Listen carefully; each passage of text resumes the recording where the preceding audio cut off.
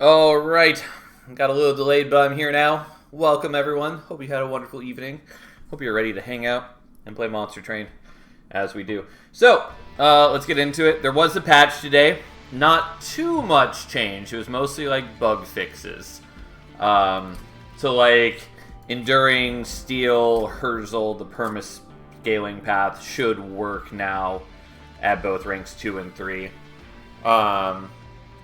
Where it was working with the armor before, but it had broken so that the attack scaling wasn't working on rank 2 and 3. But that should be fixed now. They added new win streak tracking for Soul Savior. They changed how many rerolls you get in Soul Savior for the souls. A couple other things, mostly bug fixes. The big one that they changed, or at least a couple big things that they changed. So Magnetic Relay now no longer works on champions, which is probably warranted. So now you can no longer use it on Pyre, Smith, Herzl to, like, you know, use the Pyre speak multiple times in the same turn. And you can't use it on, like, Phoenix or other champions with abilities, yada, yada, yada. It's a little sad because there were some cool things you could do with it aside from that, like using it to return Hef to be able to get more scrap metals, but for the most part, I am not surprised that that's a nerf that it got. I honestly was expecting it to maybe even get more of a nerf than that, but that seems reasonable. The other big change is Pyre Steward, which went from being one dumb unit to being a dumber unit, unfortunately. Because before this, it was, I believe, 1030, or maybe it was like 530, and it had an ability that you would spend all your remaining Ember and heal that much on the Pyre. Which was bad, unless you were building into it, in which case it was just too much healing. And that wasn't great, because you can't make the healing too good, or else damage stops being relevant. And now instead, it has a slight trigger to restore 2 Pyre health, which is also dumb and bad. And I just wish that this would be moved entirely away from healing the Pyre. I don't even think it should be related to the Pyre in any way, shape, or form. I get that it has Pyre in the name, but that doesn't mean it has to, like, be linked to the Pyre itself. Like, it's got flamethrowers, just make it do something with the flamethrowers. Anyways, so I'm annoyed about that. I'm glad it got changed, but this was a very disappointing change for it. So anyways, those were kind of the main points of today's patch. Oh, also, Hef's hammer where her hand is no longer transparent, which it was. It was very minor, but once you saw it, you couldn't unsee it. Anyways, rambling aside, let's pick a clan combo and work through some crowns.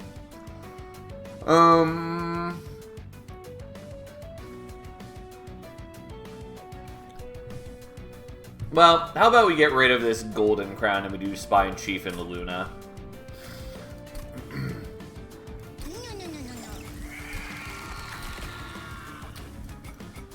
They're both bad. Well, that's not true. Witch Weave is bad.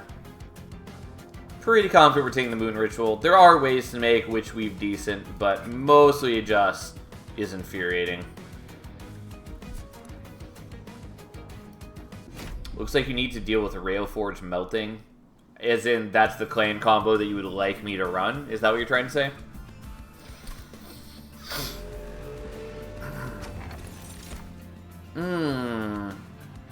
Departure Manifest is interesting.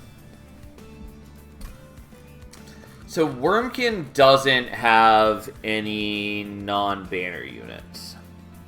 Except for the Bogflies. I was making a suggestion for getting crowns, looks like no victories yet there. Yeah, for sure.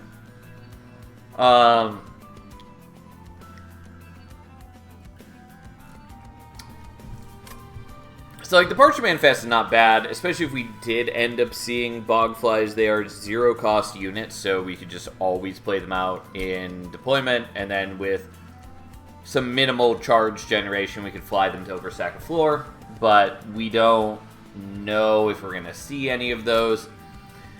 On the Luna side of things, there are several good non-banner units, which is sort of appealing.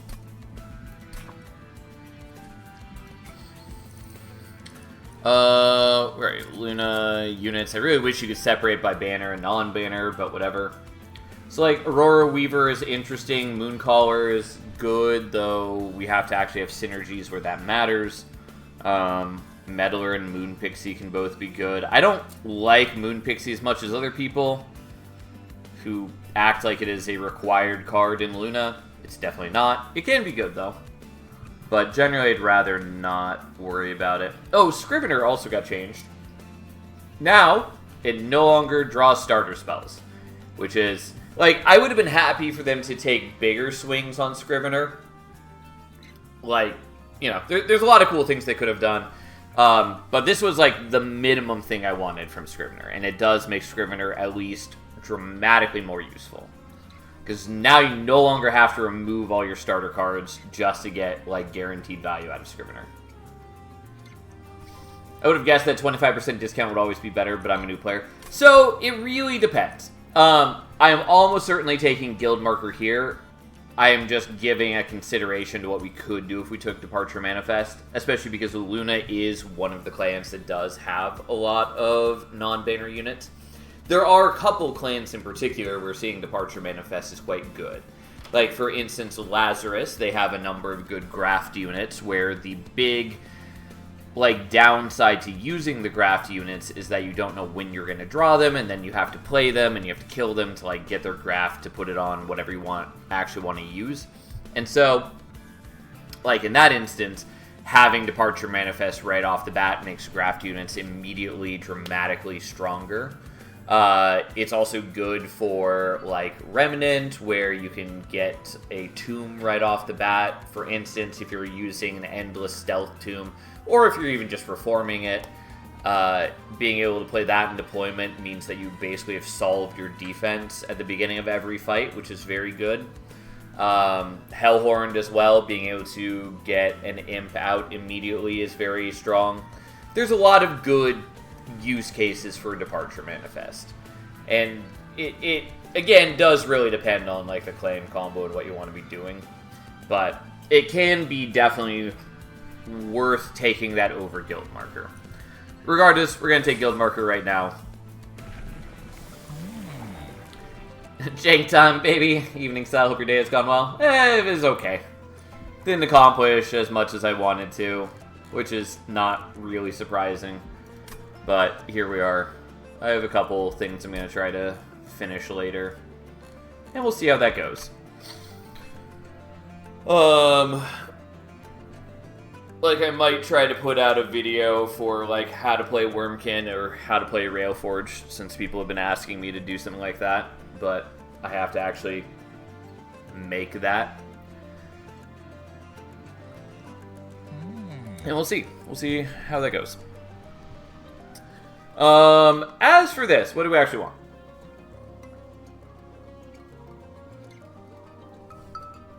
So I kind of want Infector because we're Luna. Because if we do end up seeing either of the Luna equipment, Luna Cycle Staff or Moonlit Glaive, having a essentially 4 times multiplier on that, because Infector 3 has 4 attacks, like, that's huge. Like, that's real good.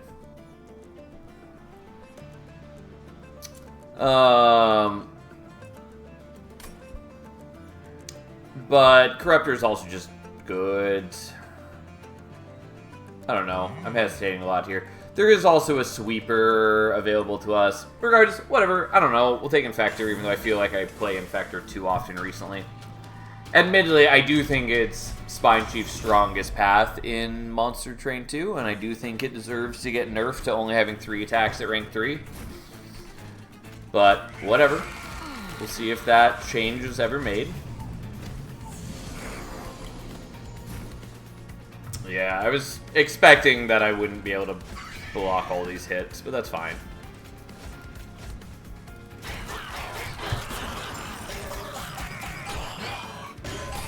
I'm still annoyed by Pyre Steward. I just want it to not be a dumb unit, and I feel like that's a pretty reasonable ask. Okay, well, have some more HP and heal a little bit of it back, and here we go. Not that my conduit is particularly impressive right now, but that's okay. We have plenty of defense. Not a lot of offense, but plenty of defense.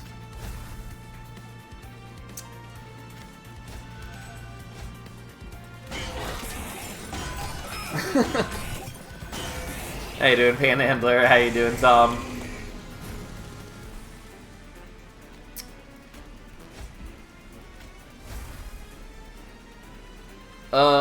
So actually I should be killing you, because we do get more benefit from killing the healer. I mean, it's fine. Overall, I'm bleeding out a little bit. It's not a big deal.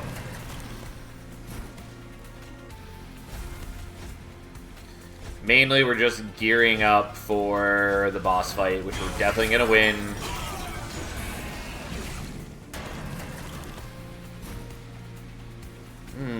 Okay.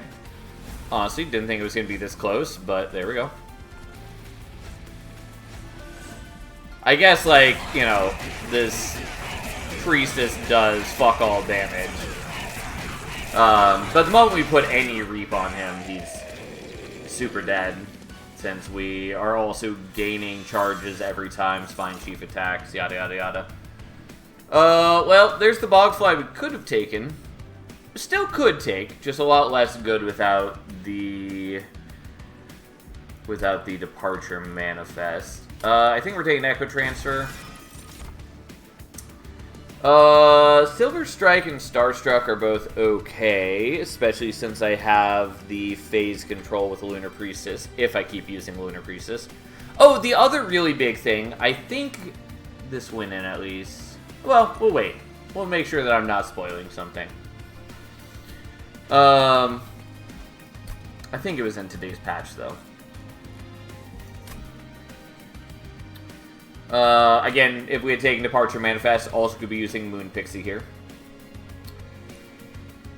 I think we just take Silver Strike, but I don't know, like, Starstruck is good, but we'll take this, I guess.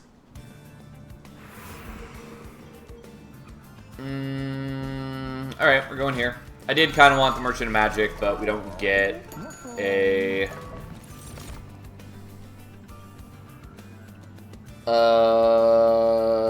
Yeah, I'll take the Kinhos Vessel, probably, maybe. Maybe. So, like, the Bog Chrysalis is easier to hatch. And, if I am putting an equipment on it, the Bog Chrysalis splits it in 2, which is very cool. I'm still a little sad that Bog Chrysalis doesn't feel as good as it did in Monster Train 1, since you don't have infusions anymore. And I really liked infusing cool things into Bog Chrysalis and having it split to dupe it, but it's fine. So Salamander, the Rich Streameroni, what do you think of Tom, the Rich Streameroni's obsession with Soul Saver mode? And why do you vehemently oppose this mode that you never partake of? I literally played it yesterday for like 2 hours. Also didn't know that Tom was obsessed with it, but I think it's a cool mode for the most part. It definitely does not appeal to me as much as, you know, like the normal mode does, but I do think it's a cool mode. I don't know. I feel like we should take Bog Chrysalis. I think Kinhos Vessel is on average better for us here, but we'll take Bog Chrysalis, I guess. Dualism does not matter unless we also give you something else.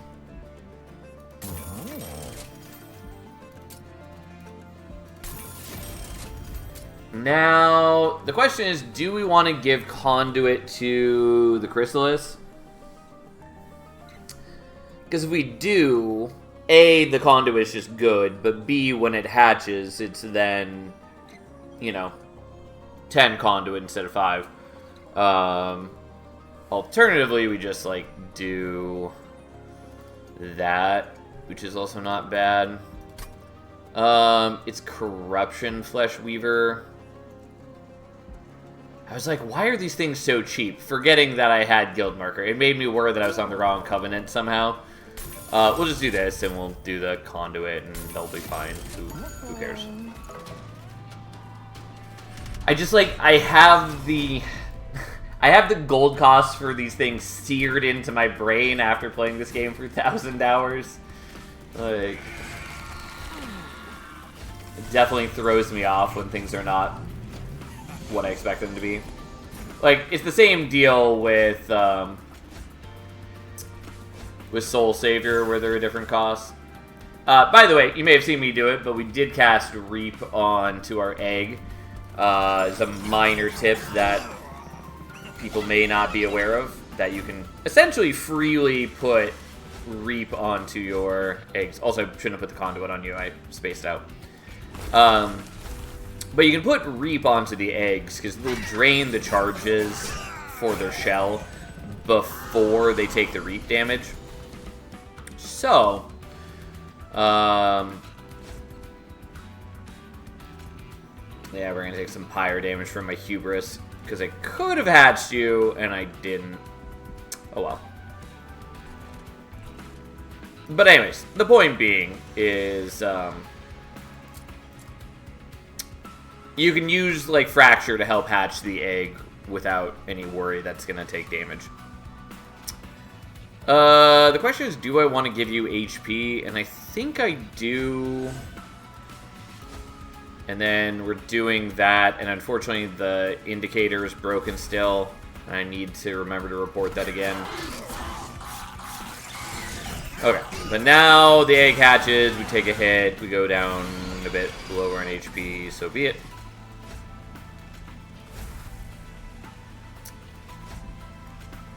Our charges are low, but also our charges don't matter a ton. Also now we don't have to drain them for the eggs. We do still have to drain them for the extract cards. But we'll see. We're definitely going to remember to kill off his backliner, because not killing the backliner would be bad.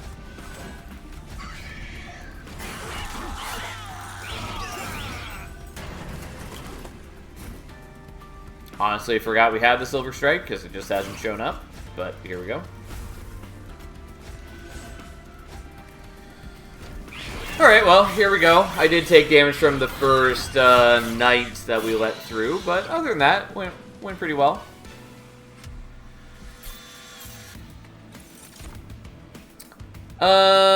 So Shelter's good. Could also just get another Bogfly. Still wish they had replaced Bogfly with a new equipment, but they didn't. I mean, it's certainly better now that it has the Echo Flight, but I think it would have been a prime... Like, so they made new art. Like, they made new art for Ambient Charge, but that means they're not using the old art for Ambient Charge. And I feel they could have used the old art for Ambient Charge and then used this new ring art for just a flat-out, like, new equipment to replace the Bogfly. Whatever. Anyway, Shelter's good. I don't know that we need it when we've already got the Phase Blessings and the Echo Infusions, so I'll skip. I guess I'll take Bloody Moon, even though I normally don't love it.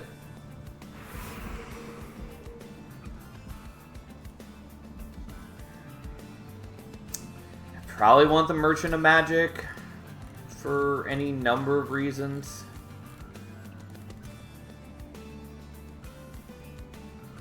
But also getting an equipment for the egg would be pretty sweet. I don't know. Let's still go here, I guess.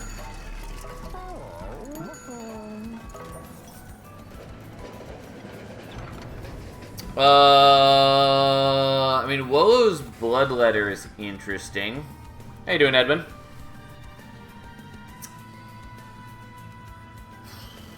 Like, that is a pretty hefty increase in an attack, and also, I think it double dips for the eggs, because it should get plus 12 to the egg, and then when the egg hatches, should get plus 12 to the hatched units as well.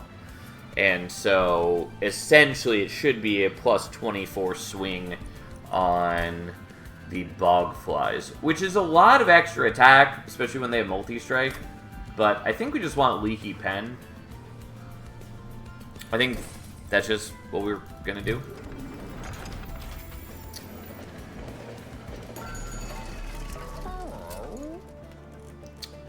God, I really don't want to do the Moon Ritual, but maybe it's worth it.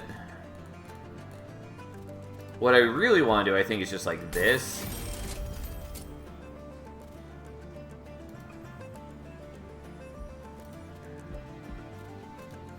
Yeah, we'll do it like this, I guess. I don't know. That's fine. I'm not, like, wild about it, but it's okay.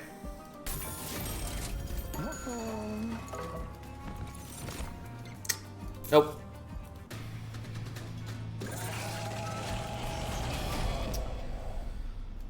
Because the problem is I do need much better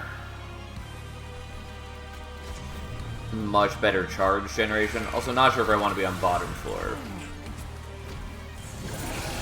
Yeah, okay, so it did go through. I was pretty sure it had, but I wanted to make sure I wasn't saying something I wasn't supposed to. So, Fleshweaver now has different unit compositions. So, that's a change. Highly appreciate that. It is something that I've been looking forward to for a very long time. So yeah, here we go.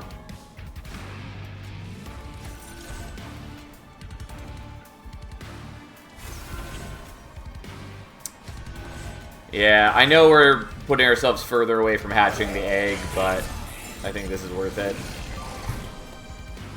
Honestly, I basically don't know the unit compositions of Fleshweaver now, so that's an experience we're just going to have to go through together, but hey.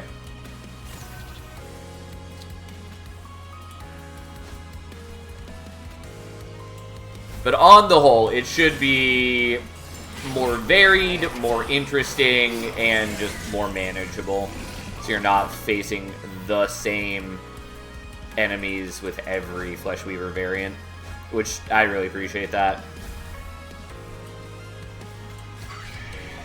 I actually don't know that I want to play you out. I think I don't.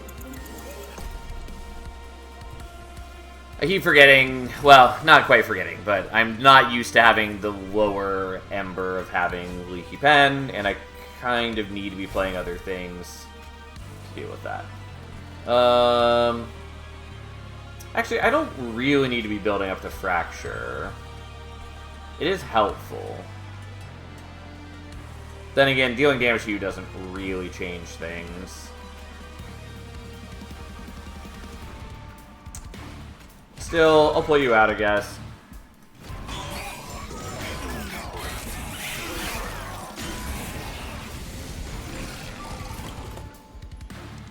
Oh, and you didn't take reap damage because there were no charges on that floor, yada yada yada. That's fine.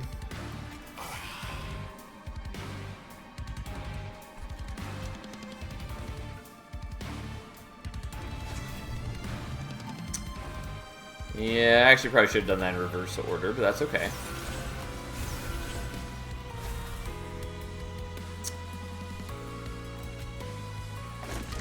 Sure.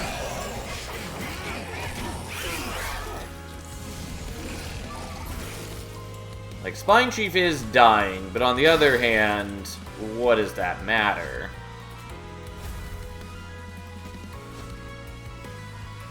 Spine Chief is definitely not as important to us now. Honestly, probably should have put that on Fleshweaver since this is the last wave.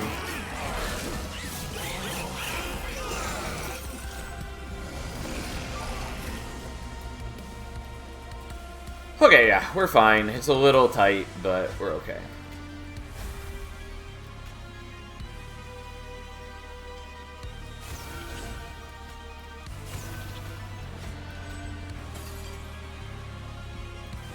If needed, I could have also flown the Bogflies up front, but they are more important to us right now than Spine Chief is, so why would we do that? Ta-da! Exciting stuff. Echoes of the Past is cute. Echo Bloom is certainly not bad for us. Kind of. I do kind of want Echoes of the Past. The problem is it's a lot less good when we are spreading out our attention with multiple Bogflies.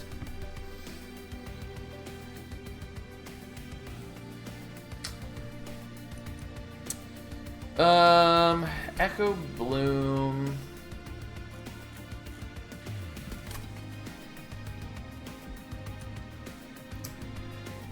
I'll take it. I'm not sure we're actually going to put it to good use. We'll skip these. We are taking Ember so we can offset the Leaky Pen.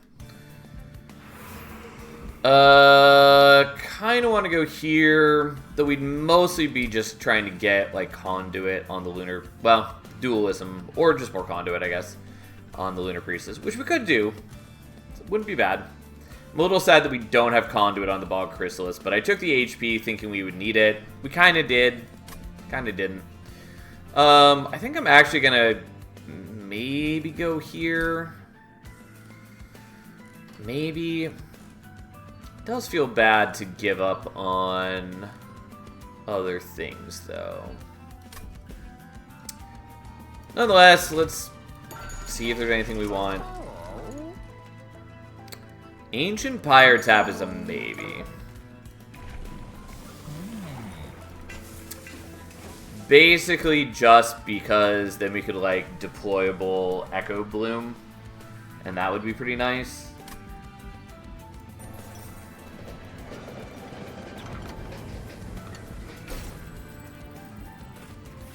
I don't remember if this works correctly or not, but we're gonna try it. Specifically, what I mean is this. The upgrades from the egg are copied onto the hatched units, but the Bogflies already have an ability. They have Flight, and so it should overwrite the Flight with their Wrath, which I would like to do. Don't remember if it actually correctly does that, or if it goes back to being the Flight. And do we want Ancient Pyre Tap or just want to reroll? I kind of just want to reroll. Ooh, Hardened Hole is pretty appealing, actually.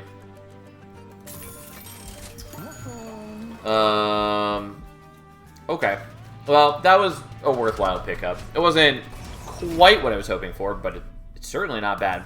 For those who don't know what Hardened Hole does, by the way, since I think this is the first time we've taken it on stream, when an egg unit is summoned, remove 3 shell, apply 30 armor. So it is easier to keep the egg alive, and it's easier to summon it, or to hatch it, since now it will go from shell 5 to shell 3, basically.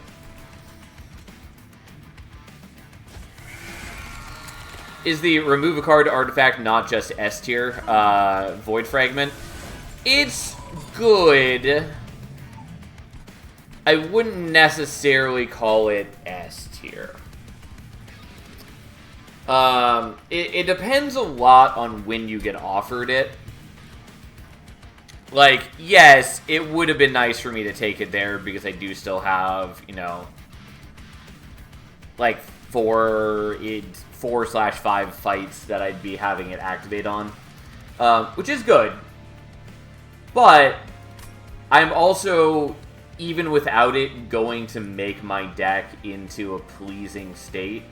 Plus, I already have the extra draw from the Leaky Pen, so I will be going through my deck much faster anyways.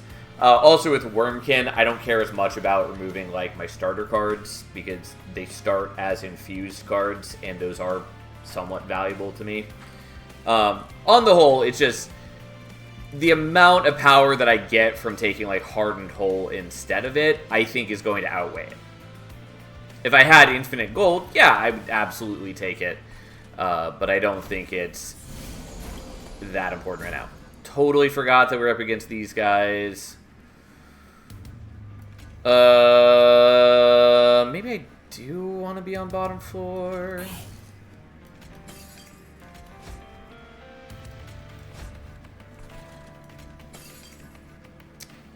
And yes, I should have done this differently, but fine.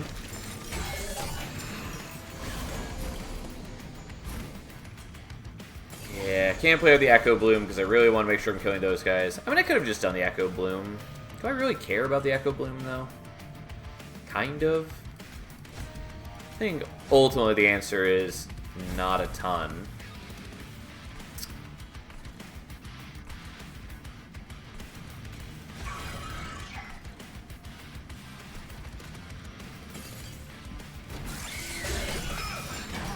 Oh, okay, so much to learn, thanks. No worries. Also, to be clear, this is a little bit just like personal preference. There are other people who are going to disagree with what I told you. To some degree, at least. God, I really wish I had more infuse cards. Also, I'm taking some damage now because I reduced my charges, yada yada yada. This is why Echo Bloom last turn would have been nice. That's okay. I'm willing to trade some HP.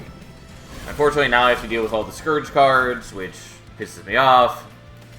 Especially because not killing them for one turn means that they just persist. Like the assholes that they are.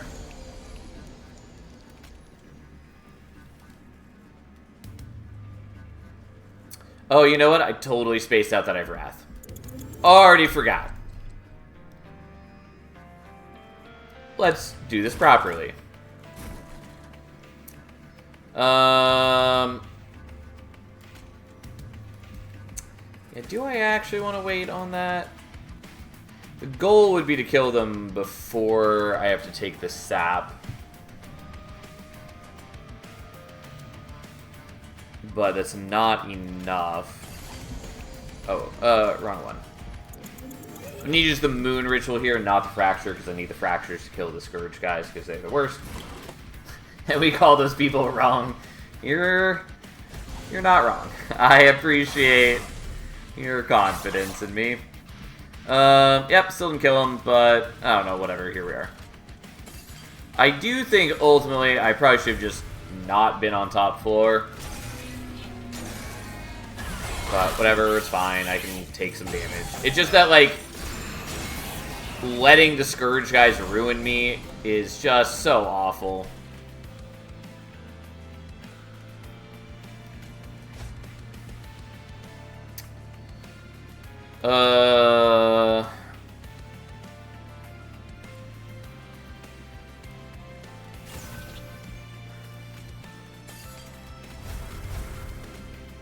Fine.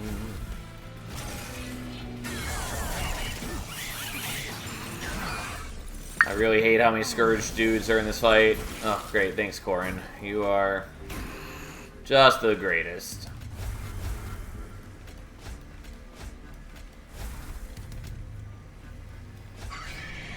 Oh, that's irritating, but fine.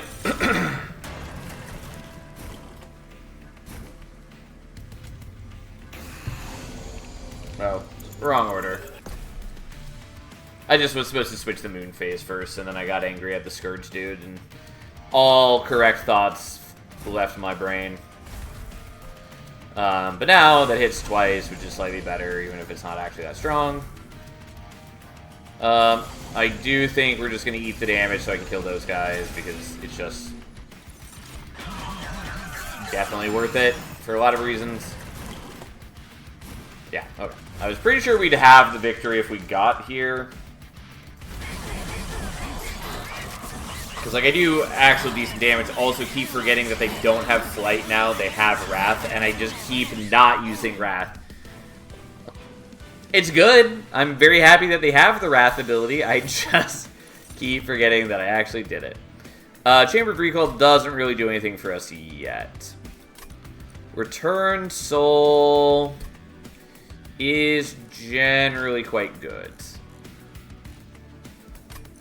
Yeah, I'll do that. The Soul Crushing Goat, also good. Cover of Night. I just can't use it on turn 1, basically. Well, kind of. But we'll take that, I guess. Alright. So,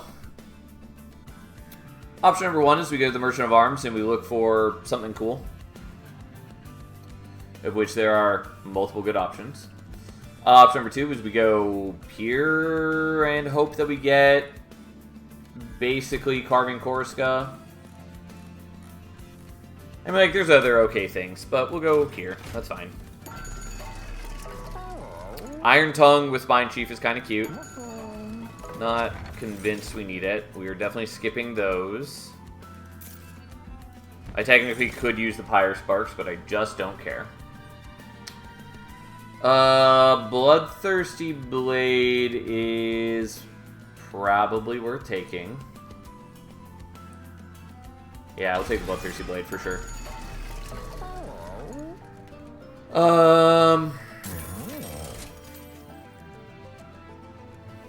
Interesting.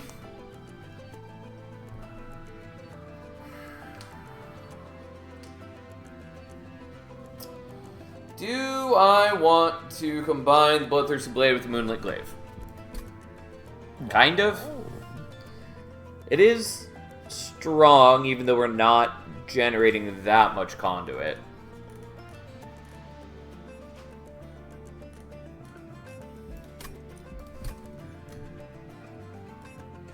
And we got 2 more dupes.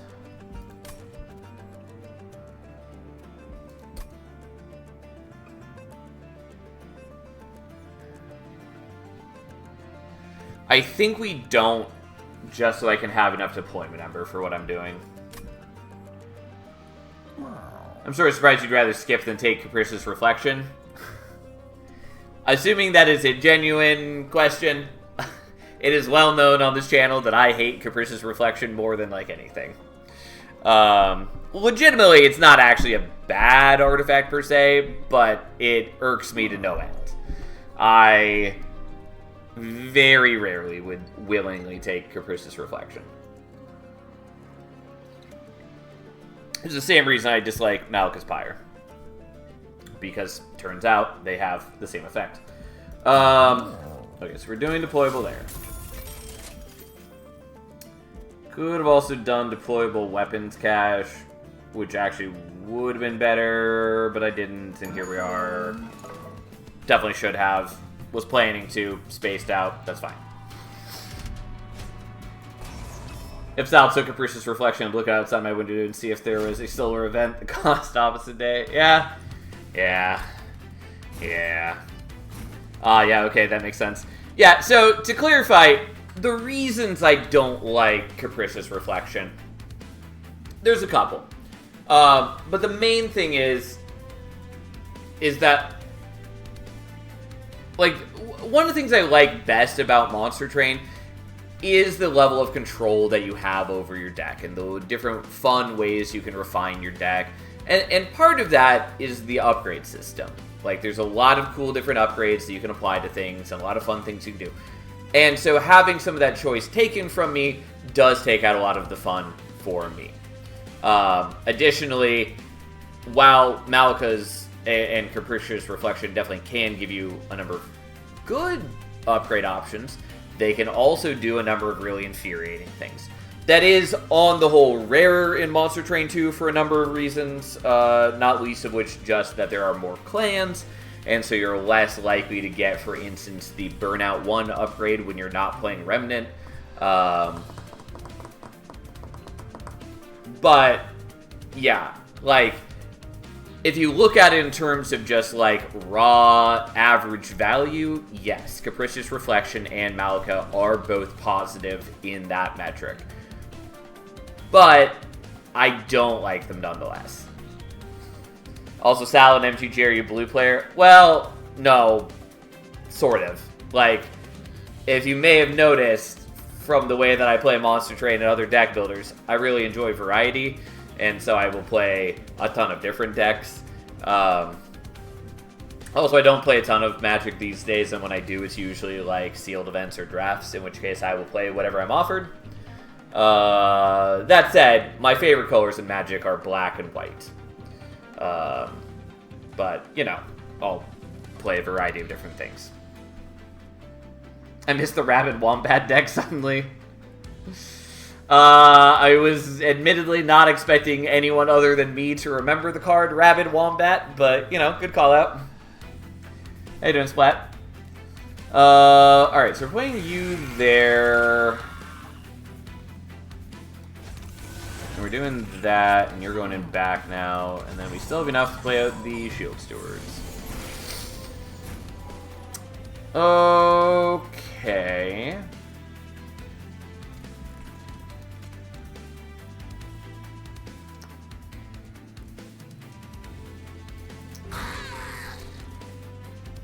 Unfortunately, that trick really only works once on a given opponent. I mean, that's true, but... Alright, so first off, let's play out Echo Bloom. Let's pop the ability. Honestly, I kind of wish that the ability had a delay to it so you couldn't just pop it immediately, because it's a little weird that the room is essentially just generate 5 charges the room, but whatever.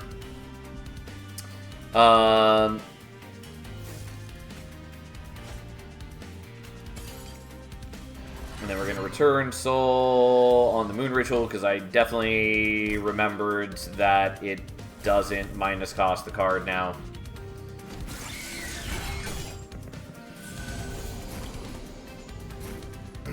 Man, I was sure you were a blue player because of the way you hate Capricious Reflection. I would imagine that would drive most blue control players insane if it was made into an artifact and somehow worked in Magic. I mean, yeah, it would not be positive for the most case for players like that, but... You know, there's plenty of other people with good taste who also hate bad cards. When that egg hatches, will slaves from both flies contribute to the permascaling, or will one of their weapons be a cardless copy that only scales this fight? Unless they changed it, it should apply from both kills. Which is a bit weird. Honestly, it's not what I would have normally expected, but that is how it has worked before. Right.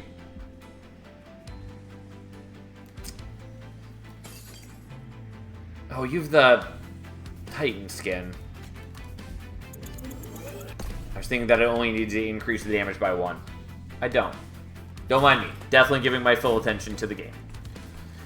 Okay. There we go.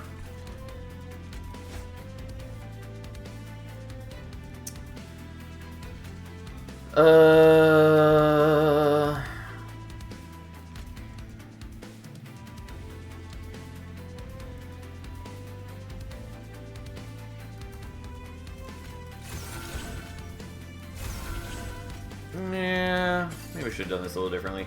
So you're going to attack, shave off 50 HP, and then those guys will be attacking in for an additional 16. Basically, I'm just trying to figure out if I need to pop the Wrath for these guys to be getting all 4 kills, or if they are naturally getting all 4. I think Wrath is a 3-turn cooldown. Yeah.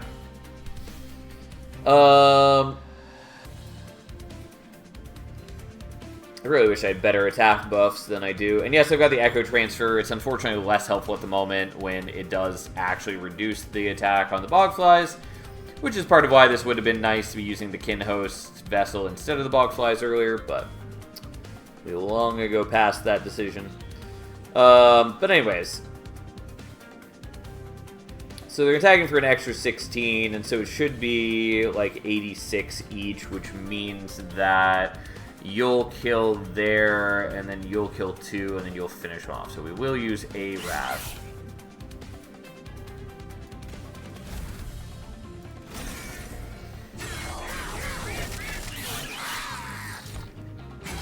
Well, I don't play Magic much. I found out through Draft and Sealed. I am a green player. Wasn't expecting that when I realized it. I mean, that honestly doesn't surprise me, Splat. I'm quite surprised by that. Positively surprised, though. I assume you mean the Bloodthirsty Blade. And yes, like I said, it shouldn't work that way, but it does. Well, okay. rules is written, I wouldn't expect it to work that way. But from a player perspective, it definitely should. Because it's definitely way more fun this way, and there's very few, like, scaling equipments. And so, it is helpful for eggs to have it work that way.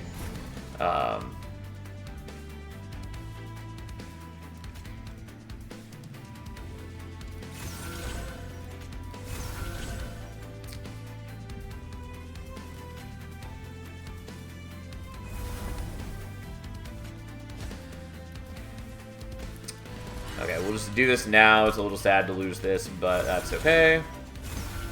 It is helpful nonetheless.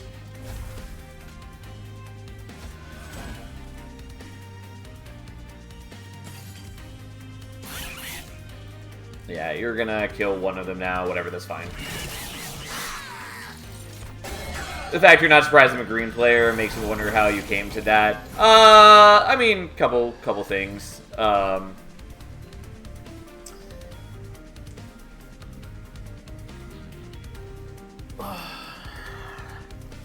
But, yeah. So is it the hero or something else expanding charge capacity up there? Oh, it's the room. It's, Echo Bloom. One of the new cards for Monster Train 2. Increases charges by 4, generates 1 when you play it, whether it's infused or not. And then the ability just generates 4 charges.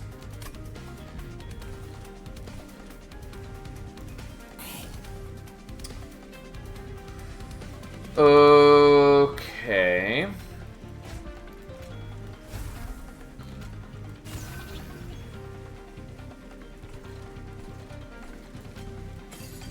Yeah, we'll just do it this way and hold on to the Bloody Moon, maybe? I don't know. Doesn't really matter.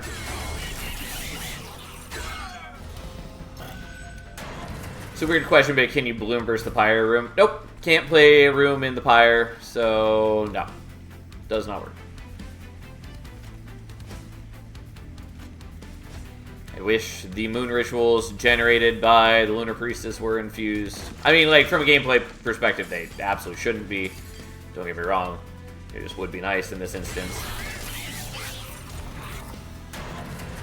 God, that would be good if you could make the pesky Titan fight super fast. Yeah, it would be nice. So a couple things. Number 1, we're just going to do this. Number 2, this is going to look weird, but you're dead.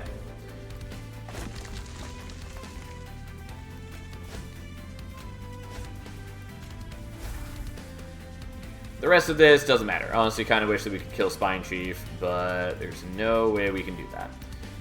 For the sake of it, let us pop the abilities.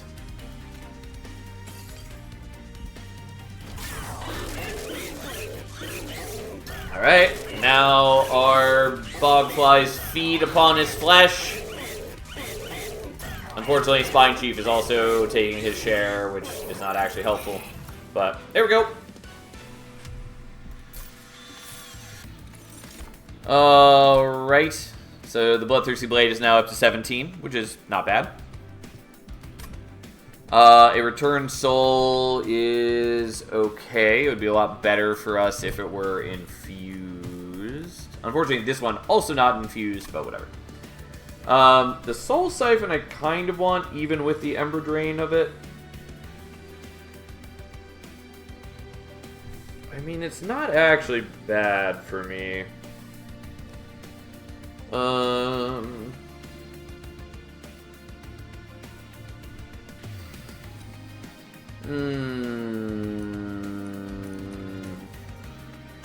I really don't need Symphony of the Soul. It doesn't do... Technically, it doubles my conduit. But I don't have a lot of conduit going on. I think we maybe want the Soul Siphon. Nah, I'll skip. It's fine. We'll skip those.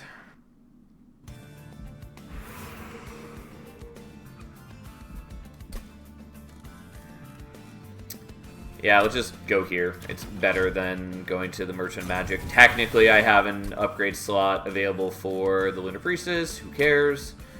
Who cares? Yeah, okay. We have basically everything planned out already. So... let us... minus cost that. So weird that everything costs less, honestly. We don't really need the permafrost on this, but that's fine. I probably should have taken the plus 10, but I didn't. Anyways, we're removing consume. That's fine.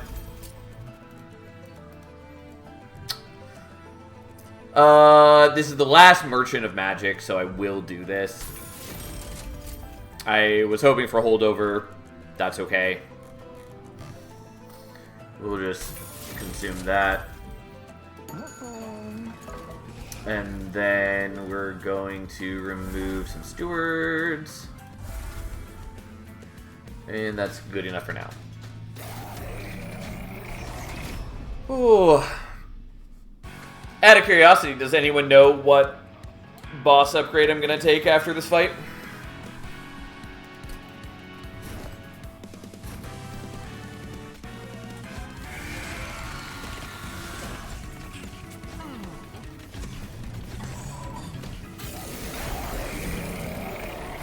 Okay.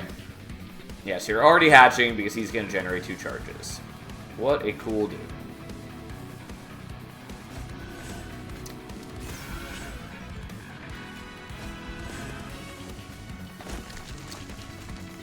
I think I basically just need to kill you guys, because if I don't, we'll have issues. Also, there's no reason not to pop the ability right now, since it'll get refreshed as soon as it hatches.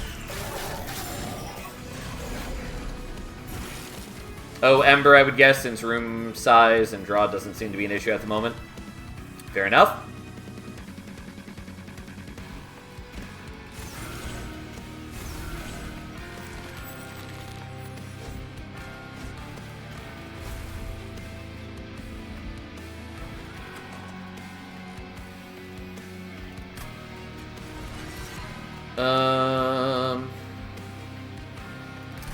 Yeah, I'll do this. It feels a little bit like a waste, but we'll do it. And then we'll increase that just so we're at high charges. And here we go.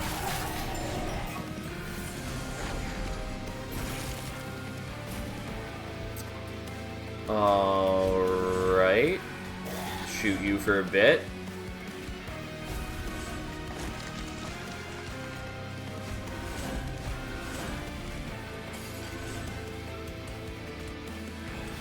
Alright, we're stealth for 2 turns, and I could pop these for a lot of damage, or I could... Yeah, I don't need them for the other floor, so I guess we'll just make sure that we're speeding up the situation. Again, like, my main concern is making sure that they're getting the kills, but that is very doable for us. I do want to buff, but I don't really want to get sapped, so I guess we just leave it.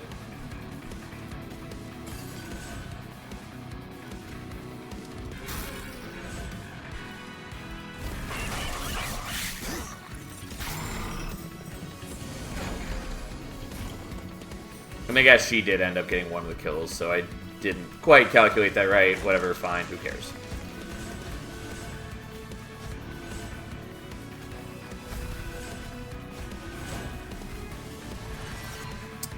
I'm just going to get back to Phase Blessing, even though maybe I should be saving it longer.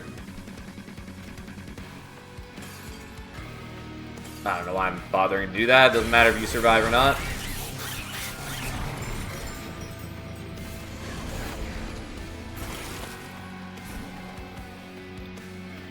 Not sure. At first I was thinking space if there's a good dupe for the egg. I've admittedly not paid much attention, but I suppose that would only be needed if the priestess is important for you.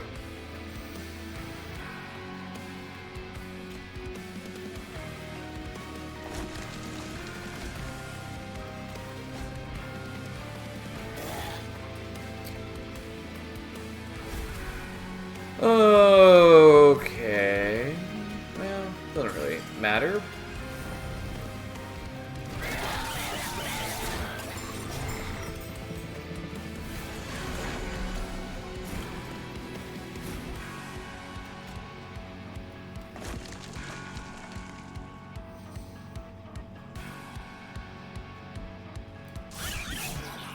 do that, I guess. I could pop your ability now, too, and then I wouldn't have to deal with the sap. I think I'll just leave it. It's not like I'm really in danger either way.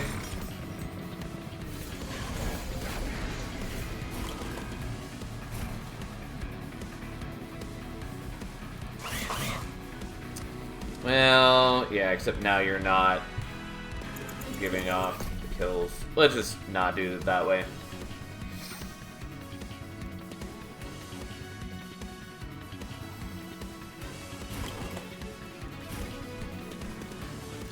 Okay, we'll just accept the sap in exchange for that.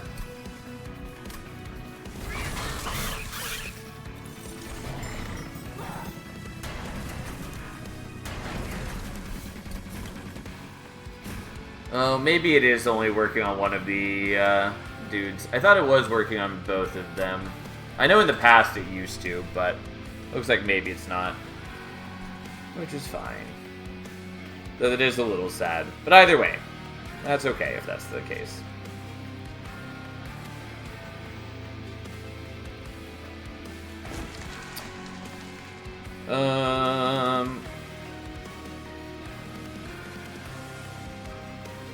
Yeah, we'll just leave this. Or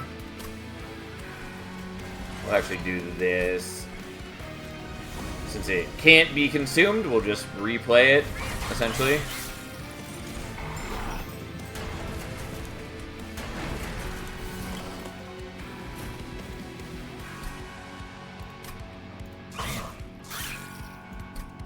Yeah, so it looks like the back one isn't scaling it.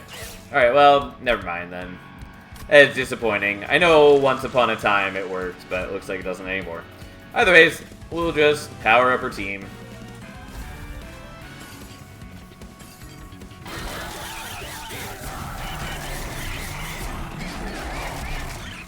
Ta-da!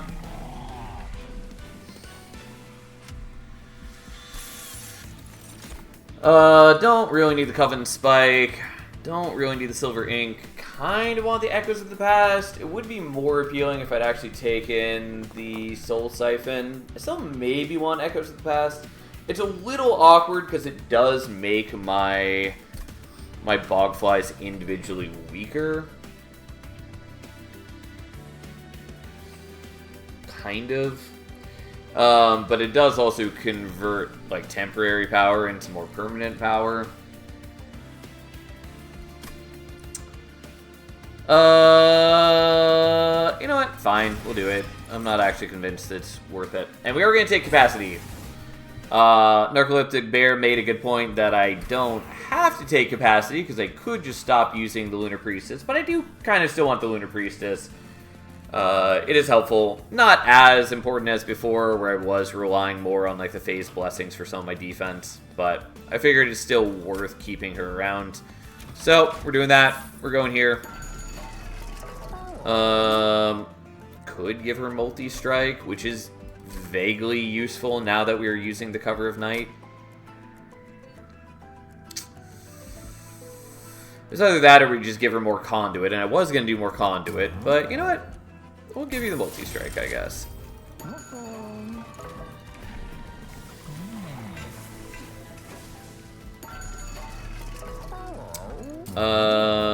Yeah, shouldn't need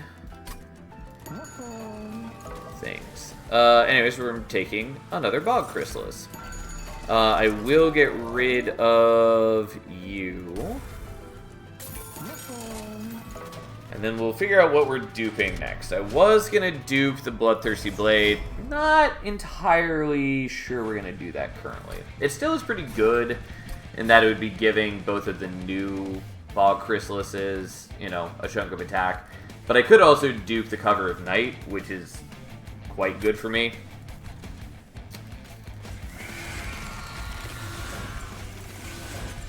If I didn't have to worry about the unit capacity, or if I was willing to dupe or to drop the Lunar Priestess, I could also just dupe the egg another time and then make 6 Bogflies, which I am admittedly sort of considering, but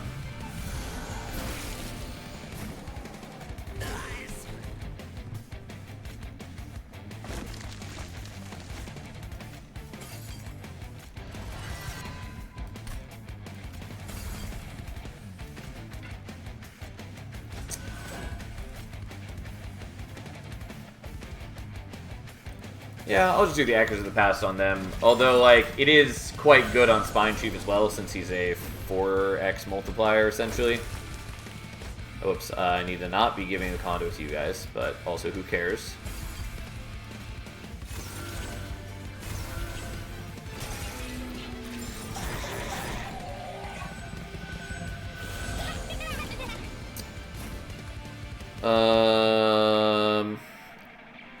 There's like one dumb way I can kill you, and I don't really want to do it.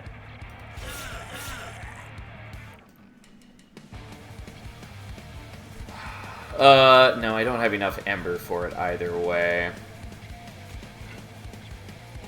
So I was thinking we could do the Echo Bloom here to generate charges. Although, actually, we're fine. I didn't realize I already had a charge here, which means as long as we put the Cover of Night here, we can get the kill. It's not great, but it does work. Once again, need to not be generating Conduit on the wrong thing.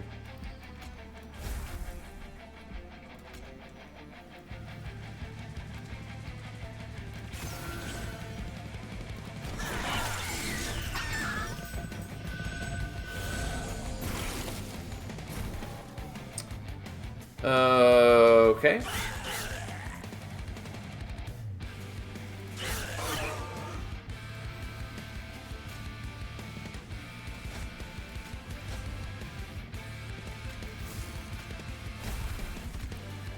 You can have some Reap and just die from that. Yeah,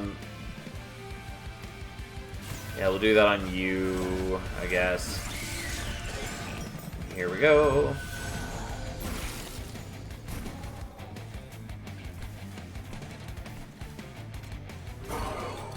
So we'll do that so we get one extra Ember out of it.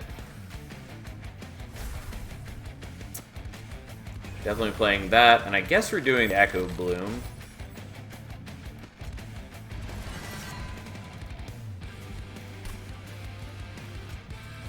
I don't really need to be doing the Return Soul, but here we are.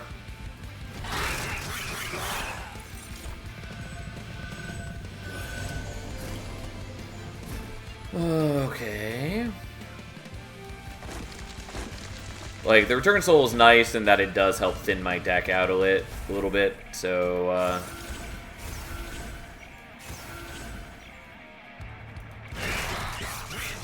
so that we can get to the Cover of Night more often, basically. Since defense is my only major concern at this moment.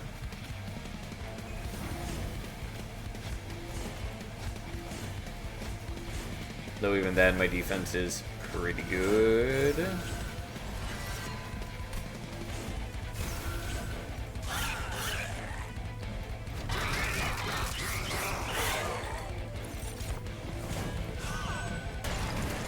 Okay. Yeah, sadly can't kill you.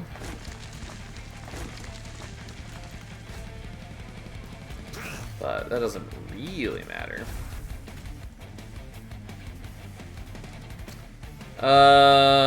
Yeah, sure. We do make the Bogflies weaker, but now Spine Chief is dramatically stronger. Oh, I did actually make it so I'm not killing these guys. Whoops. Should have, like, actually looked at the numbers. Yeah, that's fine.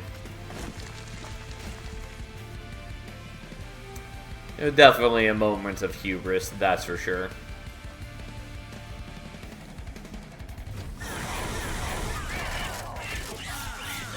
There wasn't actually any need to do it, and it really only resulted in me taking more damage.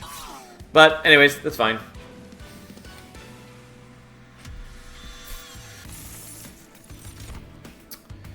Yeah, we don't really need any of these.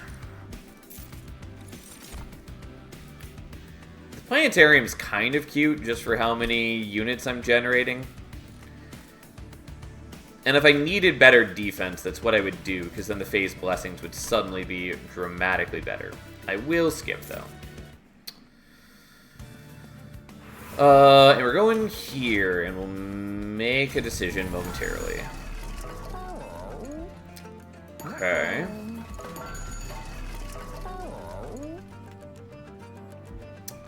Shadow Sheath is kind of cute.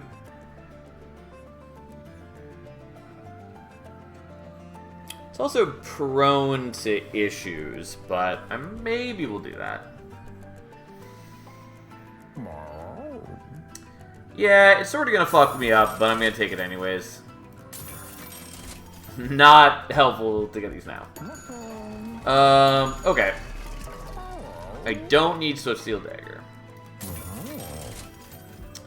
Yeah, I'd consider it a world where we're gonna get Steward's Quarters. Kinda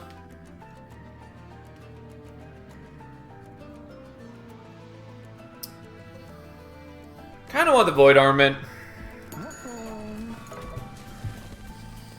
I am gonna dupe the Cover of Night. It wasn't what I was originally going to do, but it is what we're gonna do now. Which also means then that I don't need to get rid of the Shield Steward like I was originally going to do. So...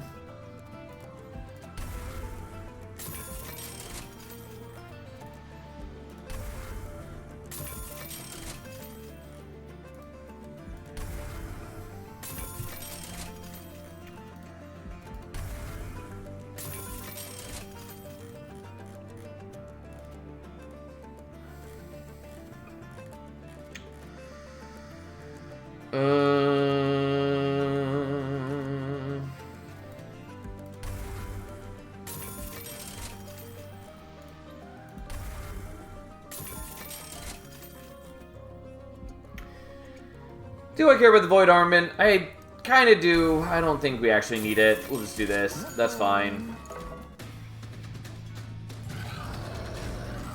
Now that we have a 23-card deck that is actually much lower than that, since a good chunk of that gets played out during deployment.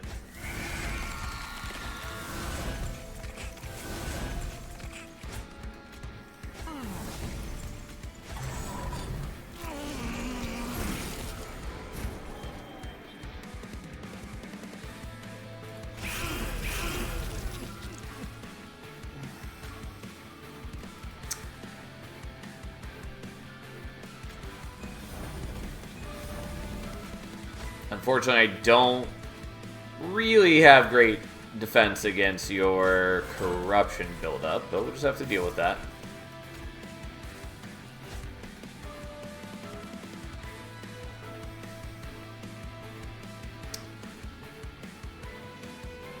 Yeah, that's fine.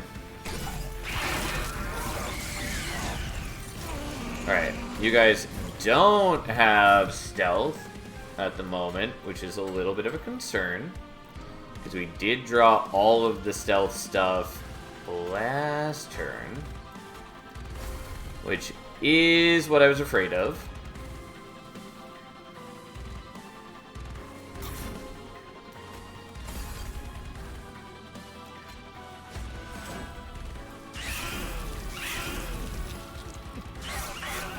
But we have this convenient tool called Wrath, where we can now generate a bunch of stealth by just killing things.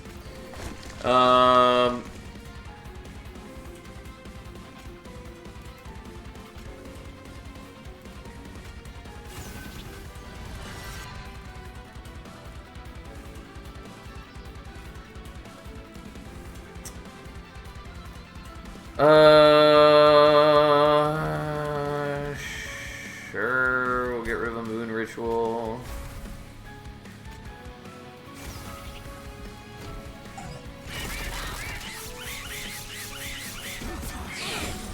Yeah, unfortunately, the corruption is a bit of a problem, but we'll deal with that as we're able.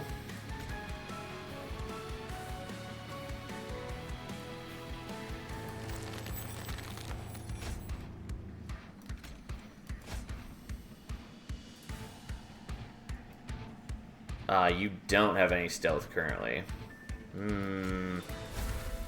Yeah, I did know this was a possible problem, but hey. It doesn't make me happy about it.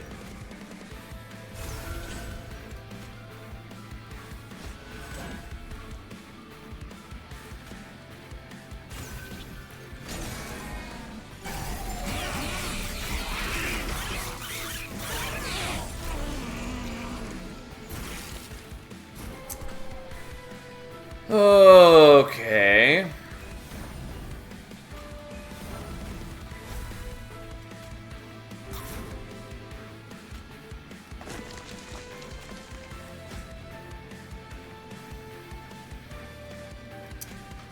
So let's spread around that a little bit. Maybe should have done it on you. I think we're just not going to do the Echoes of the Past right now. With 4 Bogflies, it is legitimately stealing a lot of power from me.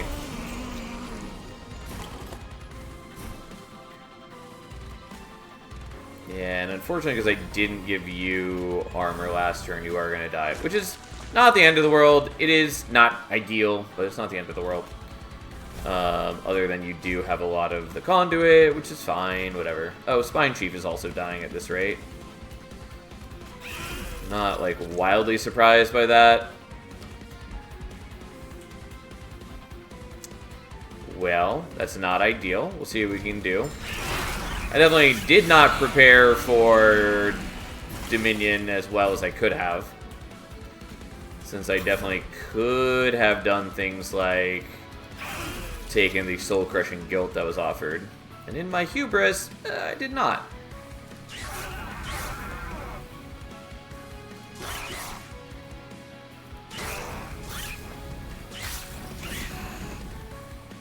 I do fairly good damage, it's just that my defense is really not where it needs to be if this is what I'm doing.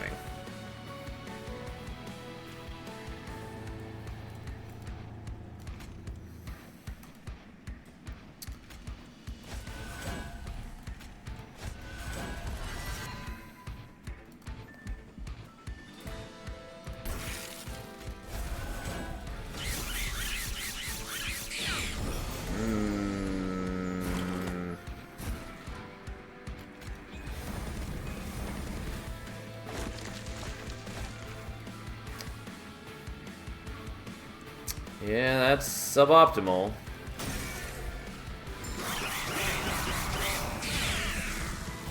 Oh no, my poor Bogflies. They're all dying. Yeah, unsurprisingly, I do not have enough defense here.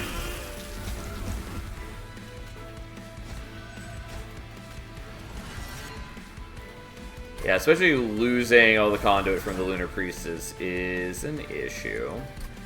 Yeah, don't know if I can get past him like this. I'm not surprised that it's looking this way. I am displeased, but I'm not surprised at my choices coming about this way. Especially since, again, I did skip on a Starstruck, which definitely would be doing a lot more work for me right now than the Silver Strike.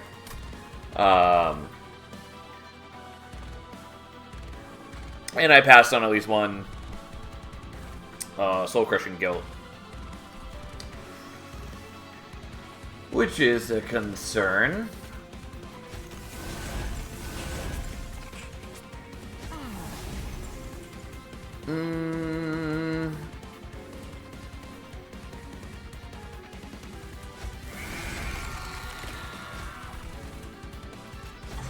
Well, we'll see what we can do. I unfortunately do just build up a lot of corruption by existing.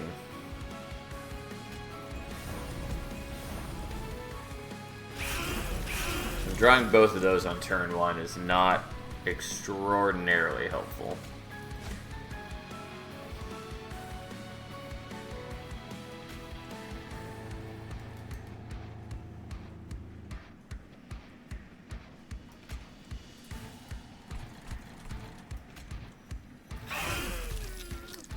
Yeah, I don't actually do that.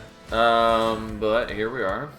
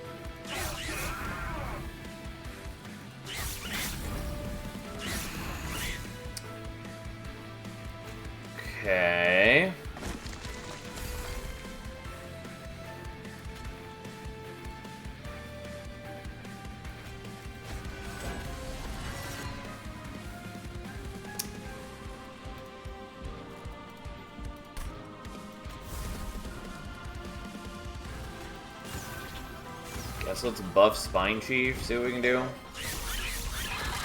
But yeah, just getting the corruption spread out. Like, I'm not generating enough armor to really justify the things that I do. And yeah, you didn't get enough stealth last turn because I used the thing that I did. Could have done that differently and better. Let's actually redo these first couple turns.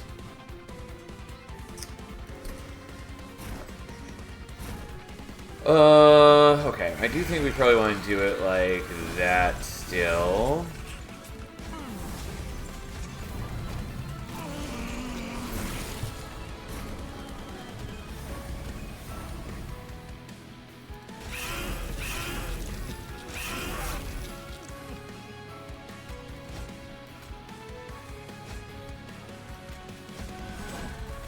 Yes, I should have done that slightly differently. That's fine. So for this,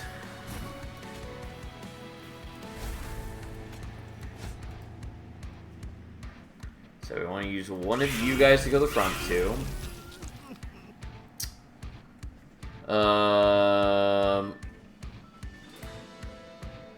Yeah. So here's the problem: is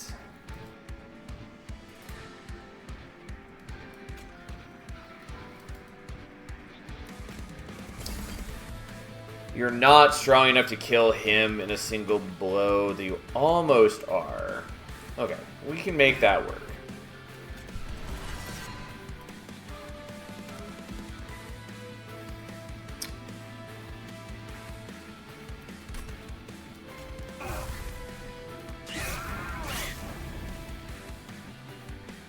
Yeah, it still ends up working the same way, basically. Where you're only gonna have one. You're only gonna have one stealth on you next turn, which is less good. But whatever. Should have done that slightly differently if that's the case.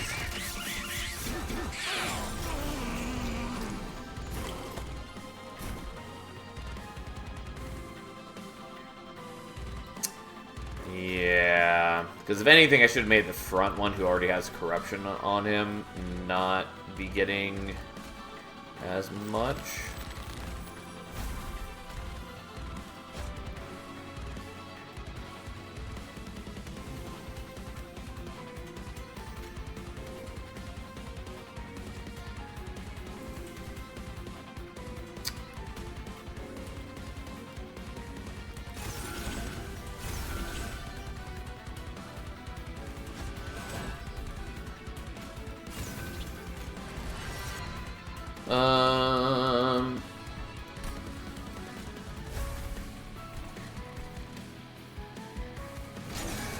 Alright, whatever. We'll sack some of the bog flies, unfortunately. Again, not how we should have done it, but it is how we did do it.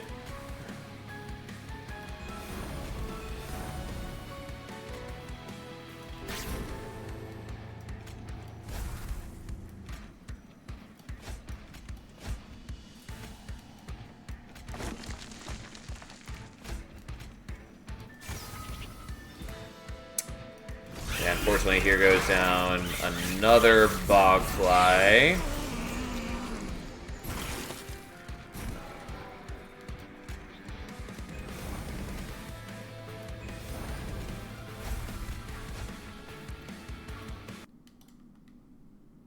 Monster train just crashed. Oh, maybe? Yep, no, it fully crashed. I haven't had that happen in forever. I think I've only had it crash on stream like once before. Well, let's open it back up. I wasn't expecting that, I'll be honest.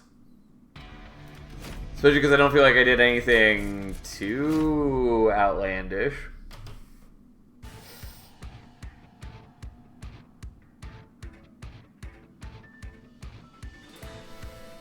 Okay, here we are. Yeah, I don't feel like this is where it was.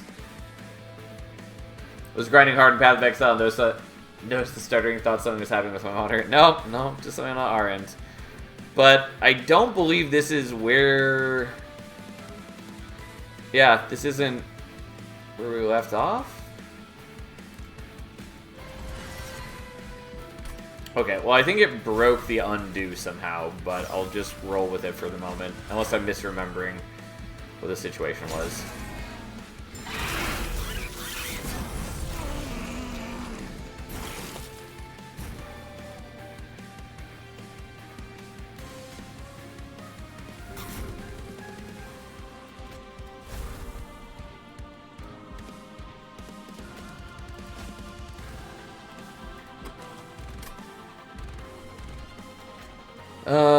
Okay, let's just grab that again, I guess.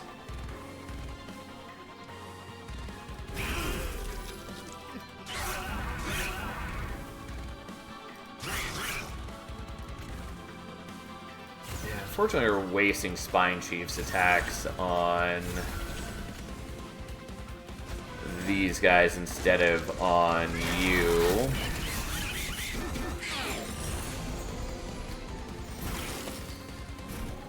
But hey.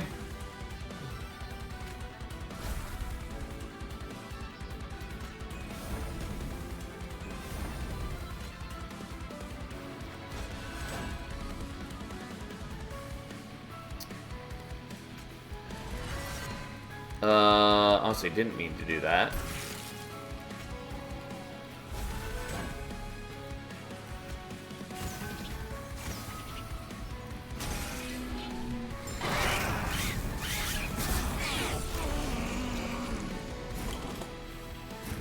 Okay, there we go. I thought that it would probably be enough if I could just keep Spine Chief alive, because I was dumping so much power into him that it's good. Like, because again, he's a 4 times multiplier on every attack, or on every attack above. So, once he's actually allowed to hit Seraph, he does about 2,000 damage a turn right now. Okay, well, that was an interesting experience, but here we go.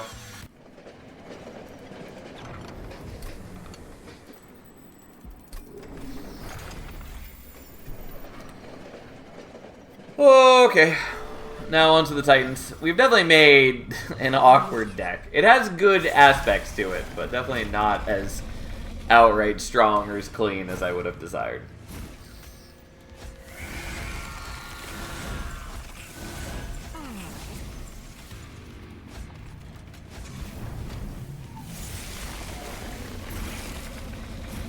Again, we draw them both in the same turn, which is not incredibly helpful. Could just play that right now. But I think we want to do this, because like we can get some stealth onto the eggs by letting them, or onto the bogflies by letting them kill the units next turn. Oh, I forgot to use the abilities. Well, oh well. Wouldn't have been like an insane amount of damage, but it would have been something.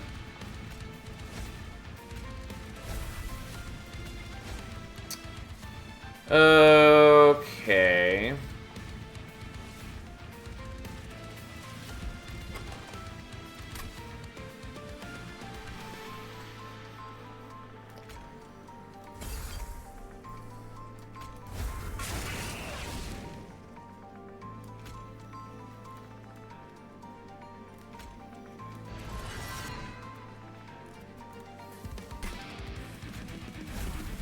Yeah, it's not quite high enough for what I wanted.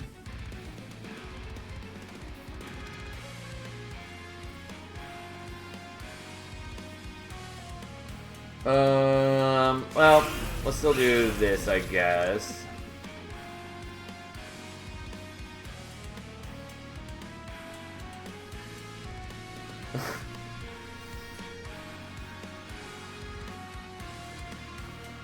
Thanks for resubscribing to Helios. I really appreciate it.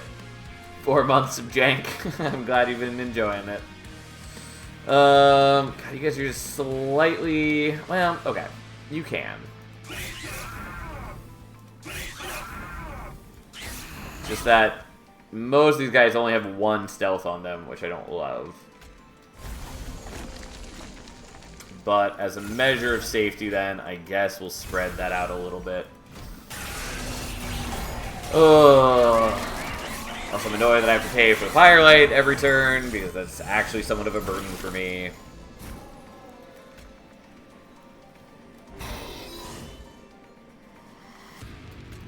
It's not a huge burden, but it is an annoyance, that's for sure.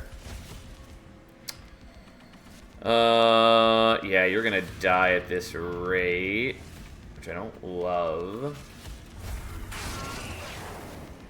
Should have buffed you last turn twice instead of buffing one of these guys. I didn't really think about what wave was upcoming, but okay. Well, we knew this was a possibility when I took Shadow Sheath. That's fine. We'll make it work. It's just annoying that I did this to myself. Because now we're totally fine, for the most part. Now I can play that, next turn I'll get another one, and then we'll just keep doing it, yada yada yada. Here we are. And then we can focus our defense on Spine Chief. Well, anyways, losing one of the Bogflies, especially one of the ones that had the Bloodthirsty Blade equipped, is a loss. It is annoying. Oh well. We'll learn to deal. Wrong ordering, but like, whatever. Oh, I didn't mean to get that back. Well, that's maybe a concern. Okay, let's actually not get that back. For a short moment, I thought you had said you had taken Shadow Siege. Nope. I wouldn't do such a thing. I mean, legitimately, I will play him at some point when the opportunity arises, but I don't like the current iteration very much. And, you know, it is what it is.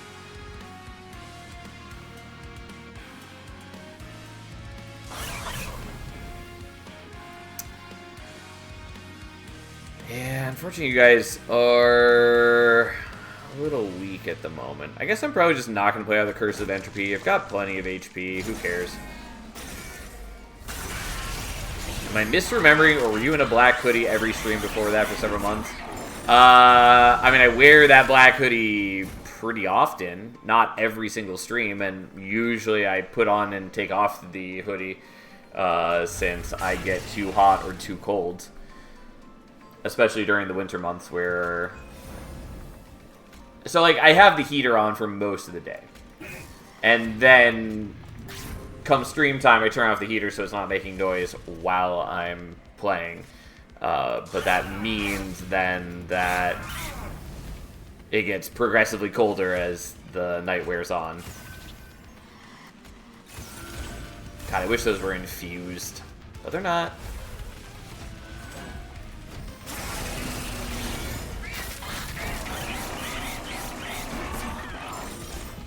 Can't say I'm a fan of it either. It's better than before, but then again, what isn't? I thought for a moment that was in reference to the black hoodie. I'm like, I didn't know you guys had such strong opinions about the hoodie I wear. But no, Shadow Siege. Makes a lot more sense. I wouldn't even necessarily say it's better than before. I think it just wholly takes the unit in the wrong direction. I put the black hoodie right above H here. It's very comfy. I've had it for a very long time. Some might say perhaps too long. And I really should replace it, but I'm picky and I just can't find another one that I like. And I'm admittedly a little too lazy to look. Or to put more effort into looking, I should say. But yeah, I just don't think it's a good rework for Shadow Siege. I think it just kind of fully misses the point of what people want from Shadow Siege. And I think that's pretty disappointing.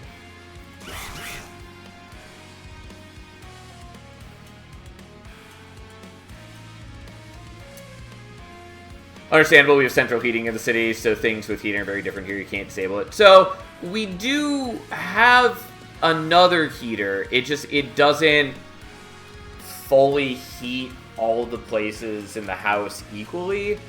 And so, like, the fireplace is, like, right next to my desk. And, yeah, anyways, so... I guess we'll just get rid of a moon ritual. I probably should have done something else. That's fine. We're not going to play this out. I've got enough HP, and I don't want to reduce the damage I'm doing to entropy. But yeah, anyways, it's just like a lot of places in the house are fine all the time. But other places in the house are not. Like, it is helpful to have the heater on. Anyways, that's the story. Here we are. If someone makes note of the hoodie, do inform them from me that you really should wear your clothes until they're fully worn out, not just old. I mean, don't gotta tell me that, but I'm also a person who is more resistant to change than perhaps I should be. Anyway, just for the sake of it, we'll do this, and then we'll do that. Even though I probably should have done this differently. Anyways, doesn't matter. Here we go. I had good tools. Didn't make the deck as good as it could have been. That's fine. Again, what I was really hoping for was the Moonlit Cycle Staff. Well, there's a couple things. I also really wanted the Moonlit Glaive, even though we weren't generating, like, an insane amount of conduit. We did take a lot of damage during the Titan fight, but that's okay.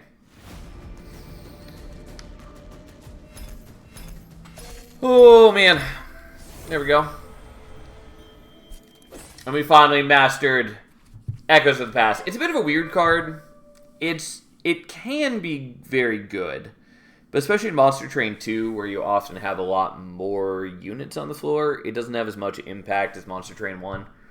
But it still can be a huge bonus in power. Also, if you are generating permanent charges with... like Eternal Kinstone, or Encased Divinity, the artifact that does it,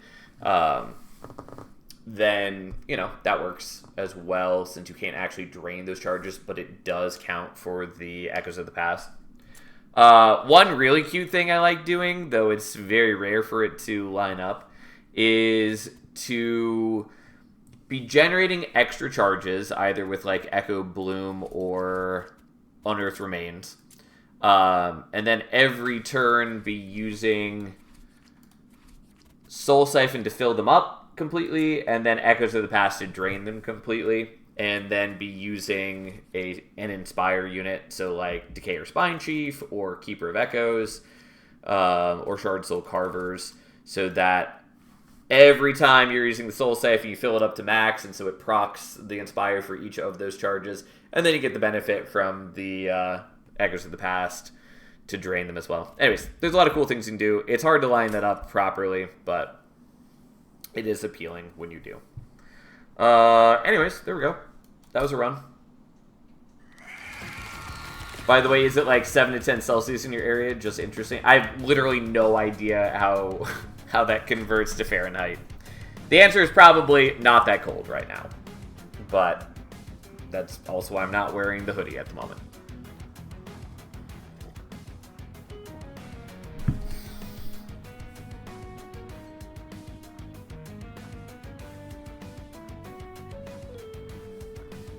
But yeah, it's in the house in the 60s right now. Outside, it's like 40 or 30 at this hour.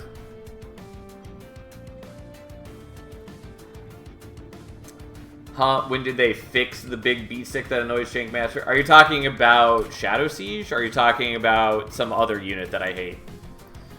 Because if it's Shadow Siege, it got adjusted when the DLC went live as part of that patch.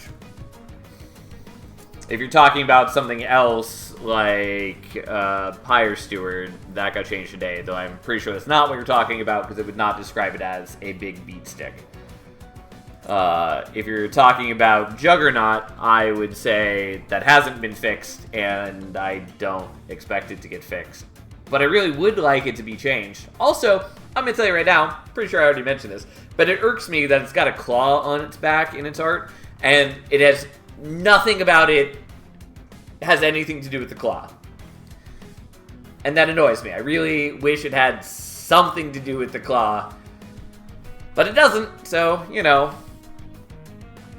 I don't know what I would want them to do with the claw. I had pictured something like it picks up an enemy and throws it at another enemy. But, you know, literally anything would be appealing.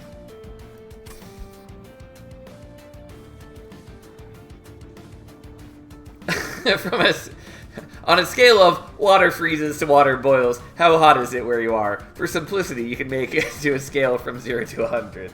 Gee, what a helpful statement, Goldpoke. Anyways, let's flick a Clay and combo, or maybe play some Soul Savior or something.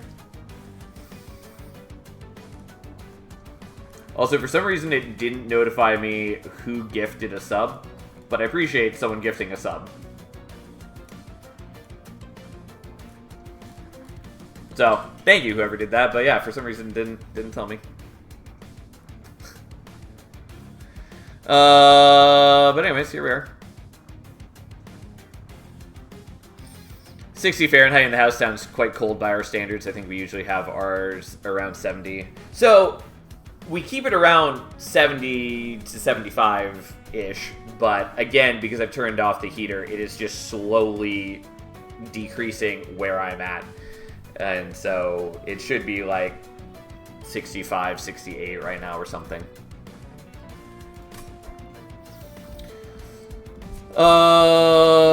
Yeah, here we are. I didn't actually pick a Clay and combo because I spent too much time talking about the heat.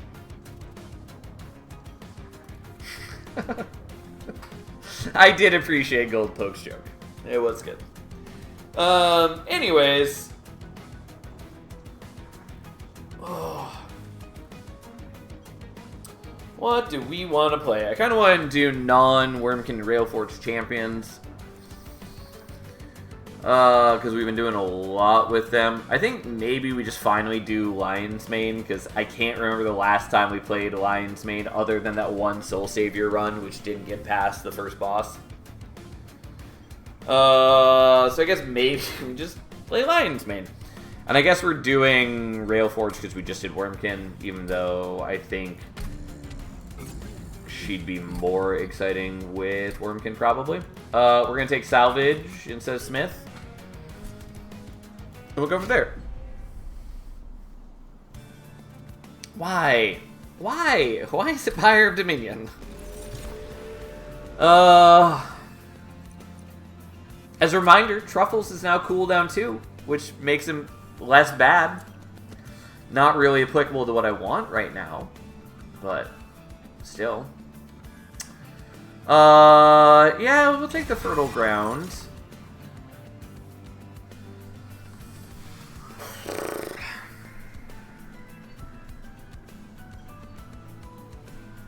Trap Shoot is fine. Pyre Plating is legitimately not bad, especially if we live a sap-focused existence.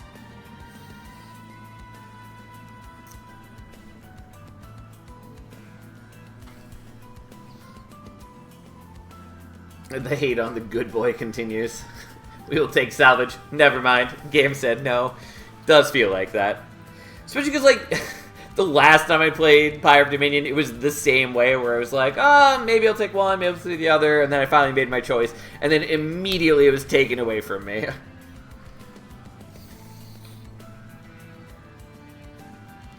Anyways, so part of the issue is I don't want 2 Trap Shoots, because I can't use 2. I can only use 1, unless I want to, like, hold 1 and then play it on another turn, so I can use the ability twice in 1 turn.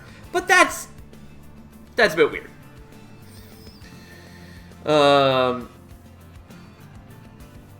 Hey, get the Incant Champion, the Conductor Steward, then just click every card that's playable. I was considering this. We'll see what we're offered. Pyre Plating is not bad, I just don't know that I really care right now. Also, like, the Boilerplate and the Steel Steward, not particularly helpful at the moment. Also, I don't love that every card I've got is 2 cost.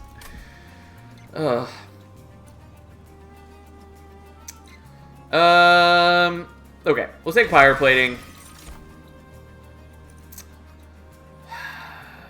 Not what I really wanted.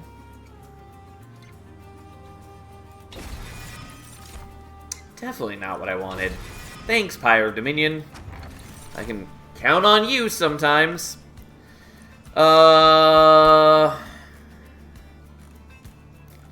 There's not a ton of things that Abyssal Prism would actually work on. The, like, one thing in this clan combo that's available to me, technically it works on one of the starter cards, Smith, because it's bugged right now and it shouldn't. Because it doesn't actually target, and therefore shouldn't work. Same with Cleave. It got fixed and then broken again, as far as I'm aware. Don't think it's been fixed again yet. But for this clan combo, it's basically just like Glow Up, which would be useful because it allows us to propagate. But don't know. Tome of Evergrowth would also work,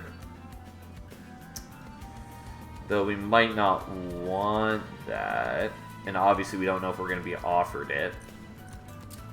On the Railforge side of things, Hammerfall is an option. Magnetic Relay is technically an option. I was really hoping the Spike Driver Factory was going to be updated in this patch, but nope. That did not get a change.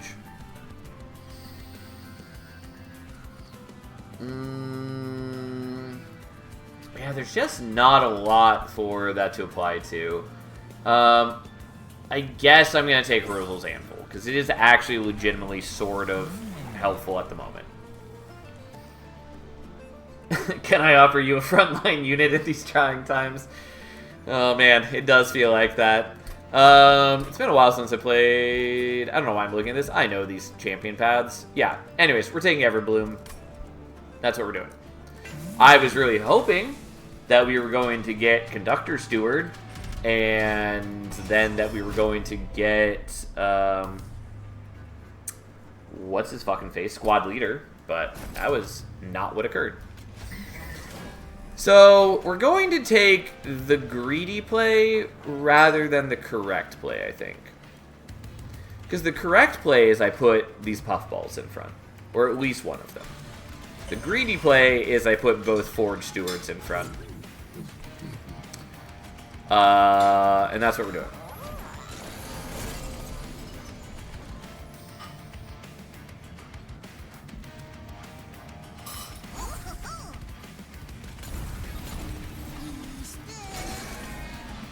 Greed is love, greed is life. Yeah.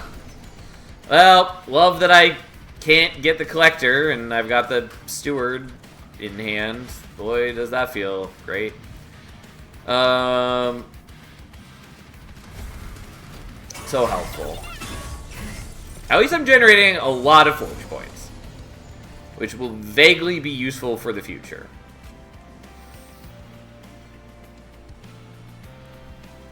Alright, I kind of wasted the other one, but we'll do this now.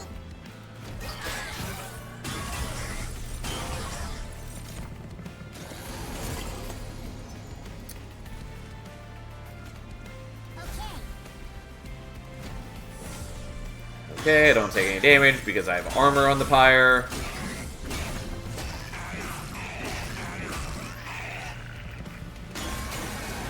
And I still take some damage, whatever, who cares. Okay. So I'm guaranteed to draw you basically, kind of, sort of.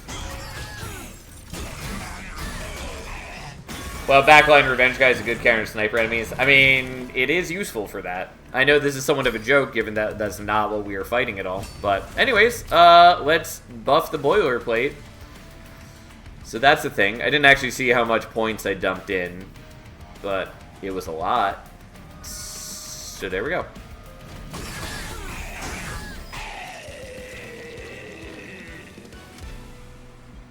Anyways, that's why we were willing to take damage.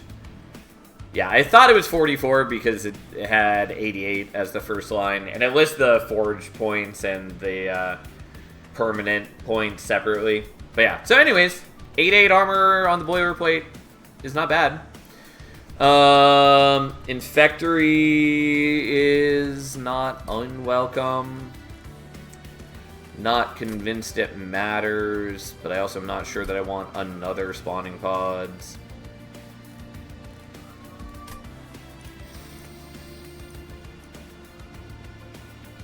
God, the problem is I need to get further so I can get some things that actually matter for me.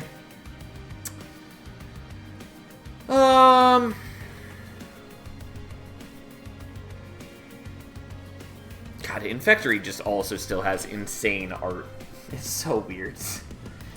I don't know, I kind of want spawning pods, but like, it's another 2 cost card.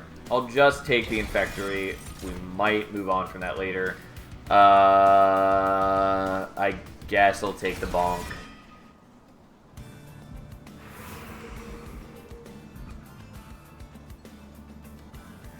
Still, did they ever plan to change that? What are you talking about?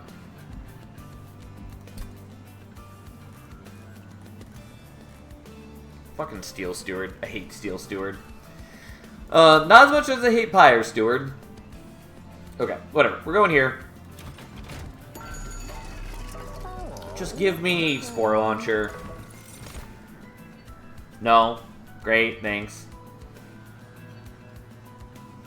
I think I heard Infectory still has weird art or something like that. I mean, I don't know if they ever play and change it. It was just a turn of phrase. But I just mean, it is sort of insane art. And it is very different from most other things in the game.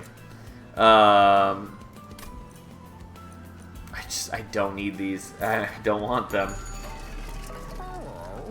Would you hate more, new or old Pyre Steward? Honestly, probably new Pyre Steward. But they have different problems. Old Pyre Steward, I hate because it's so... It ranges from being absolutely garbage useless, and if you get, like, multiple of them, you can't even, like, use multiple of them, really, because you can't, like, it doesn't do anything. It doesn't matter having 2 of them. Anyways, it ranges from being absolutely useless to being game-breakingly way too much healing. And there's not, like, a middle ground there where it's, like, sort of useful. And moreover, I just don't think healing should be a focus. Like, yes, Monster Train 2 already has some, like, in-combat healing. It has Payoff, and it has, like, Holy Stone. But for the most part, healing is not very common, and a Holy Stone is, admittedly, generally fairly bad. There are ways to use it, like putting on an offering card, or, like, putting on an X-Cost card, yada, yada, yada. But, like, there's investment there, and there's trade-offs, and yada, yada, yada. Especially because a lot of the X-Cost cards are also consume cards, so you either are only doing that once per battle, or you are, like, investing more resources into making it remove consume, or you're duping it. Yeah. Point is, healing is not that prevalent, and for good measure, because if you're healing too much, taking damage doesn't matter. And something that makes a run-structured roguelike like this interesting is the decisions around how you build to manage how you are taking damage and all that. Like, for instance, imagine a turn where you are going to be leaking several enemies, but you also have alchemy in hand, and so you have to decide between those. Is it worth taking the damage so I can play the alchemy, even though it's going to drain all my ember? Or do I instead spend that ember on, like, the kill spells in hand so I don't have to leak and yada yada? Like, there's actual decisions around that. But if you are just healing so much that it doesn't matter how much damage you take, like, that's just not good for the game. It's just not good. Anyways, that's the situation. Okay. I'm not happy about this. Anyways, the problem with new Pyre Steward is it's just awful. It just sucks. It is not worth anyone's time. It's bad stats. Its Slay Trigger is pretty inconsequential. Or, if you are getting it to a point where you're killing 1,000 things and getting tons of health back, that's also bad for the game. I don't really expect that to be the case most of the time, but, you know, still. I feel like lots of Under Legion had unsettling fungal infection arts, not only Infectory. I mean, yeah, other things do too. That is sort of their clan identity, is it's meant to be cute things on the surface, but actually horrifying if you think about it. Like, for once I have no notes, I pretty much agree with everything you just said. Yeah, now I wish that the devs also agreed with me. And like, I'm sure some of them do, but it is just infuriating to me. That like we finally got an update to you know, Pyre Steward, and it's such a terrible update. But actually horrifying, I feel like that's about every clan. Yeah, it's just more so with Under Legion.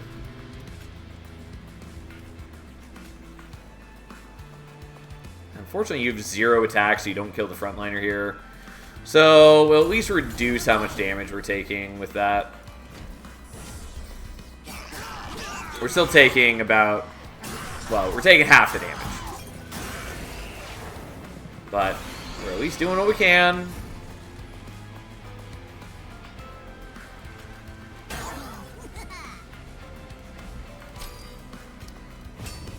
And now we fixed it. And yes, we have an absurd amount of armor because dualism interacts with forge points on equipment in a very weird way. It's not how I would expect it to work. And honestly, I think they should probably change it, but whatever. Because, like, I did not work that hard to get 466 armor, which is, again, a little absurd.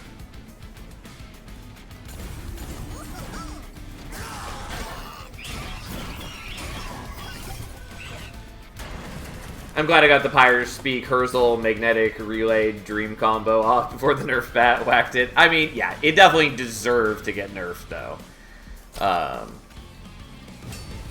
May as well forge that, just because there's no reason not to.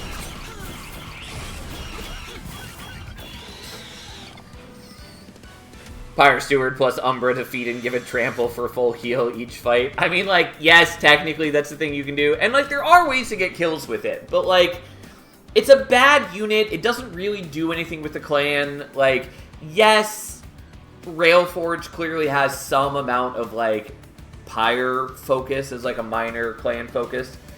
But I don't think that is prevalent enough in the clan to warrant a banner unit focusing on Pyre healing.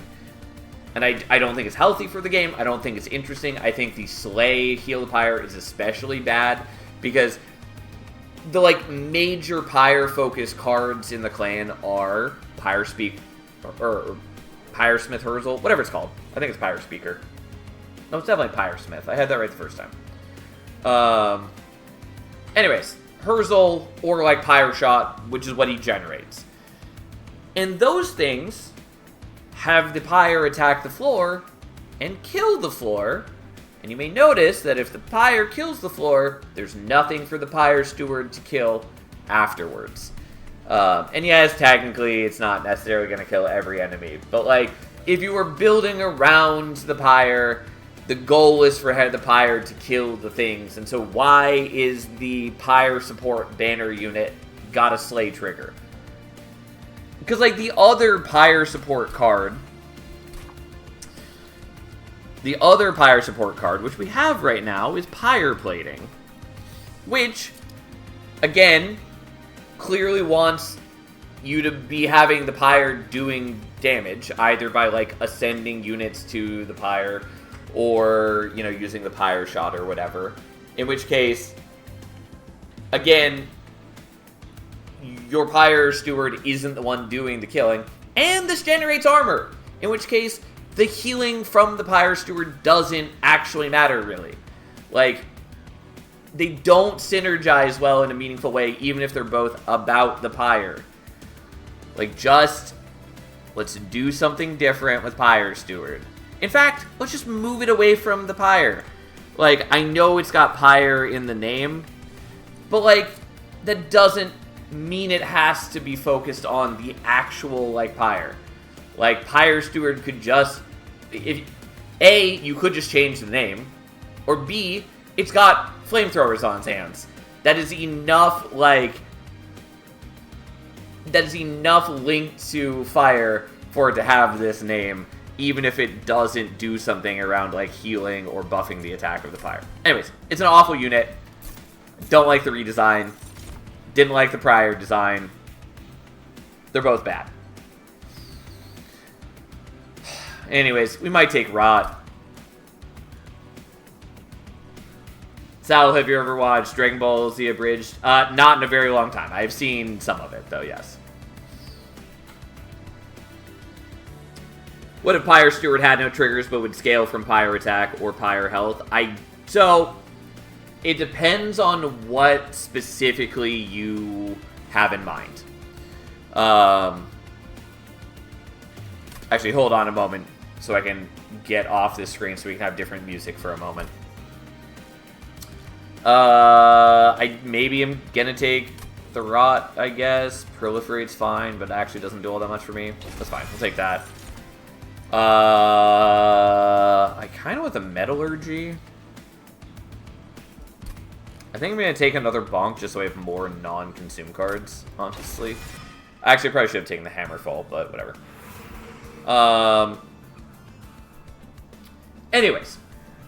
So, as far as scaling based on the Pyre's attack or health, here are my thoughts on that. One, you definitely don't want it to scale on the Pyre's health because that gets into like a really bad feedback loop where if you are relying on the Pyre Steward, if for some reason you start taking damage, like you end up in a bad matchup and then you end up taking a ton of damage, then your Pyre Steward ends up being super weak and then it just gets worse and worse and worse. At least if you're talking about like the higher HP is, the higher its attack. If you're talking about, like, whenever the Pyre takes damage, it gets a buff, especially if you're talking about, like, a permanent buff, I think that's actually maybe okay. I don't think it's, like, the most interesting unit, but I think that's okay, especially at a higher Covenant, where you start with less HP, and you start with the Vengeful Shards in the deck. I think that's an okay version of the unit, because then there's, again, more decisions around, like, well, is it worth leaking enemies? Is it worth taking the damage from the Vengeful Shards if it's giving me more of a long-term payoff? As far as linking it to the Pyre's attack, if you mean something like this unit's attack is equal to the Pyre's attack, or like half the Pyre's attack, absolutely not. I think that's awful. For a multitude of reasons. Number one, it means that you're not really engaging with Forge, because since it would set the attack to a static value, you would never be able to benefit from the offensive part of forging. Technically, you'd still be able to get the defense, but you would never get the offense, and it feels very bad for one of the banner units, especially a non-rare banner unit, to not interact, or to have anti-synergy, not even just doesn't react with, but to have actual anti-synergy with the clan's main mechanic. That's pretty bad. Additionally, that has a few other effects. Number one, that there's just not many ways to buff the Pyre. Like, the ways to buff the Pyre are Pyre Smith Herzl, which does it fairly slowly, or just, like, going further into the run and getting the boss upgrades, or getting Pyre Plating. And I don't feel like having a banner unit that is only affectable by like one champion path and one single consume card in the clan. I don't think that's great. Additionally, it just is not great for the health of the game, because like if you make it equal to the Pyre's attack, that means that in later rings, after you've gotten all the boss artifacts, it means that you play it out in deployment for one Ember, and it's in a unit with like 80 to 120 attack. And like, that's just not good. That's a lot of attack to just have for free. Like, it's just not compelling or interesting or fun or good for the game. The one other idea that I have had that I do think works kind of decently, again, I still would prefer that they just do something totally different and unrelated to the Pyre, but I think an option that works well, especially since it works well with Pyre Shots and with Pyre Smith Herzl, is to make it mimic the artifact Fuse Pyre Shard, but instead of have it be whenever the Pyre defeats an enemy, it buffs the Pyre. Just make it like permanent attack for the Pyre Steward. So then when you are using like Pyre Shot and it's killing enemies, it is then making the Pyre Steward permanently more powerful. And like that would be fine. Again, it's a little restrictive. It's a little weird. It would make more sense if Railforged actually had a card like Siren Song or Tiresome Climb, so that you could actually like ascend enemies into the Pyre room while they're dazed and not attacking. But like, it's fine. It would still be workable with like Pyre Plating. It would work with Pyre Smith Herzl. I'm actually checking the name because I think that... No, it is Pyre Smith. I had it right. It just, like, nagging at me thinking that I had it wrong. But yeah, anyway, so, like, that works with Pyre Smith Herzl. That works with Pyre Shot. It works with off-clan synergies like Siren Song and Tiresome Climb and other things like that. Or, like, you know, Mushy Room or other things that generate a bunch of sap. So that you can support letting enemies walk into the Pyre. Like, that's an actual design that works with the other, like, Pyre-focused cards in the clan, rather than a lot of the pitches I've heard. So, given an ability where you can use the Pyre's attack on its floor to cost of 3 Pyre health, and then leave the Slay trigger, but be at 1 Pyre health, but let it be 1 Pyre health. I mean, like, that's fine. I don't think that's great, but, like, again, it's better than what we've got. But, anyways, it just... The current design is bad. I don't think we should be encouraging Pyre healing, because it's hard to balance, because either it's useless or it's way too strong and just bad for the game. And we can just do better.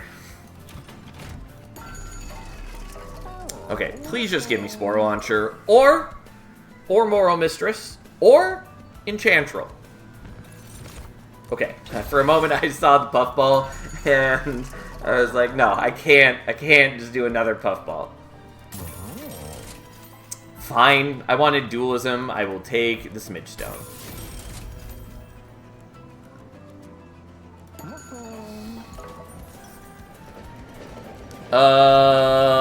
You don't say.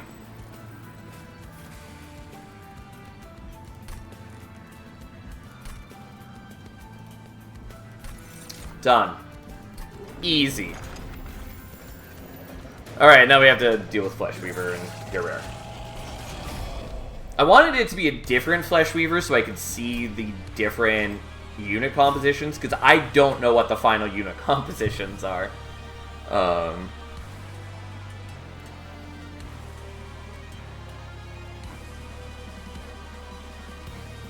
I think we're... So the thing is, I don't actually need to be on bottom floor anymore.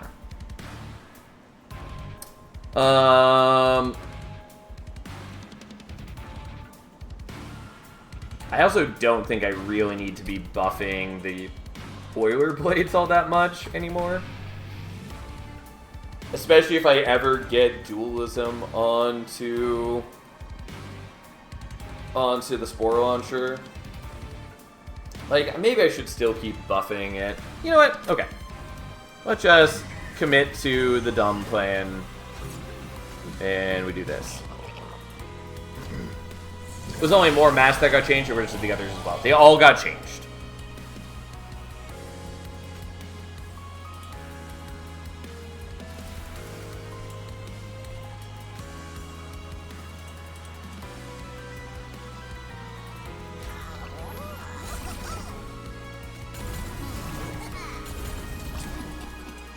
Okay. He dies, that's fine. Unfortunately, she's the one who ended up with the corruption, which is explicitly not what I wanted. But we can save her with the boilerplate. That's fine.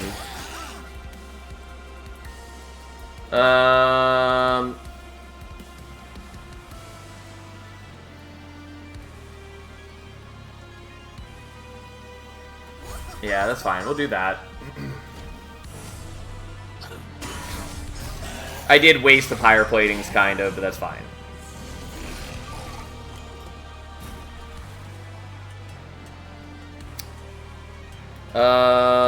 Sure, we'll do that, even though it means I can't play out the Calcified Ember, which is a bit sad, but that's okay.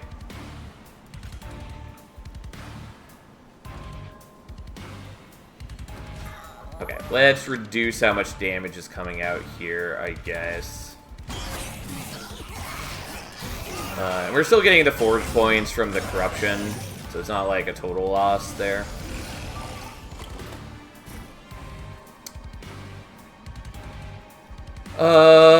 Okay.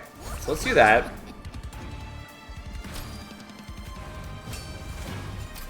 And then she has a lot of armor.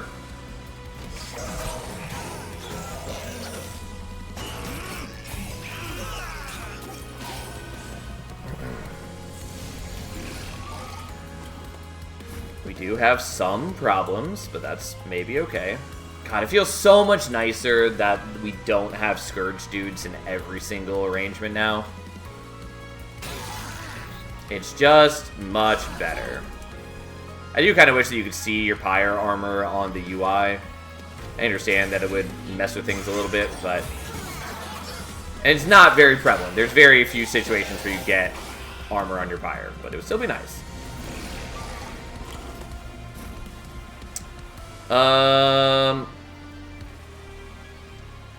Yeah, I will still play this out. My deck is thin enough that I may be drawn to the boilerplate again. Even if I don't, it's not the end of the world. Getting rid of the Calcified Ember while I can is just nice.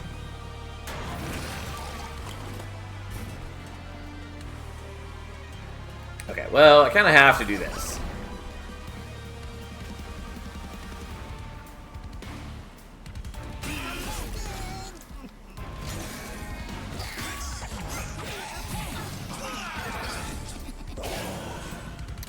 Okay, we should be fine, given that he has some decay on him and we have 300 armor. I was hoping to draw into the boilerplate again so we could forge the other one. But like, as long as I have one that has gotten a copious amount of forging, that's fine.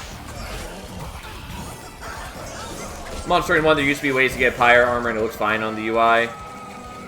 Honestly, don't remember what those were, because there was no clan cards that could do it.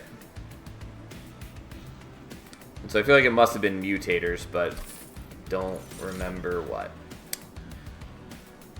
Okay, so we could take Sentry Turret, which would fix our entropy problem. Didn't really want to do that, but it is an option. Specifically, the problem being is that I need to deal with the silence dudes.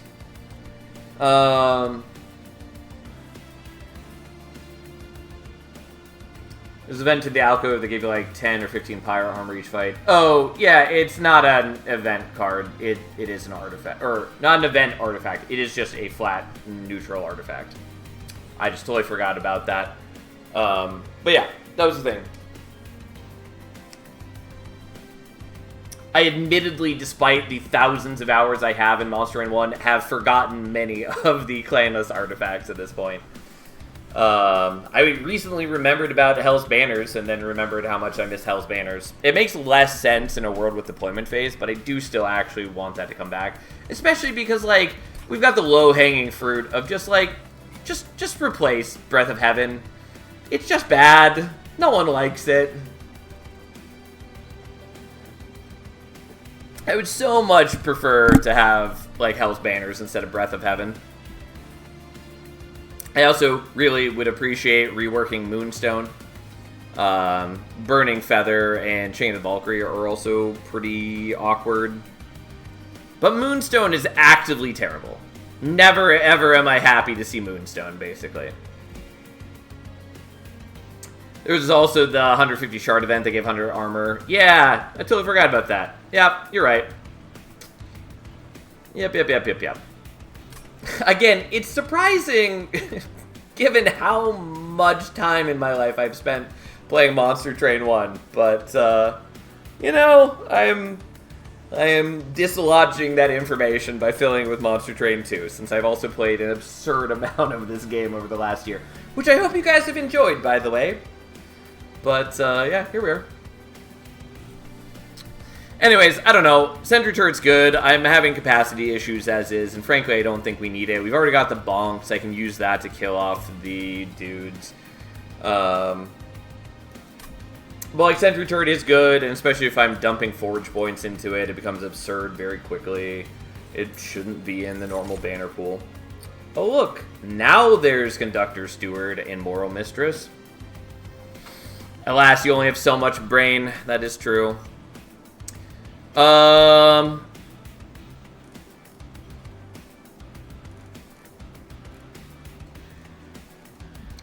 I maybe.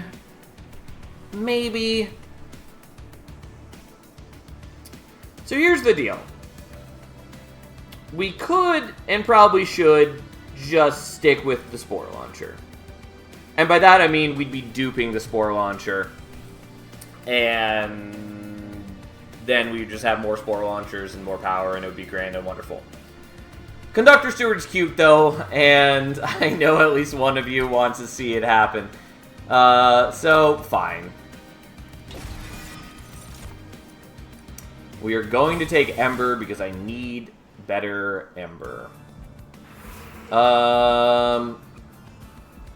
Yeah, we're gonna go here because there's so many good things for me. Oh, look at it go. Yeah, I was pretty confident I was taking Everbloom too, but I was going to consider the Decay option, Spore Singer, if it were offered. But it wasn't, so here we are.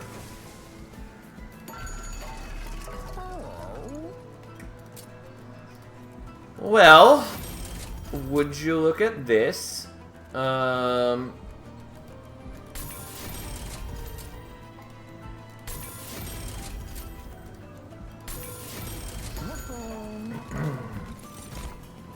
do like Salvage Machine, but he's not happening here. And Pyre Steward is not a consideration in the slightest. So, the question being, do we still want to put down a Forge Steward? Probably. Honestly, already forgot which enemies are in this fight, and if I need to be on bottom floor or not. Fucking Steel Steward. Just hate the dude. Nobody likes him. So we're gonna do that. We are going to do that. Oh look, every time we spawn a fun guy, they get +5/+5 from Conductor Steward. Gee, I wonder if that's gonna have an effect on things. Too bad I'll have to leave in a couple minutes to do adult stuff and things. That is the worst. I think we can all agree. Okay, let's... God, I can't even play him because he's too large. What a loser. Yeah, we'll play you here, even though... Here we are. Yes, thank you for cooperating, Bonk. We're gonna get rid of this, and... Oh, look! Look at all these consume cards we have. And all that glorious etching that occurs.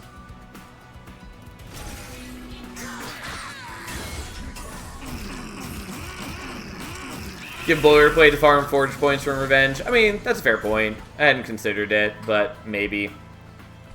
I'm pretty okay with not doing that, but you do make a valid point.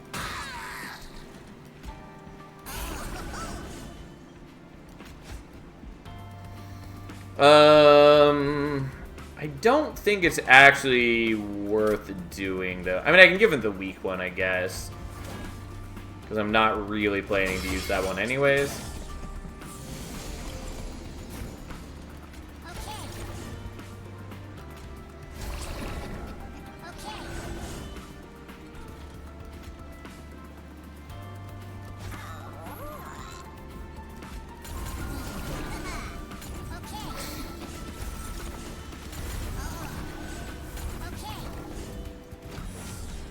It would be nicer if the Pyre Platings actually had a -1 on them, but they don't. That said, maybe we'll get the artifact that gives +2 to every consume card, or to every X card. Anyways, our fungi are absurdly strong, in addition to us just doing some powerful edge stuff.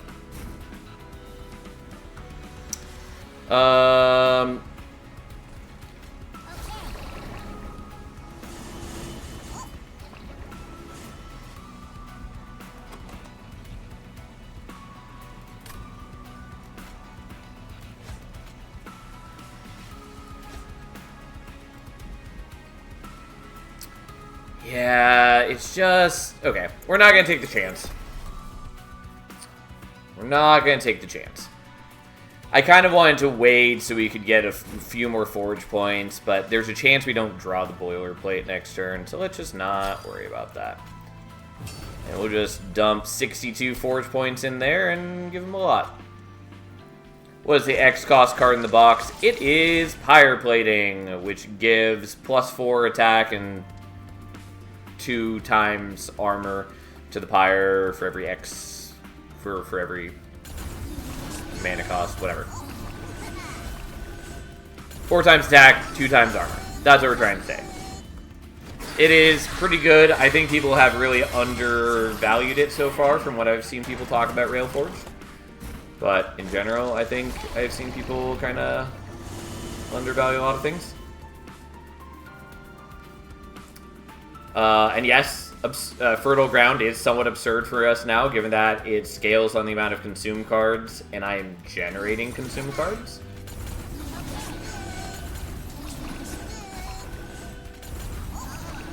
Which is partly why we did what we did.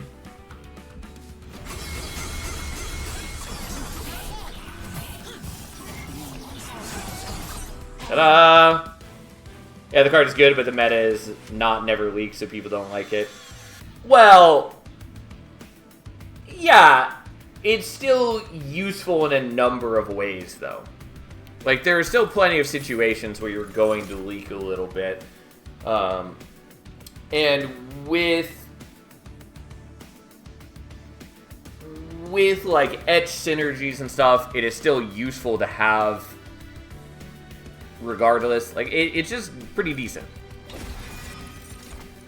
Oh, Conductor plus Fungi is wild? Yep, it is. These are fine. We'll just skip.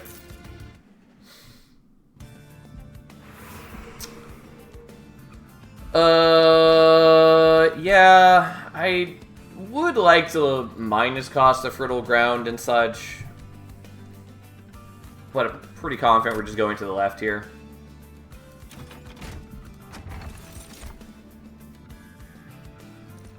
Sure, I'll take Pyre Tap. Mushroom is cute, but really unnecessary. I don't like Geared Gauntlet. It's not bad. I don't like it, though. I think it's just clunky. We could probably pretty safely move away from Infectory if we wanted to look for, like, Boiler Room instead. Spell Sanctum is sort of okay.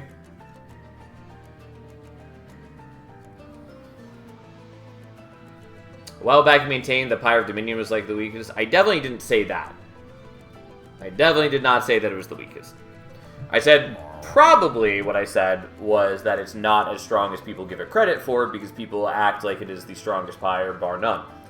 I do think it is a strong Pyre. I think it has some bad situations for it, but even then, it's still pretty solid.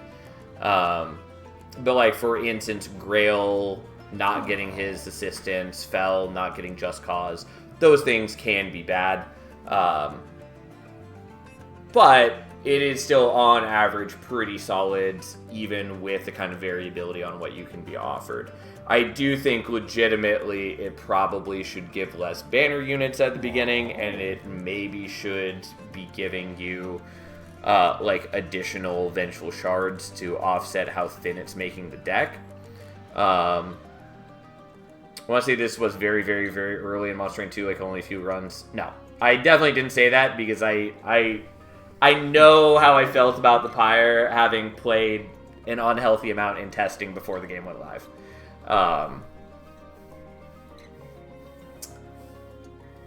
But, like, yeah, it is a good Pyre. If anything, the only Pyres that I can imagine I said were the weakest were Wing Spirit and basically Wing Spirit. Like, Aquaths and Time Fathers are also on the weaker side, but, like, Wing Spirit is pretty consistently been the weakest. Heart of the Pact was also not great after it got nerfed, and even then it was okay before that. But yeah, I am pretty confident I wouldn't have said that Pyre of Dominion was the weakest. I will say that Pyre of Entropy is the least enjoyable, but that is also a personal opinion. But anyways, yeah, Pyre of Dominion's good. I would say that it's probably A tier. I don't think it's as strong as people make it out to be. Same with Pyre of Savagery. Mind you, Pyre of Savagery is a lot better when you're picking your clan combo rather than doing, you know, all random. And it is still generally rather good. It's just that there are a number of situations where Pyre of Savagery is not going to do anything helpful for you or actively can be detrimental for you. But yeah, anyways. Do I want Spell Sanctum? Kind of. It does make it easier to play out a bunch of things. I am using all 6 of my Deployment Ember, basically, though. Well, that's not entirely true.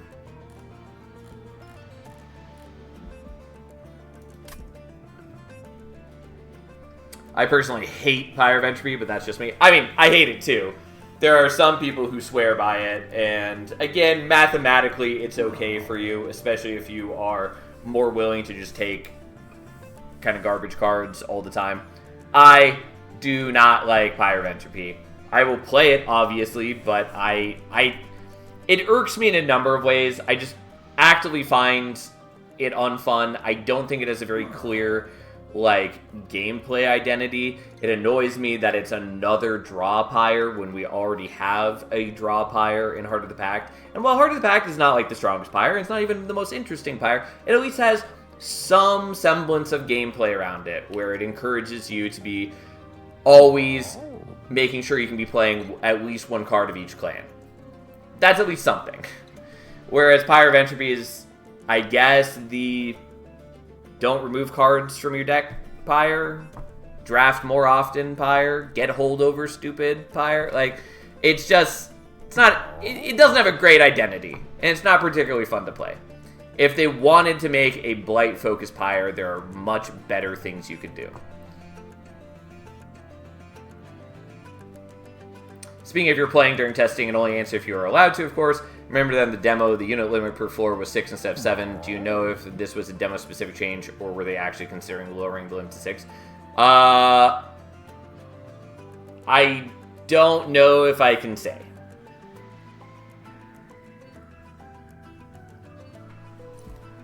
But yes, that was the limit during the demo.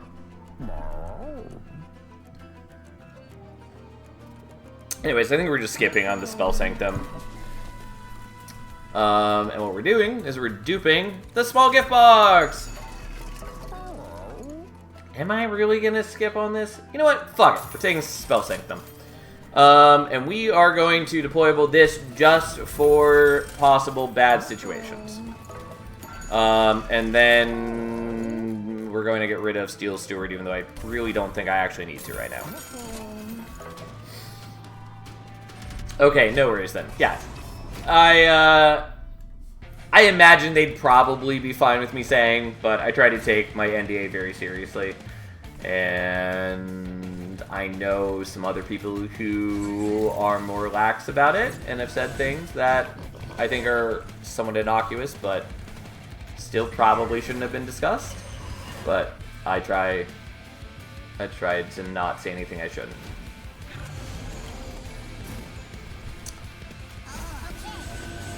Alright, look at us go. Yeah, we'll still play these out just to get them out of the deck. And then... You know what? We'll do the pyroplating instead of the fertile ground.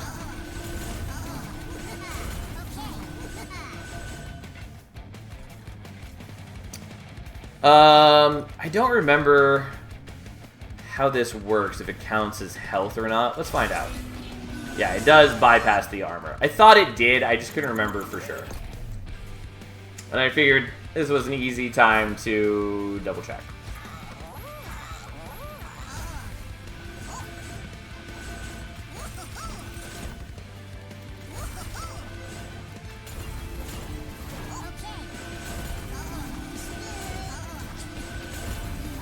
It's a bit annoying that it goes up to the pyre each time, even when I'm not actively buffing it, because I don't have any ember for it, but that's okay.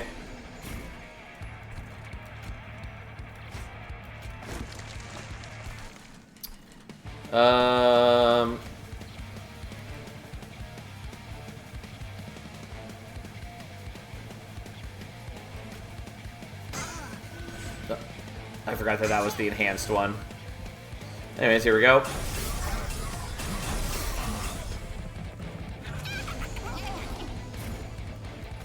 Well, we're getting that for sure.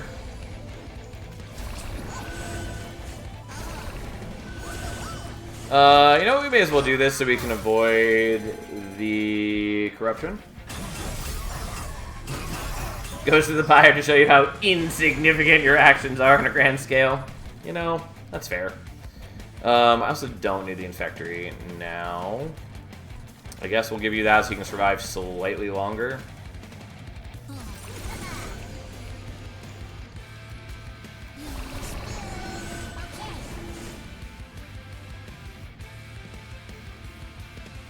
Why did I get Ember back? Am I just mistaken about how much Ember I had? I must be. I, for some reason, thought that that was all of my Ember, and then it clearly wasn't. Anyways, we're sapping the people who are not the fungi. Does not fucking matter.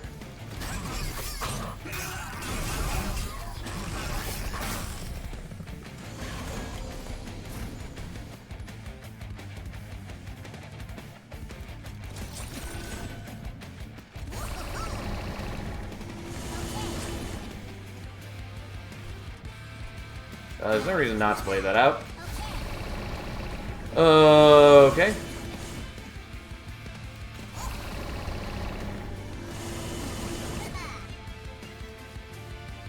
Yeah, we've got a couple turns to draw into the boilerplate, so we'll wait on that. Even with the one non-dualism Spore Launcher, we're still generating a lot of decay.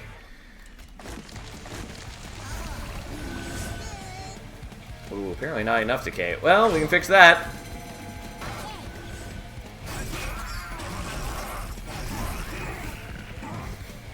I'm not going to read that out, Wrath, but fair enough. Okay, so we have to use this turn.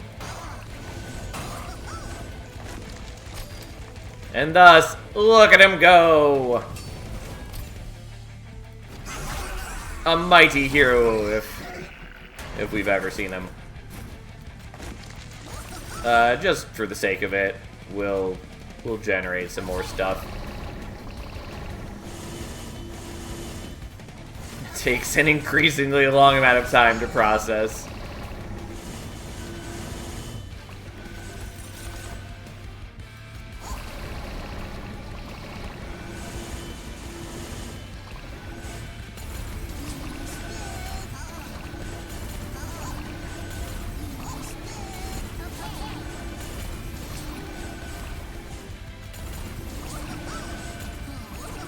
Alright, look at us go.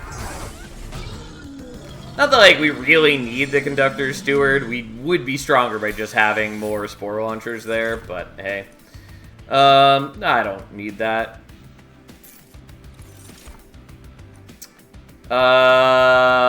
Sure, we'll just take another Pyre Plating, fine. So, I kind of want to go Merchant of Trinkets so we can look for the not quite first hell packs, the +2 to all X cost cards. But legitimately, we should go here.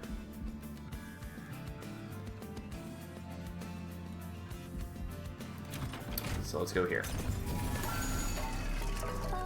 Give me dualism, please. No. Okay. Well then.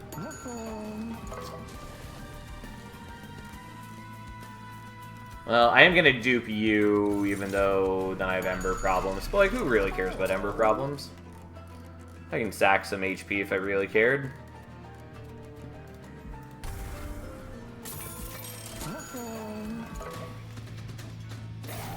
Which is almost certainly what we're going to do. I have to decide what I'm getting from this boss, though.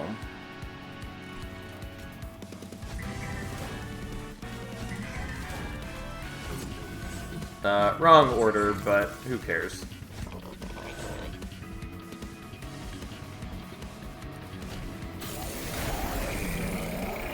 Okay, we did actually draw him right now.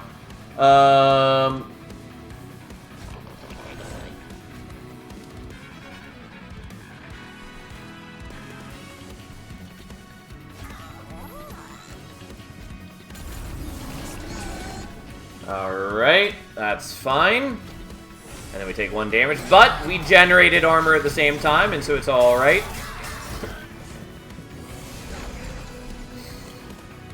Okay.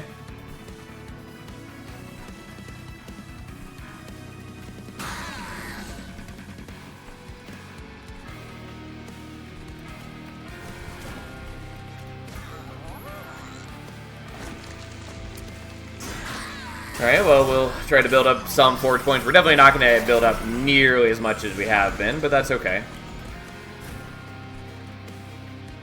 I'm not particularly worried about that situation.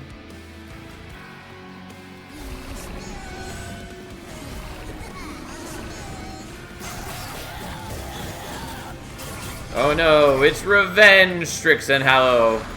What a terrible fate.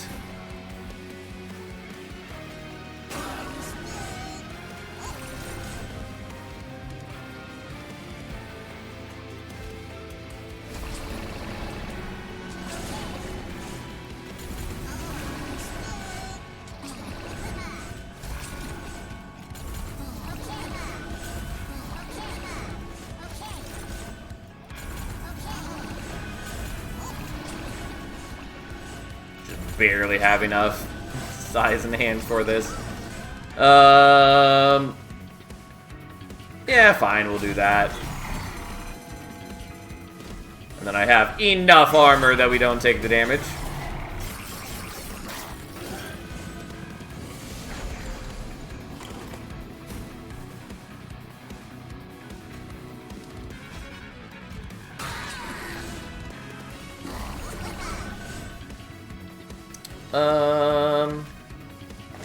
I'll just play that out. I do have some armor still, so I don't actually need to.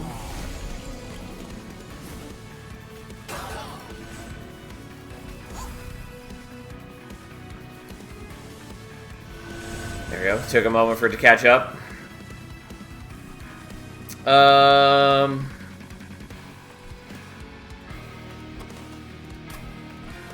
just deciding if I want to do this now. That's fine. We'll do it now. I could maybe get some more forge points, but for the most part, it's pretty close.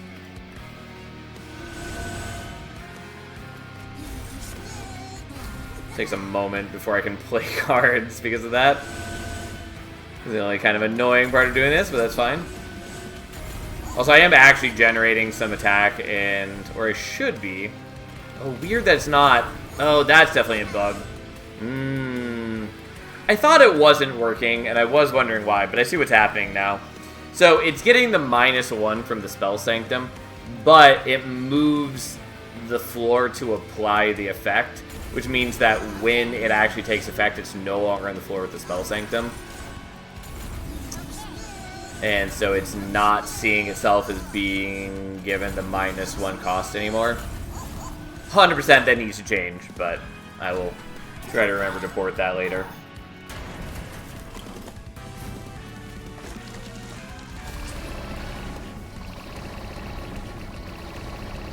Do we need to be summoning or spawning this much fungi? Absolutely not. Good thing it is just a visual thing. It's not just a visual thing. It is not taking effect properly. We're not generating the attack and armor that we should be.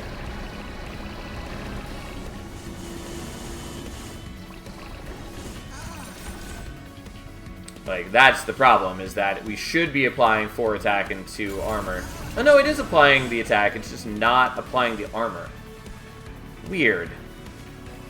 I mean, like, that's clearly what's happening, is that it applies the first effect, and then it's not on the floor with the Spell Sanctum, and so it's not applying the second effect with the minus cost. But I thought it wasn't doing either. But no, it is doing the first and not the second. Okay, interesting.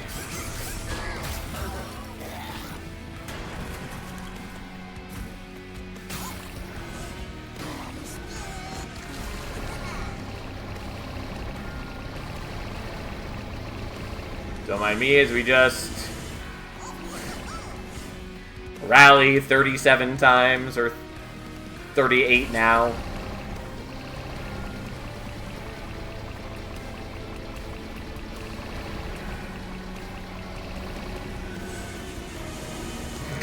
Just takes so long.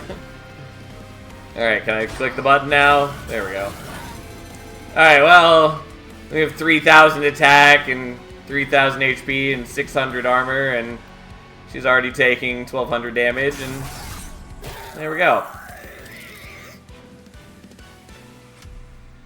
Saw the attack go up. I was unsure if it was by 4, but I also saw that the armor wasn't going up. Yeah, so I thought that the attack was maybe going up, because, like, my Pyre isn't normally that strong, but I knew I had actually used them properly earlier a couple of times, so I thought it was working. It was not. It was not. But anyways, here we are.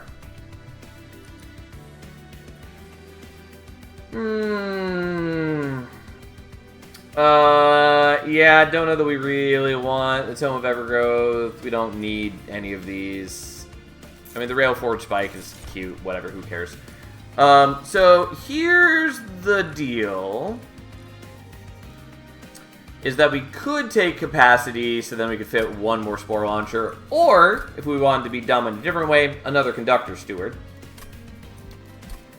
But I think we just want another Spore Launcher.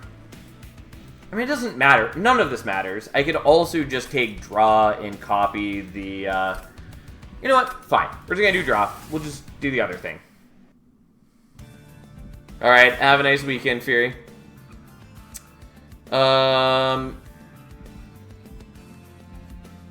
Yeah, we're going here, I guess.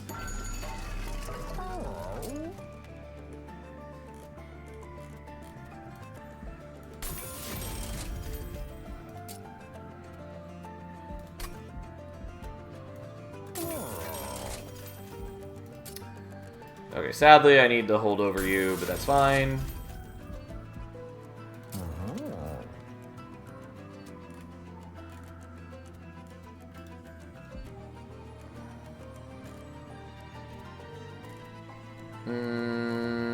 That's fine. I don't have enough for the other. Let's do that there, although I don't really need you anymore. Okay.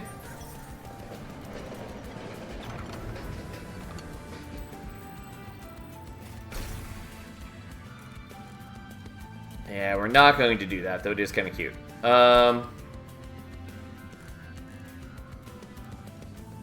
Fine, who cares? Wind Blade, oh boy. Oh, actually, I didn't want it, because now it will take up a slot in my hand when he dies. I mean, we can also just remove him from the deck. I don't care. We're definitely doing Everbloom 3.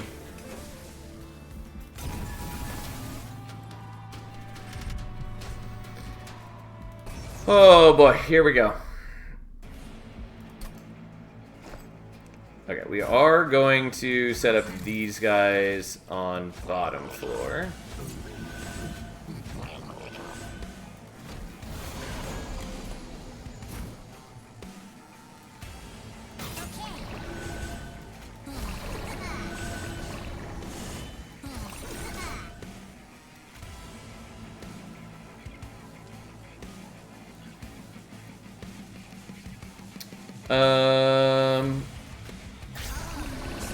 Just do it like that and play you out there.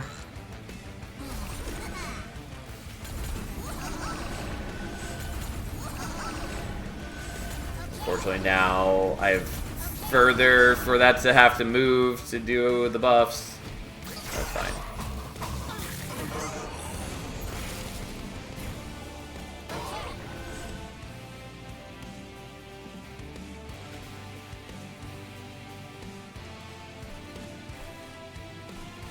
Okay, you don't have any armor yet, but we can fix that.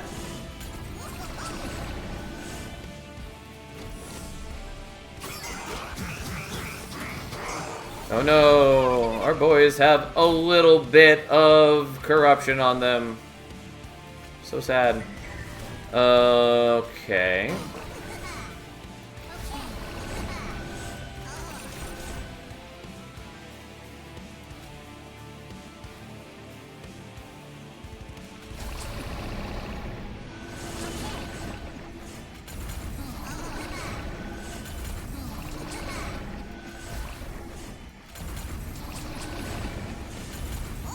Yes, look at our army grow.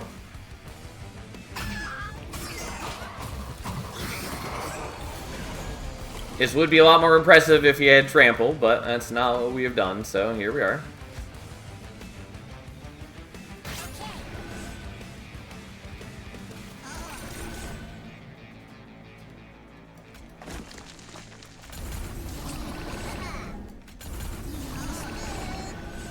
Pyre damage not increasing.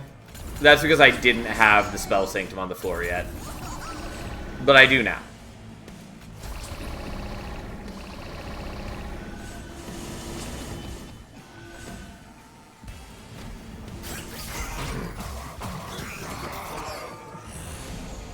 Okay, well, let's murder some of you guys, even though it doesn't strongly matter.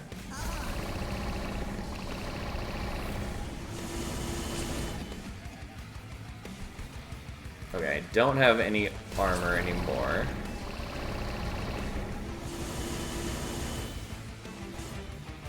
You know what? I'll just give you a little bit of armor, even though if it's less armor than I should be getting, but that's fine.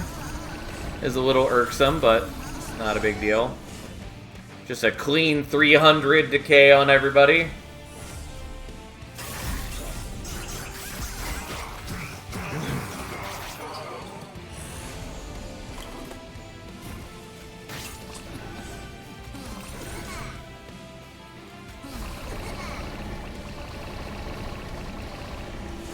There's only one more wave left.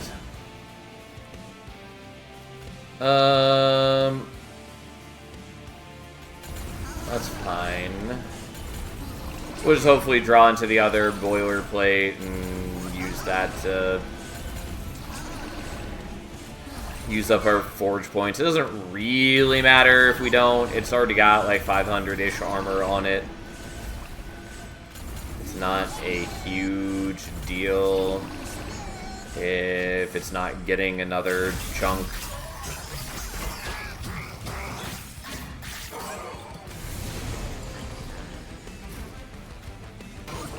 Alright, well, this is gonna be stupid, but let's at least forge that one.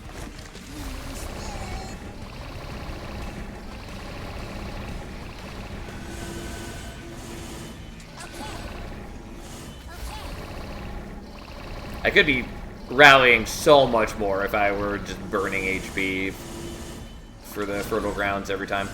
That said, let's at least save Rax the indignity of dying to decay and just put him out of his misery. I don't like the sound that Conductor Steward makes, by the way. But it's fine. I mean, Pandemic's cute. Doesn't really matter for us at this point. We'll not worry about that. I don't know. Fine, we'll take another of those, even though it gives us the Calcified Ember. And then we're going here. Does not matter. Doesn't really matter. Doesn't really matter.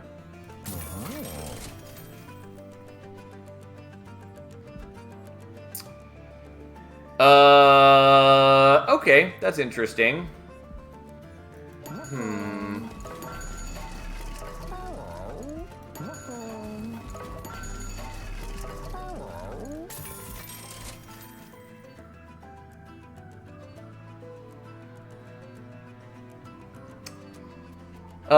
So I was going to dupe the small gift box, but I could also just dupe the Spore Launcher at this point.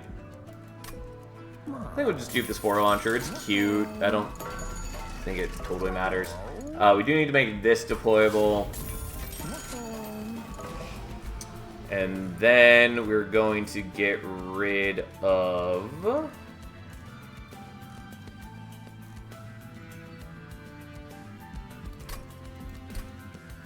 Alright, so how many deployable things do I have right now? I have 1, 2, 3, 4, 5, 6, 7,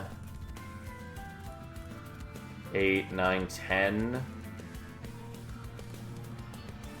Okay, so I do need to get rid of at least one, which is fine. We're going to get rid of the Windblade one, even though we did... Oh, the Craft Windblade didn't get any of the forging. Oh, what am I talking about? It doesn't get permanent forging. Anyways, don't mind me. We're getting rid of you. Does tuning gear give birth each time we spawn a fun guy? Honestly, couldn't remember. I think the answer is no, but it maybe does. I don't remember, unfortunately. Honestly, I'll get rid of you, even though that is sort of a waste. And we're going to get rid of you. And I should have gotten rid of the other bonk that I don't need, but I didn't. And we'll do this, even though we don't really need 3 of you. And it's a shame that they don't have dualism. Oh well, that's fine.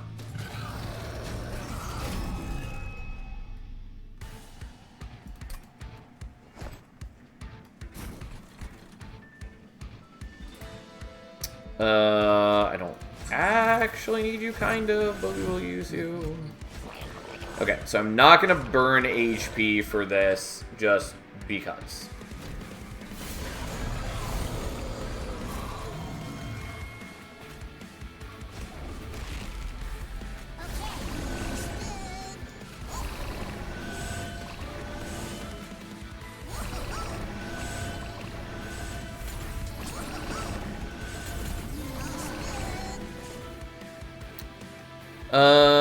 Do I want to use your ability now?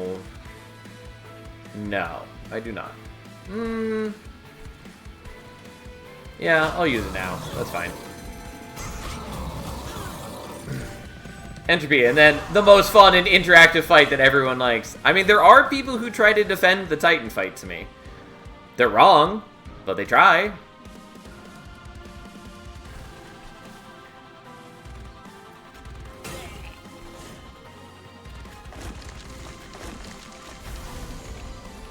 We'll just do that right now. That's fine.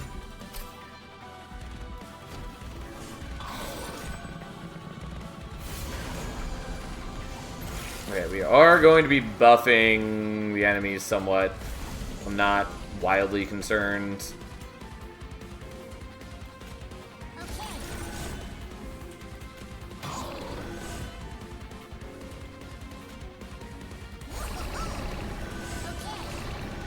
Oh, I didn't mean to draw back into that. Also, I should have killed that guy. For some reason, I was thinking they were the higher health ones.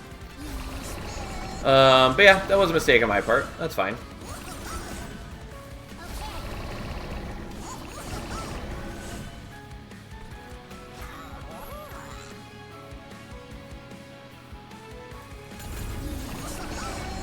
Does annoy me that I'm not getting the armor from the fire plating. Mostly it will annoy me in the Titan fight, where it would make it super easy for me to not be taking damage. And, I mean, I'm going to take damage from the Ancient Pyre Tap, but it would be nice to not be taking damage from that. So I could spawn 16. I guess we'll wait on that.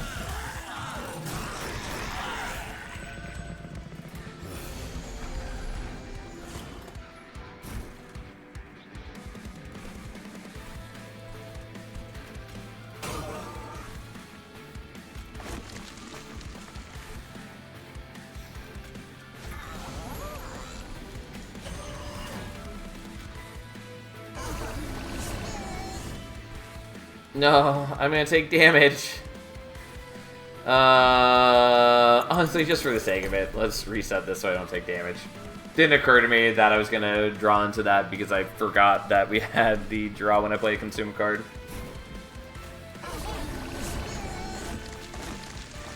It doesn't, like, actually matter, but I'm just avoiding taking damage for the sake of it.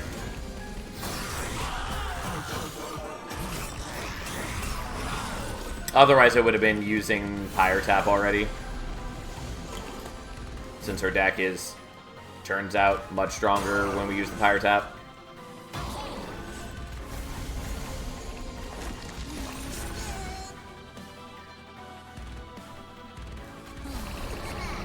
Okay. And then we wait for all this. And we wait for all this. Unfortunately, I can't get these down to 0 cost. That'd be nice, but it's fine.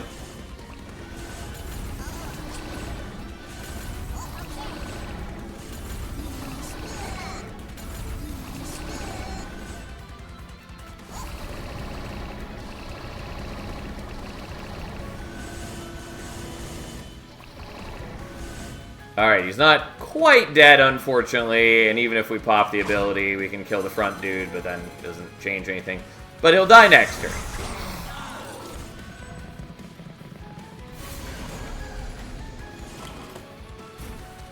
It's not going to stop us from spawning some dude, just for the sake of it.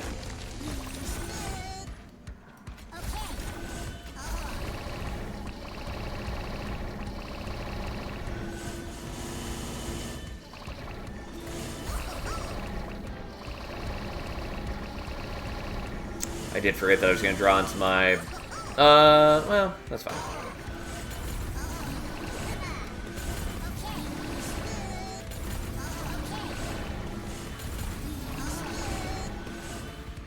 God, we have a lot of fungi.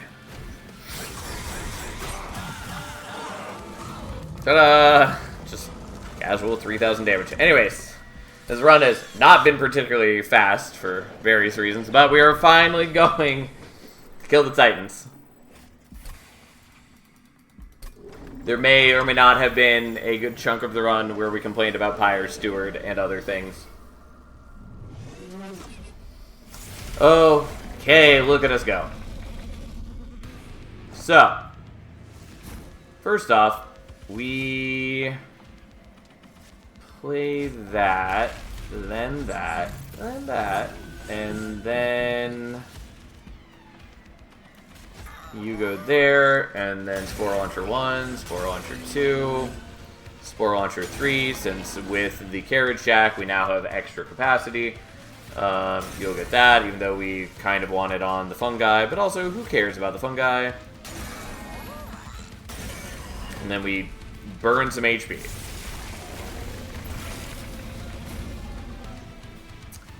Okay...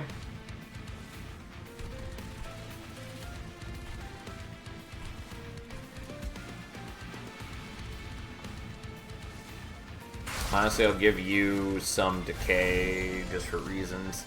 Technically should have waited. Oh, no, we haven't spawned the, well, either way, I should have done the sap a little bit later. Doesn't actually matter.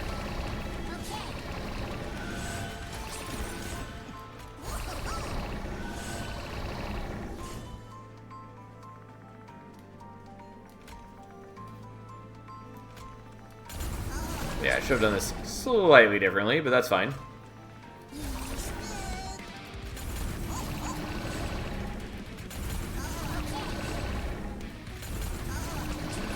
Again, would be nice if we were actually gaining the armor from that, but we're not. I don't know why I did that now. I was already planning to play these. I'm not too worried about it. Like, savagery is still gonna go down pretty quickly regardless, even if I did that a little bit wrong.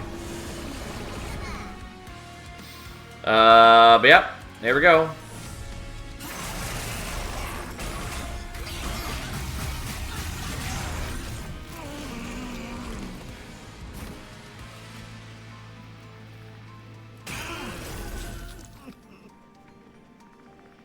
Oh, it was technically wrong, but fine. Because I'm going to draw back into the bonk. I don't actually want to draw into the bonk. But, whatever. Here we are.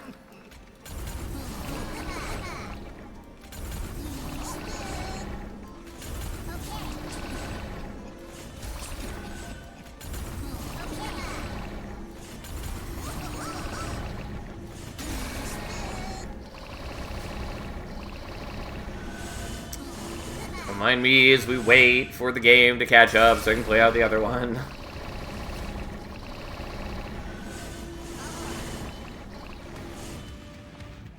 God, this would be so much more impressive if we had gotten dualism on our dude, but we didn't. That's fine.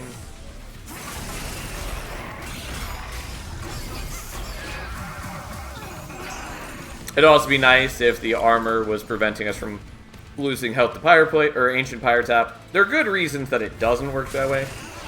Let's be very clear, but still, for my own specific this moment situation, wish that it did work that way.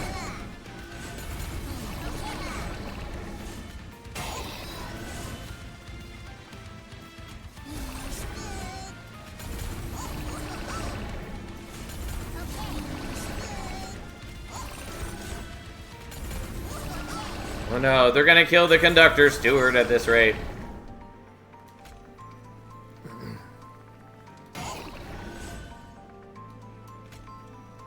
Suppose I could have killed the backliner there. Well, they're also gonna kill Lion's Mane at this rate. Alright, have a nice night, Gold Poke. 7, 8, so if I play that, I should still be fine.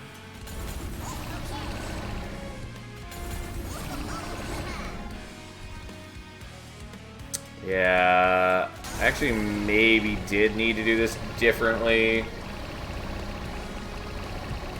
so that Lion's Mane doesn't die.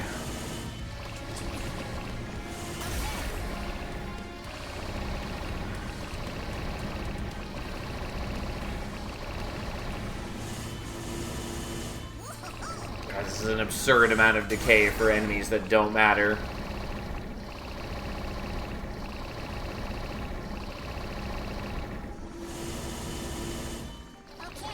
I mean, we should be fine even if Lion's Mane dies, I guess, because it's not like we're not generating fungi without her. Like, yeah, she gives us the edge triggers, which is helpful, but also, like, every fertile ground now is just an absurd amount of rallies, so... As evidenced by the fact that I can't play new cards for so long. But we've committed to this. I'm not going to not play out all my cards.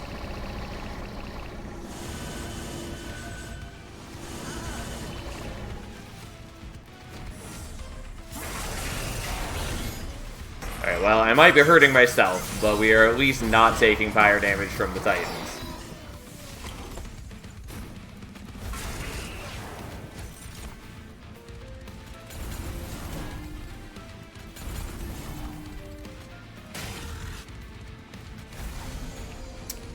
I don't actually want the holdover bonk, really.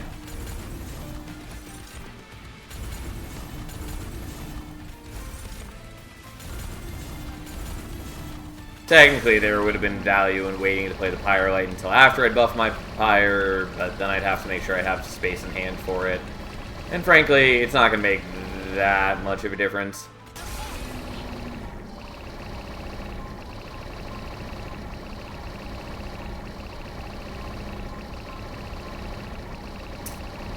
Alright, this one spawns 51.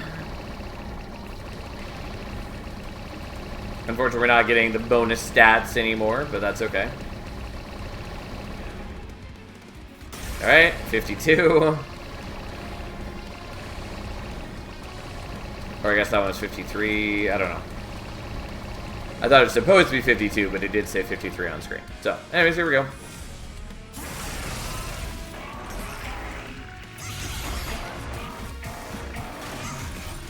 Still just stacking up the decay on them. Okay, so you should die this turn at this rate. So we'll just do that now.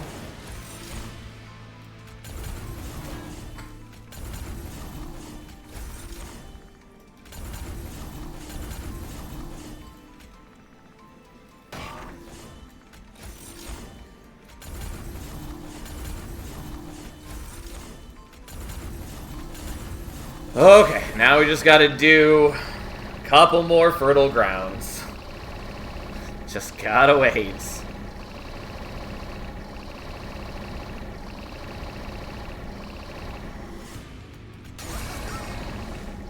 Only 2 more.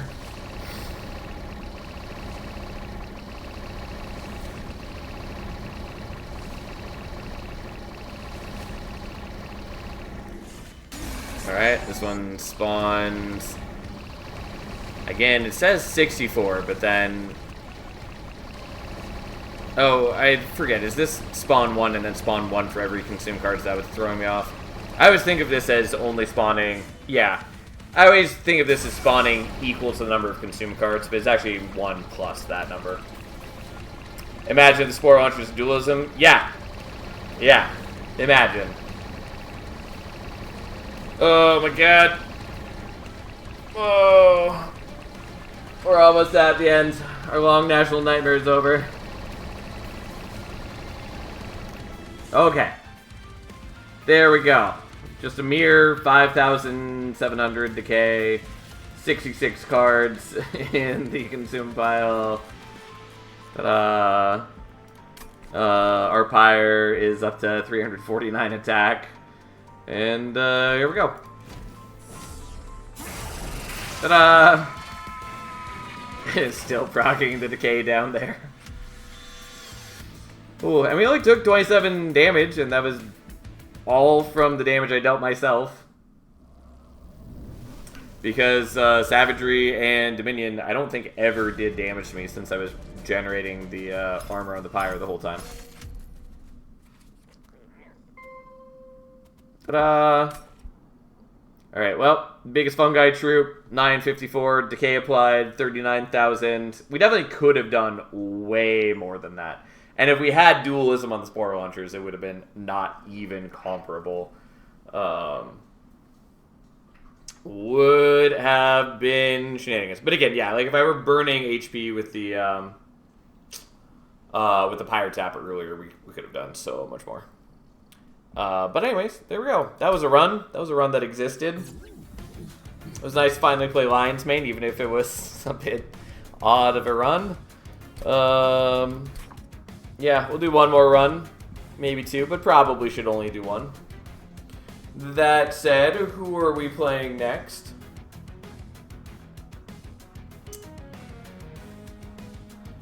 Okay. Great question. You should definitely do 2.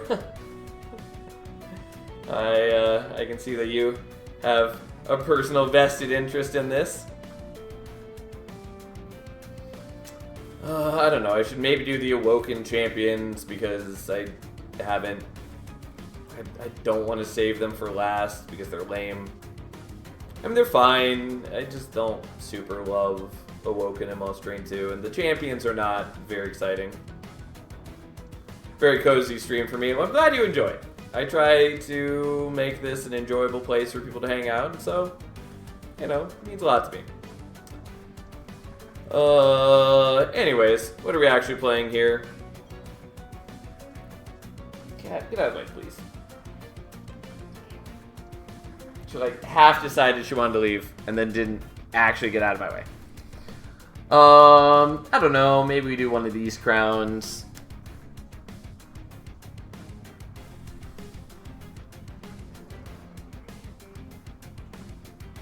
She very quickly decides she wanted back.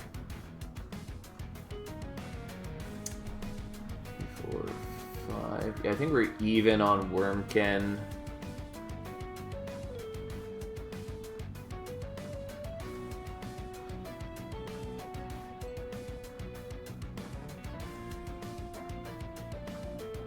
And I think we're 1 up on Hef for Railforged. I guess we'll do Herzl, even though I don't like super love most champion. Like, he's fine. I just find that the blacksmith path is somewhat boring. I don't like how front-loaded it is. And, like, yeah, it does have the equip trigger to reapply burst, but there's not a lot of ways to generate equipment. Like, Hef has ways to generate equipment. Herzl doesn't, which means that the only card in clan that has the ability to do that is Armament Drive, which is a consume card. It can generate a lot of equipment, but still. And even then, you know, he just burns through the burst, like, instantly. I have a run I want to see, but you just did Railforged. I want to see a Railgun run, so probably Umbra Railforged or Hellhorn Railforged. I mean, we can try that. The problem is we don't know for sure if we're going to be offered Railgun. Also, if you really want to see, like, good Railgun things, you probably want Hef as the champion so you can get Metalworker.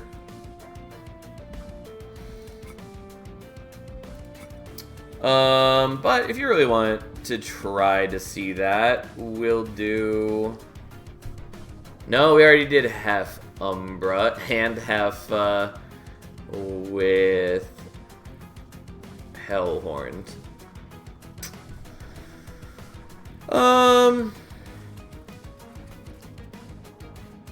Well, I guess for you, we'll do Umbra.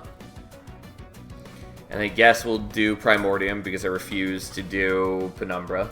I mean, we'll do it eventually, but, you know. Yeah, we definitely want the salvage rather than the smith, probably, if this is what we're doing. Yeah, that's fine.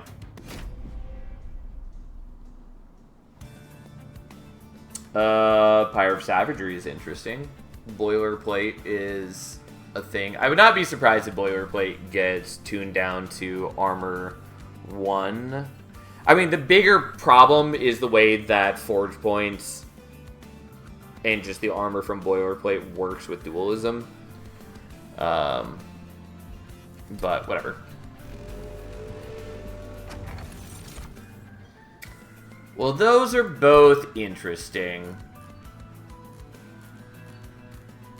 I mean, I definitely lean towards Chain of Gems. It's just very good. Artificial Power Stone, also very fabulous. For so many reasons. It's also quite good with Primordium, because if you're trying to, like, pass on stats from an equipment, it makes it easier to play out an equipment, especially something very, like, costly.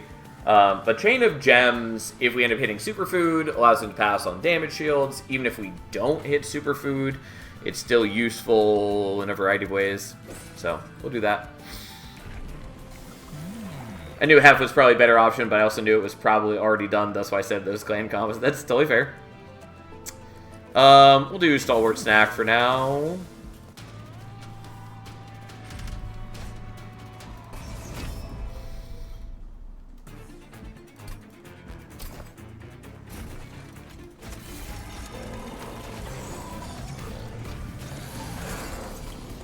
Admittedly, should have played you as the front unit, but it doesn't really matter.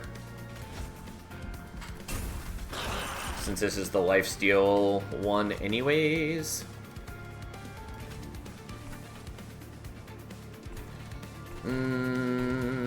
Sure, we'll do it like this. So.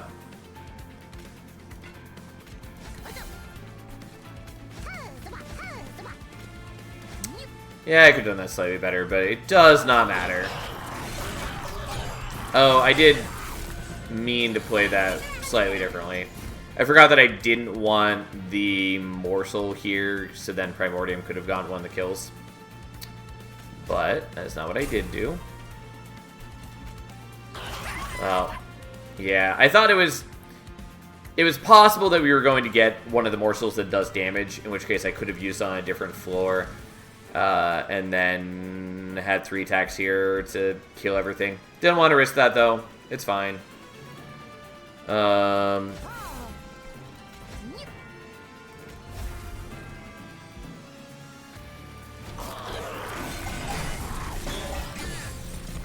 Okay.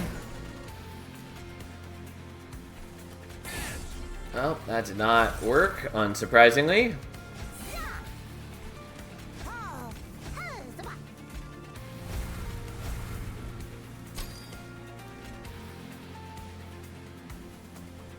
Sure, we'll do that, even though it's kind of a waste. I blamed for 1 second. What path did you pick on, Primordium? We were offered Stalwart Snack and Aggressive Edible, so I went with Stalwart Snack. Not that Aggressive Edible is bad, I just didn't want to play it here.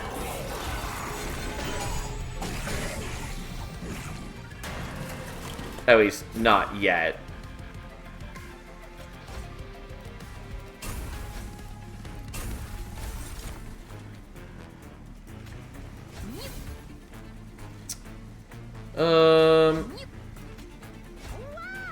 Okay.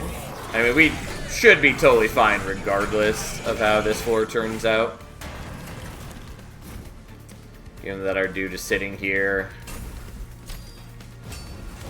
with 100 attack and all that jazz. And, yeah. Ta-da! Not that I really care about building him up, but hey. Sure, I'll take engine upgrade, it's fine. I don't really want to take quenching oil.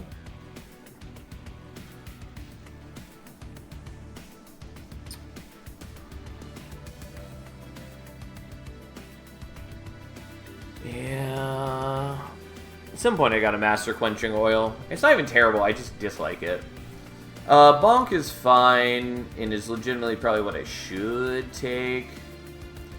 Pulley, always good. Pulley is mostly always good. It is very good in general, but I'm not always going to snap pick it, because there are opportunity costs around using it. And to be fair, I am viewing this run in terms of trying to do Railgun if it's offered, because that's what was requested of me. Though, we do need to hit certain things to make that somewhat relevant. Haven't hit those yet. We'll see.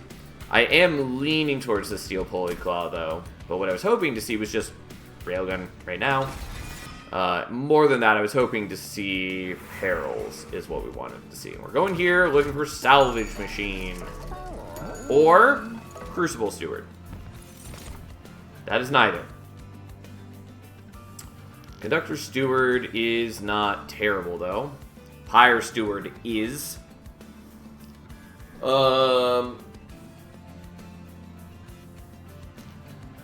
Yeah, I don't really want to take it, but it is the best choice for us at the moment.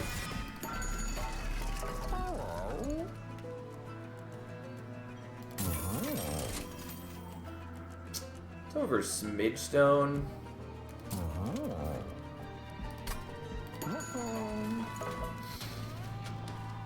But here we are.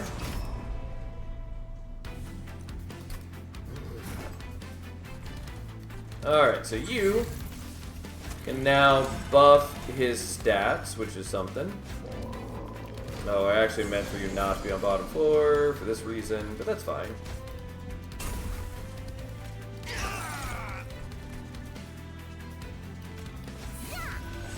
I should have looked at this first. Yeah, those are the morsels we wanted instead, but that's okay.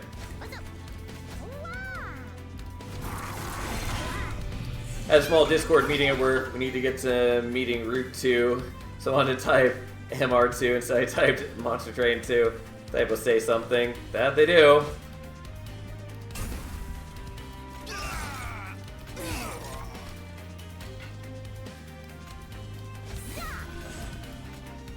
Okay, so we put that... Oh, whoops. I meant to put you in front when you had the damage shield. That doesn't matter. That's fine. Who cares? Don't mind me making simple mistakes. Okay, it's gonna look a little silly, but we're going to do that to increase your attack.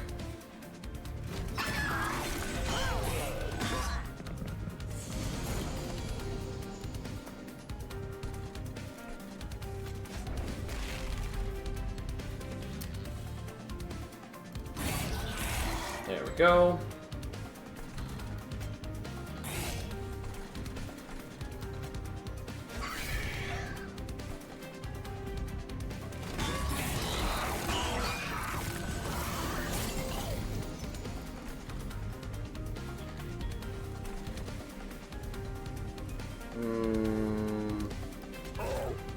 Well,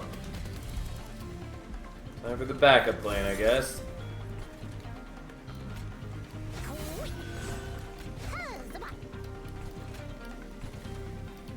There we go. It's a little harder to play with the cat on my arm, but, you know, needs must and all that.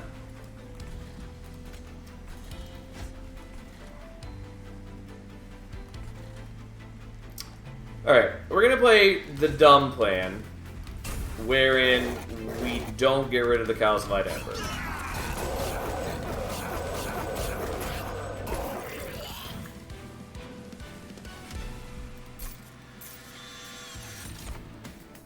Well, that's not perils. Excavation eruption is vaguely interesting. I'll take it, I guess. I'll take the metallurgy. They ain't looking totally great for the railgun game plan, which is fine. Let's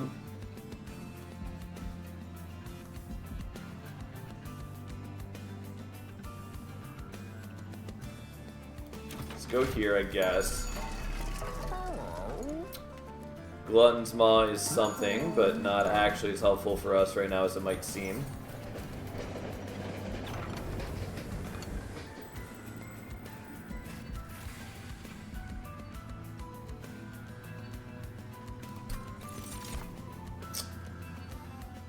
Not what I was hoping for. So Umbra, Railforge is the only combination where you might not want to play Primordium on deployment.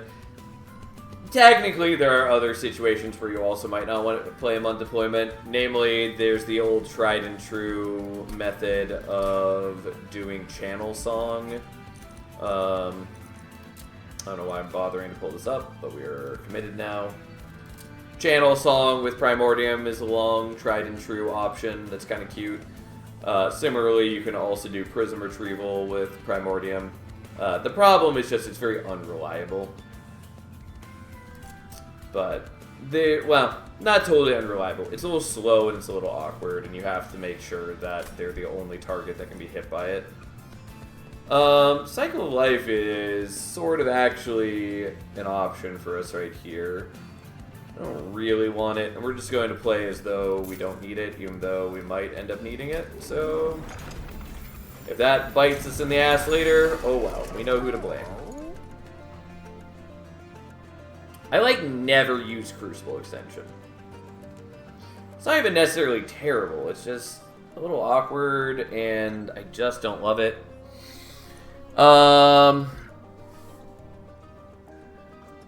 So, Stasis Crystal works so long as we aren't taking Superfood.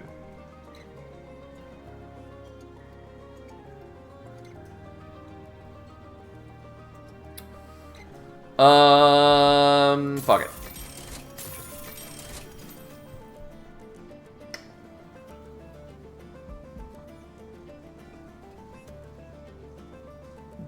Yeah, we'll just take the weapons cache. It is more expensive. Oh, I did forget that I had the boilerplate, though. I mean, that's fine-ish. Also, I didn't deployable the Steel Polyclaw, which is whatever, it's fine. We'll get rid of one of these. It's okay. I did kind of fuck up my deck in a couple ways. Doesn't matter. Everything's fine.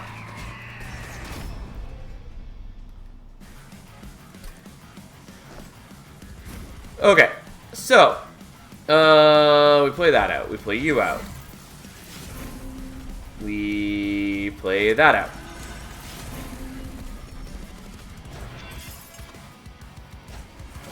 And then we can't play out the rest of these, and that's whatever, fine, who cares.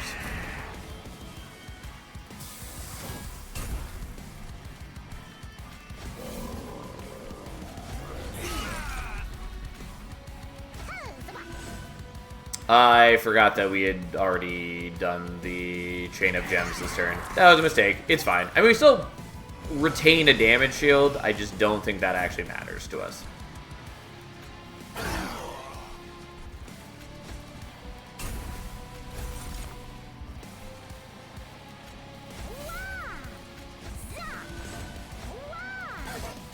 Alright, well, we're off to a reasonable start. Since Primordium is just gaining stats constantly. As one does.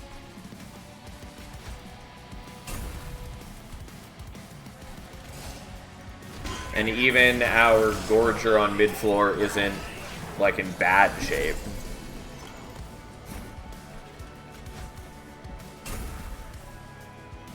Not that I have any good place to be using these forge points on, but, you know, it's fine.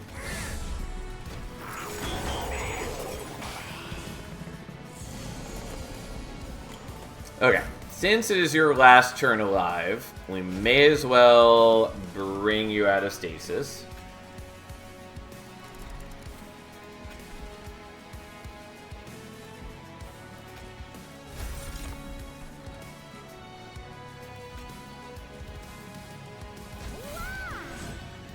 Okay, and then we'll pull you up here.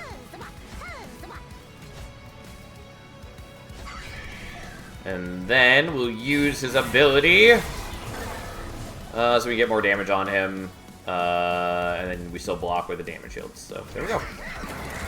Well, I didn't know that stasis does not prevent eating. It does not, though. Do be careful.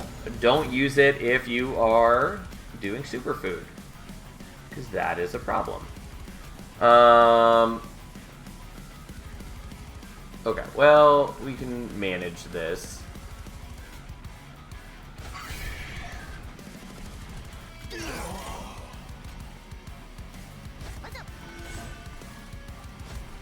Okay, yeah, we're getting the kill because this guy actually does deal damage because of the Conductor Steward's rally effect.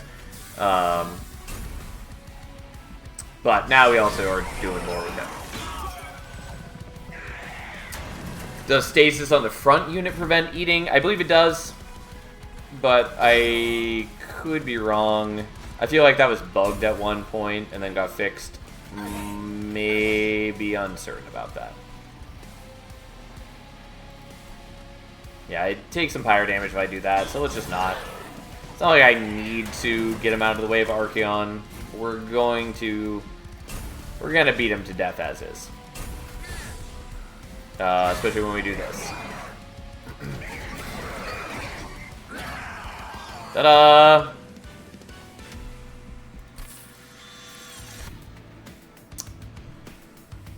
Well, assembly room is a thing that exists.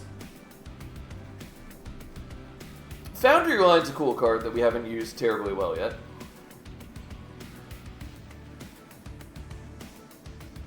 Alright, assembly room it is. But again, this is one of those moments where it doesn't totally matter that we have Steel Polyclaw. And I guess we'll take a salvage machine. And then we're going to take Ember for now. Even though I should maybe do other things. Yep, this is a world that exists, that we inhabit. I definitely need trample or more attacks or other things to solve my situation. Assembly room is a cool thing. It is cool. Will not disagree. Do I want to go here? Kind of. Like, I don't really have the gold to buy anything at the Merchant of Trinkets anyways, so we'll do this.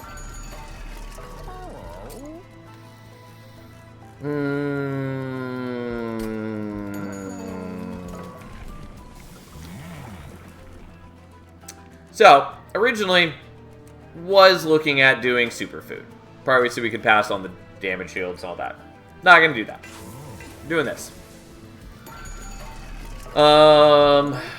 Yeah, don't really care about that.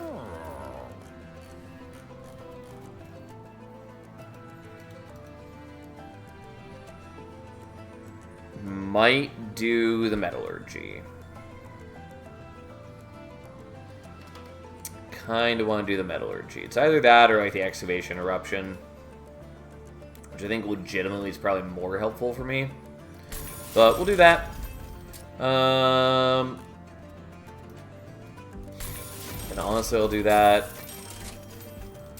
And we'll do that, I guess. I don't know. Probably legitimately should have done the magic power. We didn't do the magic power. Spoilers.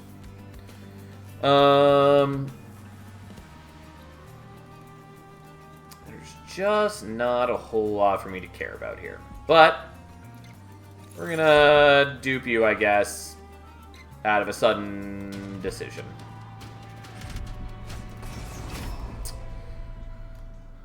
Okay.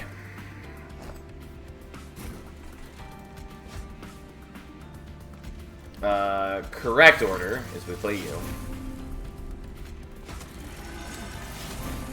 Okay, and this way we won't be able to...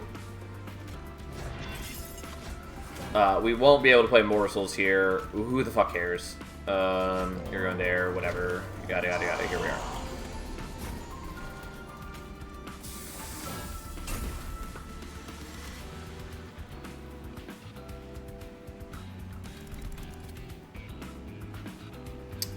Yeah, it's a bit awkward, but here we go.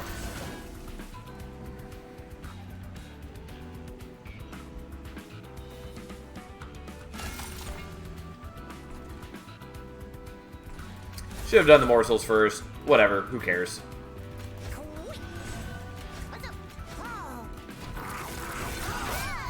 It's very understandable that Sal loves Salvage Machine. Yeah, I do.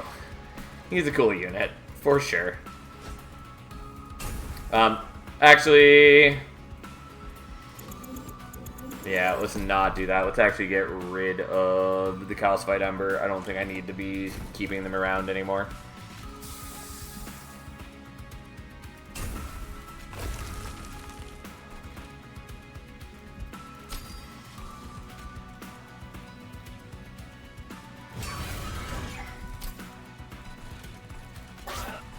Yeah, whatever, who cares? Let's do that.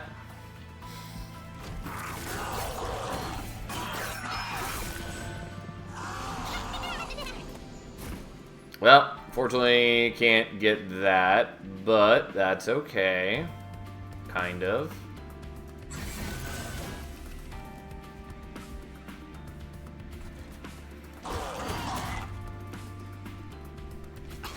There we go. Thanks for cooperating. Alright, that way we get rid of both of them, because the consume one consumes the non-consume one. Again, I just don't have good uses for my forge points. I'm not generating like a ton, but I'm generating more than none. You know what? Let's steal Polyclaw here, I guess, and...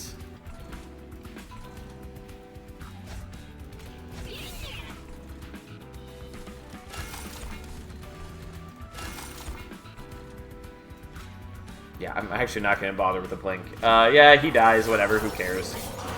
He did his job.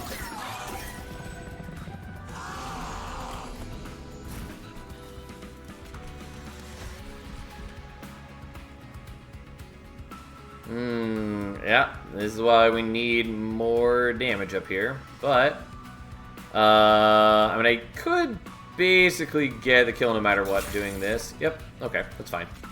I had other options, I just didn't want to do them. Whatever, you can go there.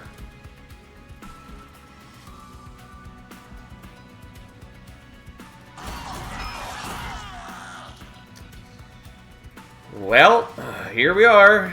This is a deck that exists.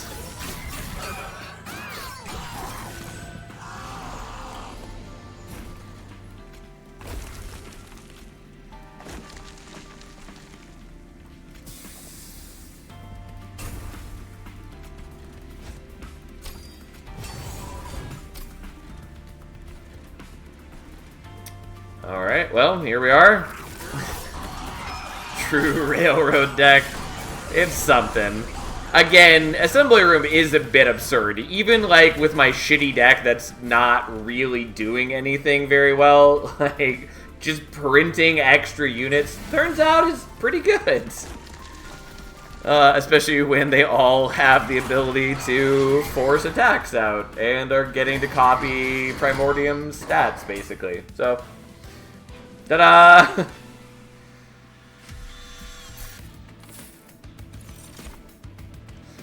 I'll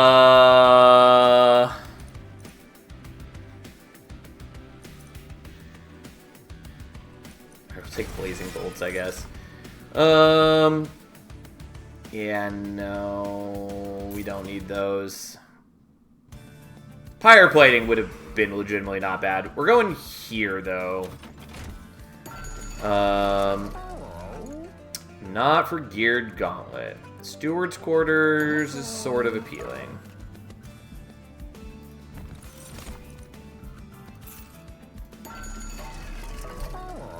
Just a matter of what fucking shenanigans I want to do.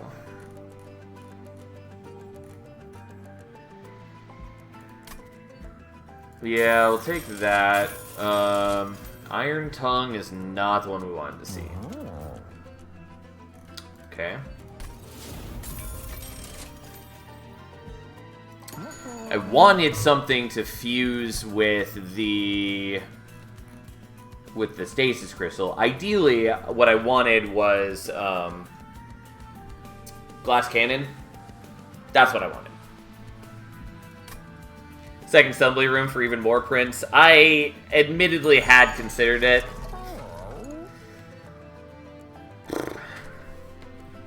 It's not a good plan. Let's be very clear about that.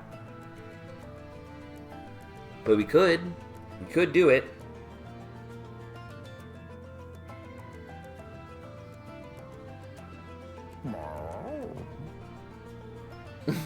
But a plan nonetheless. Fine, just for you, we'll take it. It's not correct. Let's be very clear about this. Bad plans are fun plan. I mean, need I point to the fact that we have Jank in the title of every stream? I'm well aware with how this stream goes. Alright, so we do this first. We remember to play you first. At some point, I would actually like to put upgrades on my unit, by the way.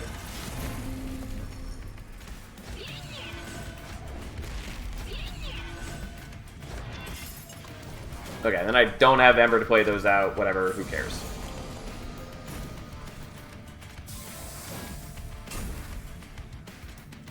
I was actually considering not playing out the boilerplate. You know what? Let's actually do this. Well, yeah, let's do this correctly. Because it's not doing anything for me right now except just getting out of my hand before it is taking up space.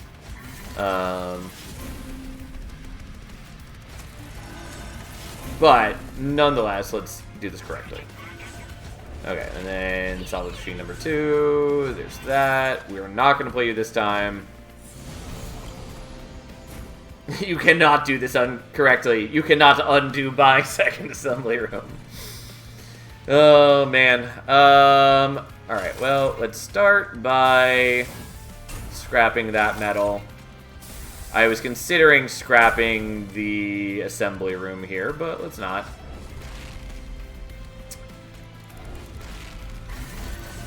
Okay.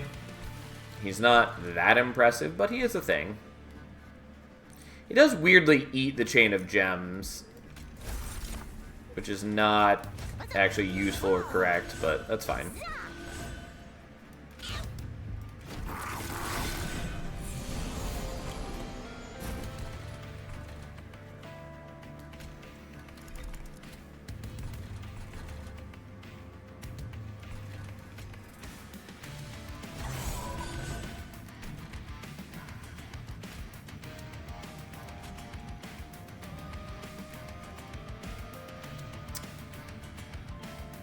I'm just debating if I want to kill you with a blink or not.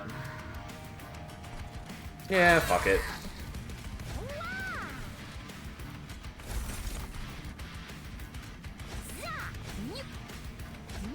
Oh look, some amazing secret tech where we pull a morsel onto the floor, because why not?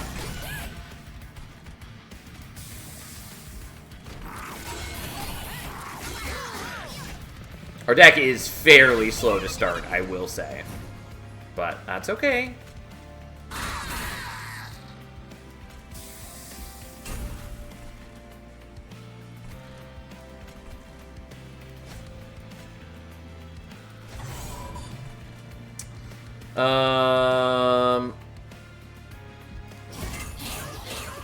That's fine.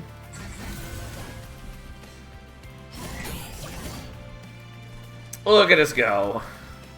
Truly, deck for the ages.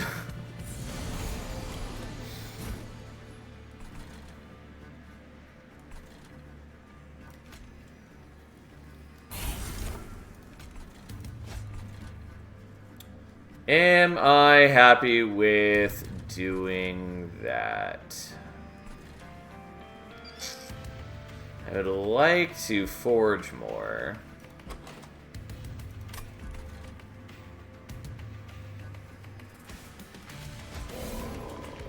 Yeah, this should be fine. I don't remember which boss we're up against, but I suspect this will be okay.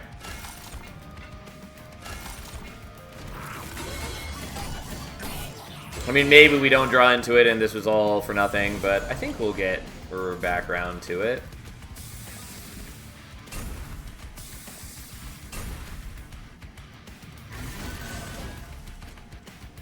You know what, we'll just do this here, that's fine.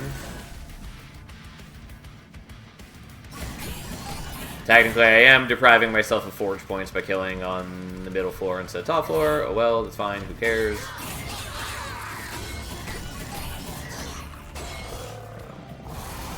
Ah, it's you.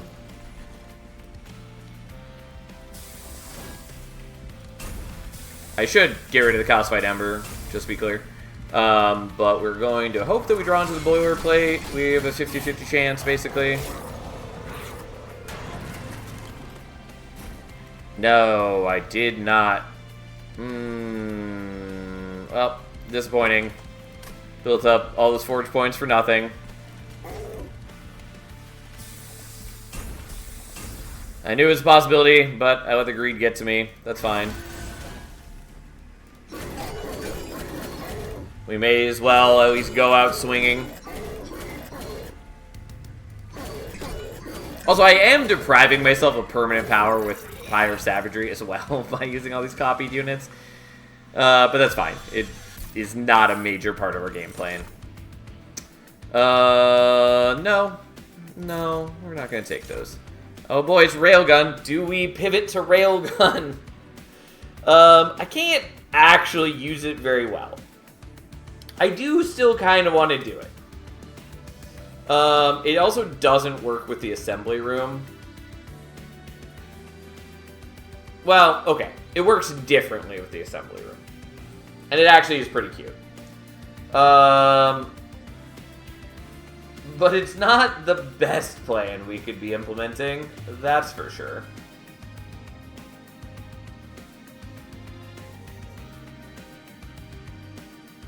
God, I wish I had the prism retrieval now.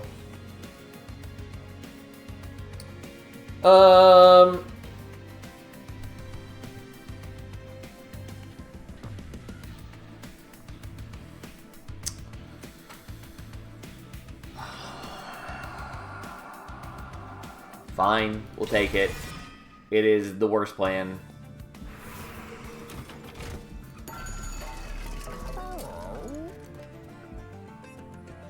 Because what we should do is just upgrade the Conductor Steward. God, do I actually want to do the Railgun? It's cute, but it's not really the right deck for it to really shine.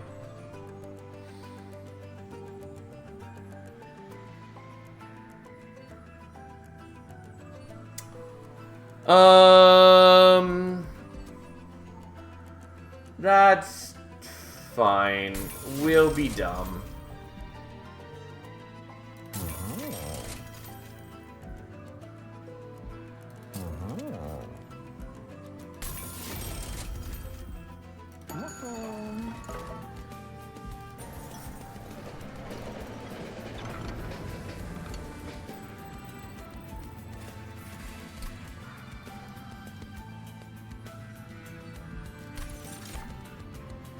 Soul Smelter is interesting, I suppose.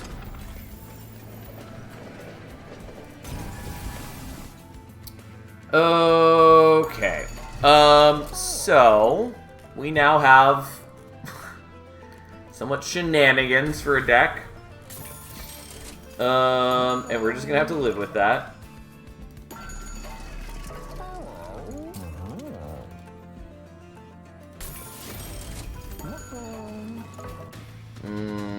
Okay.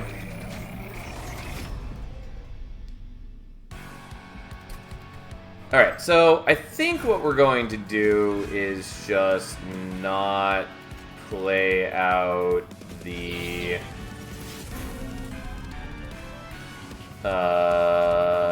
just not play out the Conductor Steward on top floor.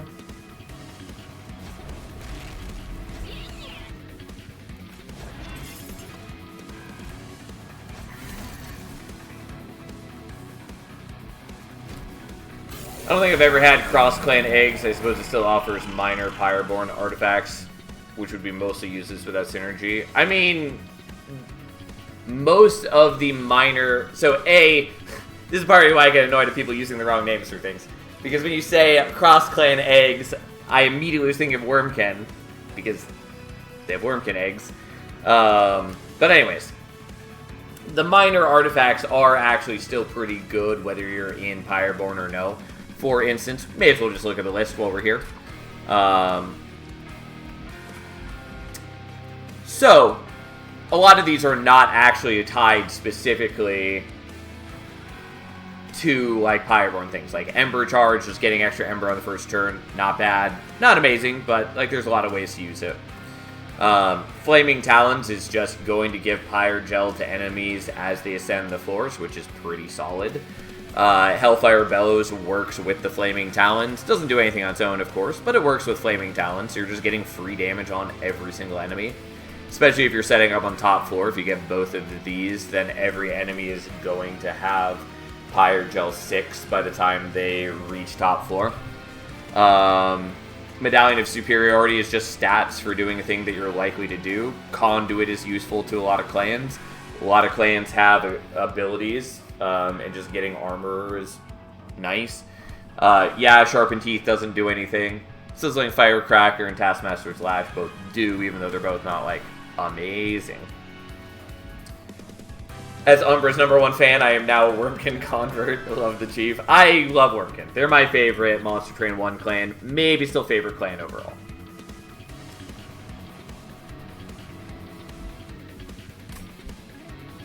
More synergy than I thought. For some reason, I thought the pool was more skewed towards Pyre Gel and Dragon Whelp artifacts. Yeah, no, there's a fair bit of synergy to be had.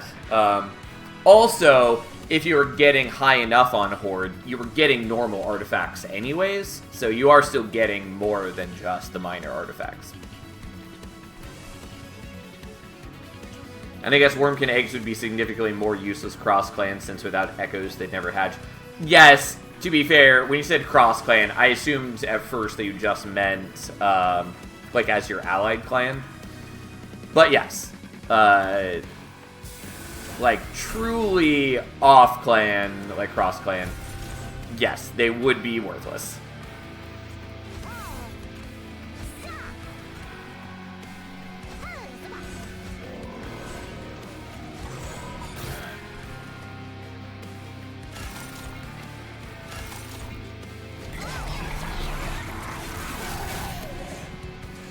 Off clay, maybe? That's how I would normally say it, but yeah.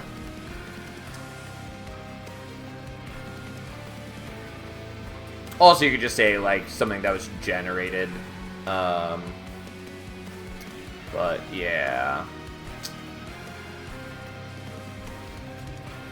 Alright. Well, that worked. Let's smelt...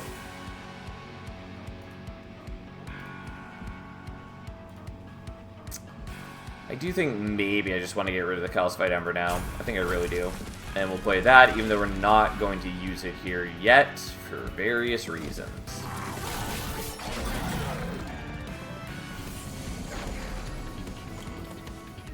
God damn it, just draw the one thing I want.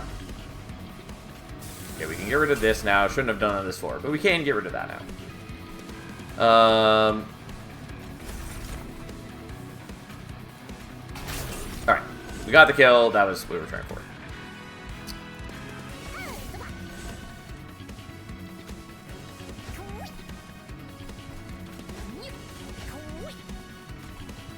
Okay, may as well save one of those, and then who cares? We're trying real hard to use Railgun here, even if this is the problem with us trying to use Railgun. I mean, there's a lot of problems with us trying to use Railgun. Namely that we did not build an appropriate deck for it, and that is being made incredibly apparent.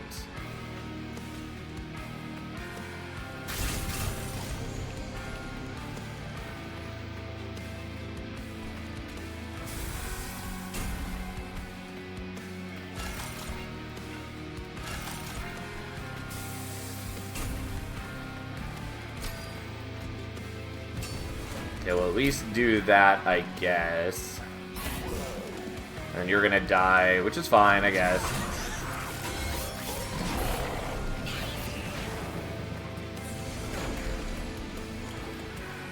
Oh boy, our boy is finally here, even if we're not putting you to the greatest use. Oh,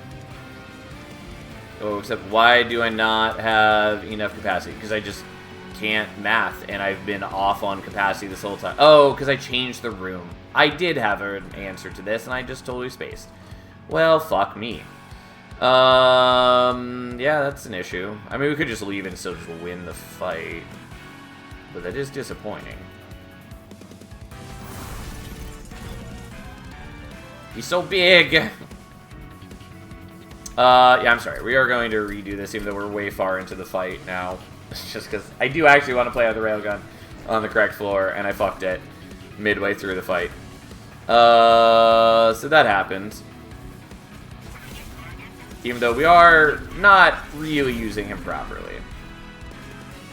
I also might just want to play the boilerplate here, and I think we actually will. I had reasons for not doing it, but now we actually have the Soul Smelter grafted onto the Railgun, so I do actually kind of just want to not be trying to put the boilerplate on him.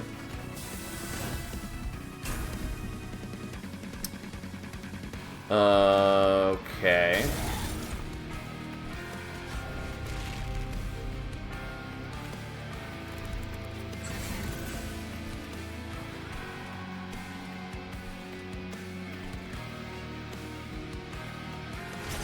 Alright, we take a tiny bit of damage. I move the cat away from the keyboard because I'm worried about her pressing the end turn button. That goes there, I guess.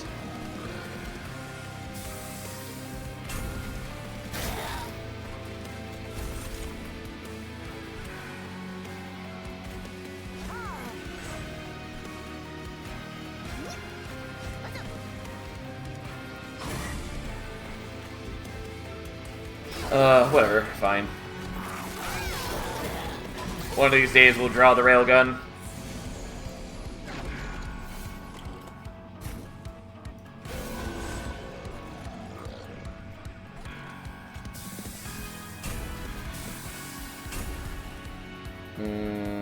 We'll leave the assembly room for now.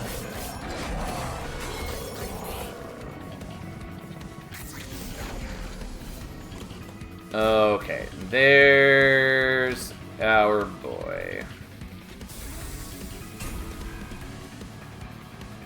Oh, whoops. I did this in the wrong way, where I spaced out that their cooldown was up. And what we want to do is we want to generate their thing, so then we can scrap that. And then we can play you out with some stats and some beautiful, beautiful power. And now you're going to have some burst, and you're going to gun down some losers.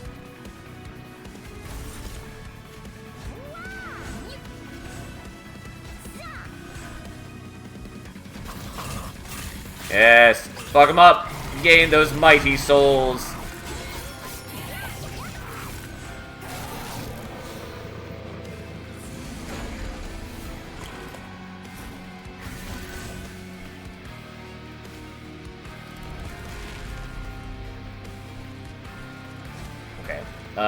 We'll steal you away, so then we can do other things. Honestly, I'm going to get rid of that right now, because now that we're relying on Railgun, we need to be drawing into it faster.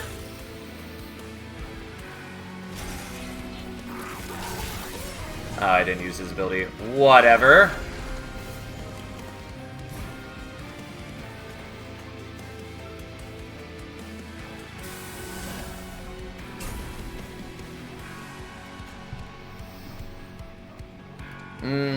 Okay, we're gonna do the sort of dumb-looking plan where we do this.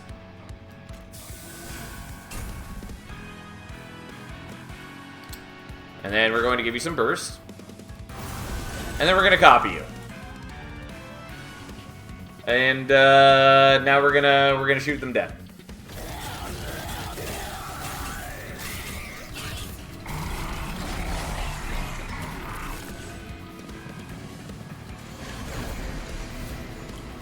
Oh, it's immobile, so it can't be descended? Yes. Which is why I sort of had to change a number of my plans. I mean, among other reasons, but yes, that is why. Unfortunately, I can't really use the forge points at the moment. I sort of technically kind of can, but not really.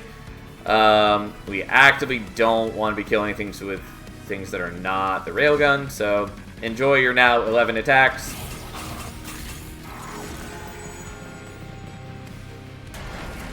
Superfood Primordium passes on stasis, right? Correct. That is, in fact, the case.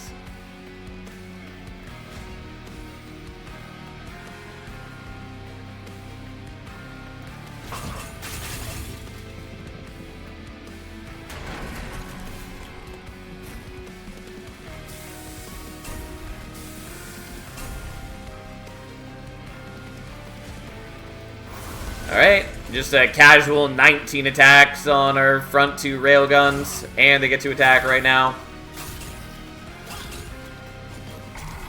But, also I think they fixed in today's patch that you now do all of your multi-strike attacks before it starts draining burst. I believe it was working correctly, and then got broken at some point, and now it is working again. We do not want fused weaponry. We do not want anvil breaker. I'm annoyed that I passed on the prism retrieval.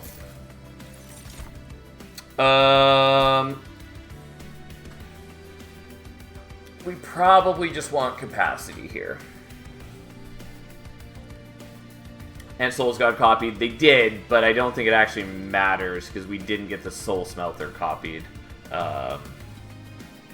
Unless it worked incorrectly. But, yeah. I think we just want capacity, because it makes my life a little easier.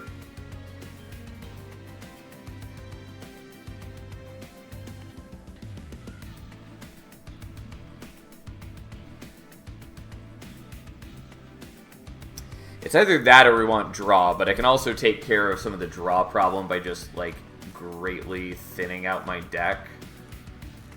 Yeah, we'll just take that, I guess. We are definitely taking Shell. Well, okay, so the hidden coffers is kind of cute. I just don't know that we're going to be hitting enough for this to matter. We're a Shale Shell, we can immediately be getting a bunch of armor. I don't know, fuck it. We'll take... Are we really going to? No, the chances that we... It doesn't matter. We can change it up. Does not really help. None of... Well, neither of these really help. The Shadow Sheath is cool, but it causes problems. We're doing this. Unfortunately, we get it after the point that it would have activated. Yada, yada, yada. Here we are. Okay. I think we're going to the right. Maybe.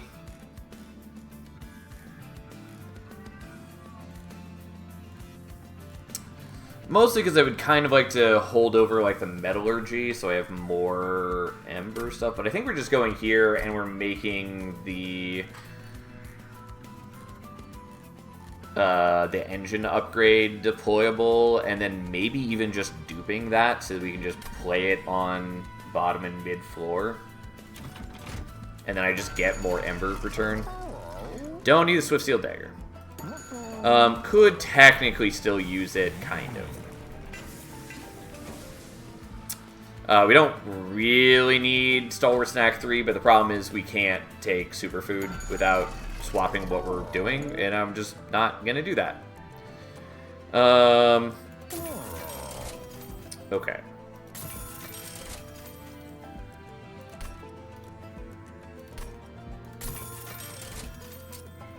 And yes, I do recognize that I've sort of created different problems for myself. Kind of. That's fine. We'll deal with it. I also badly want to thin my deck, and I spent all of my gold, so I can't do that. I need the gold. So, 5 deployment ember.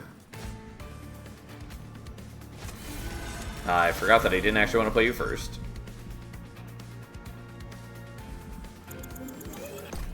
Yeah, this is fine. Let's just do this in the correct order, though. Okay, so you go there, you go there.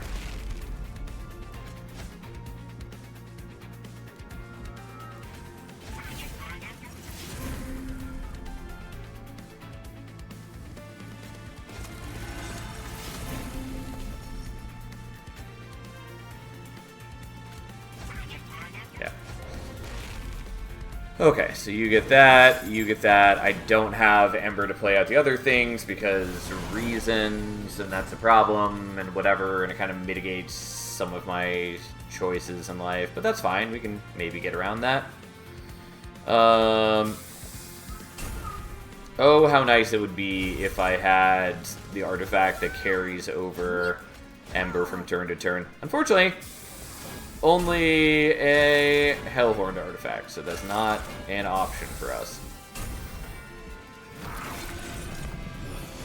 And by being on top floor, we then have to, like, we're not stopping these guys. But we are now.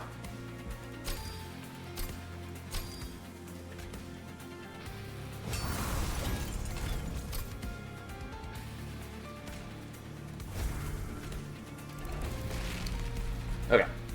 We're going to Steel Polyclaw them, so I at least don't have to put up with as many Scourges.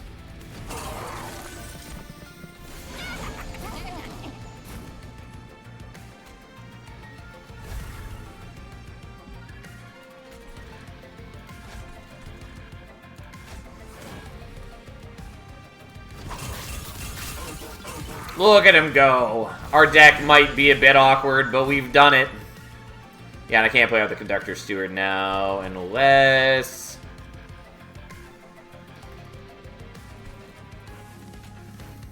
Okay, let's do that. You know, it might have been nice to get rid of that. Okay. Also could have done this in a different order. Who cares? Whatever. It's fine. Alright, fine. We'll do it like this.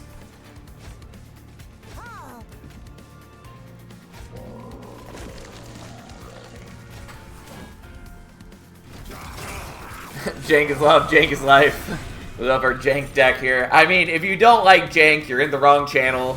I think we all know that by now.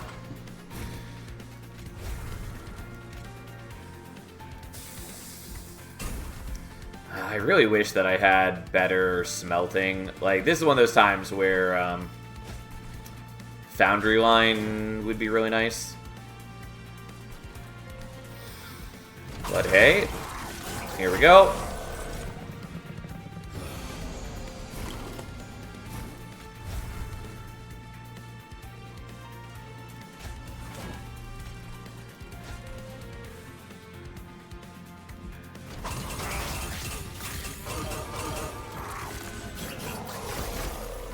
Alright, don't mind us.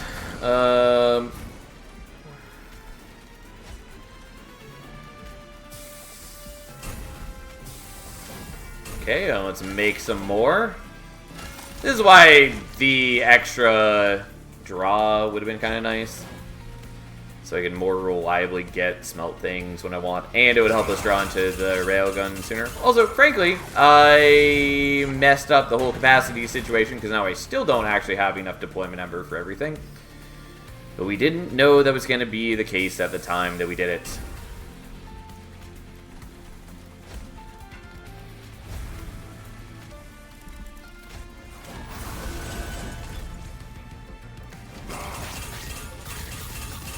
Not exactly how I imagined it, but I still got my railgun going. yeah, you did. It might be a little awkward, but we got there.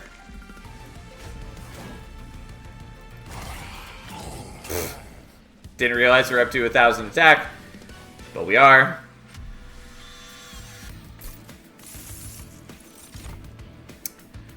We don't actually need nor want the Furnace Tap, even though it's cute. Ember Forge, another unit that deserves to get reworked. It just serves no purpose as is. I do like Trap Shoot. Oh, Card Collapse was another one that changed today. It now costs 0 and has Consume, which is kind of a buff, sort of. Depends on how you were using it. Like, you obviously can't just keep using it now, but if you're only using it to, like, nuke a floor and then move on, it's better at that than it was before, because now you don't have to redraw into it, and it doesn't cost you anything. It's a bit of a weird card. It's not a bad card, but it's a bit weird. Okay, I don't think Flaming Talons really actually matters to me, even though it is good. We'll take Ember Charge, just in case. Yeah, unfortunately Sketches pulls at the back, and I don't want it to be in the back, so we're going to do Lost Luggage. Lost Luggage is still quite good for me. It serves no purpose. Mr. Streamer, its purpose is to be dead weight in my deck until it gets mastery. It's just like, it doesn't take that much to make it into a good unit, or at least a useful unit. All you have to do is, in one way or another, just make it so it generates the Ember after Ember Drain is already procced for the turn. I.e., you can make it into an ability, either just a, cooldown 1 ability, or slightly more interesting, a cooldown 2 ability and just, like, increase its Ember gain to, like, 3 or 4. That's all it takes. That's all it takes to make it useful. And as is, it is not useful. It's bad.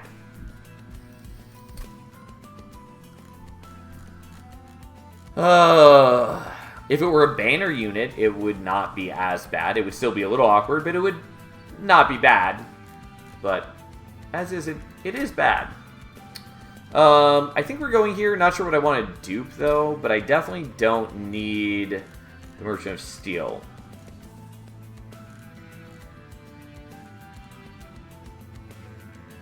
Sounds like a great rework to Emberforge. Well, I have been very vocal about wanting that for a long time. We're going here. I definitely want the removals anyways. I was spacing out that it was here. Please just give me Artificial Pyre Stone. I will take Emote Dome. It is actually helpful. These are less helpful. Well, okay.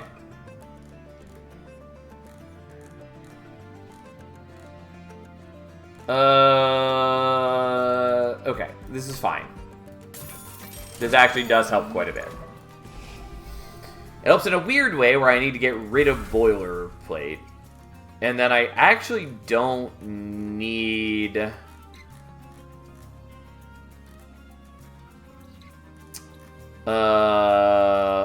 I don't even need the weapon cache now.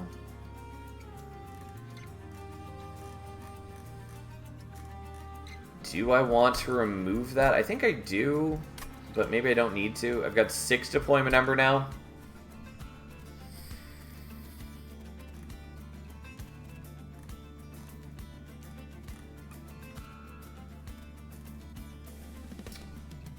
Yeah, it's either I get rid of the the weapon cache, or I get rid of the crucible collector. Neither is particularly useful to me at this point, so we'll just get rid of that one, I guess.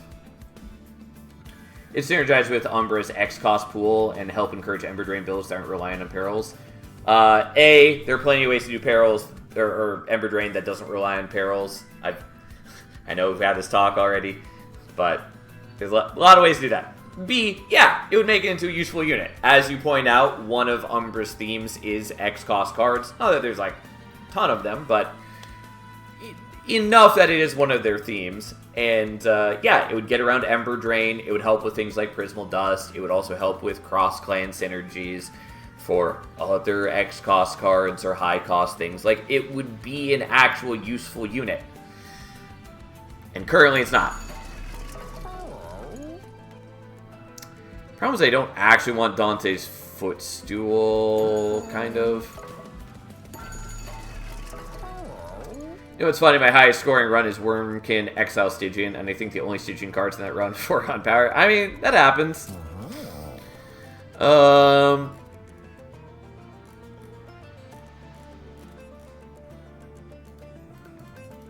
don't need that so much.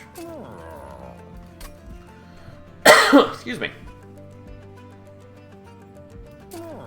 I mean, I kind of like it. I may as well do that, I suppose. I kind of want to do that. I think it mostly just slows down my deck, though, in an unhelpful way. Still, I'm going to do it, and then I don't have enough to remove things, so we're going to do this, which is the irresponsible choice, but it is the choice we're doing.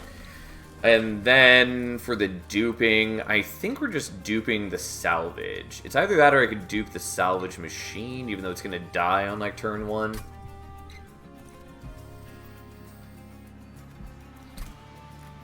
If I'd gotten rid of the Crucible Collector, I could more easily justify that.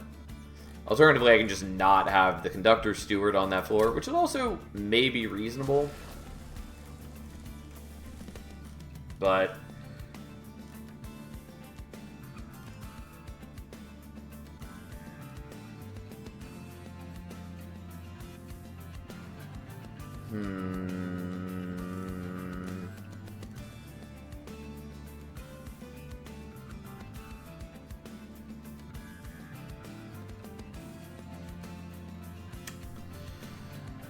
I think we're just gonna do this. We're just not gonna worry about it. This is fine.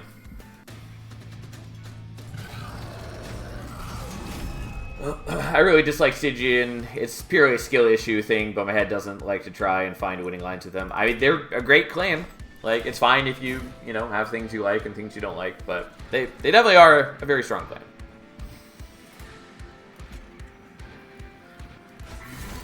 Okay, so we do that, and that, and that. And I know that it would be best if we were on not top floor,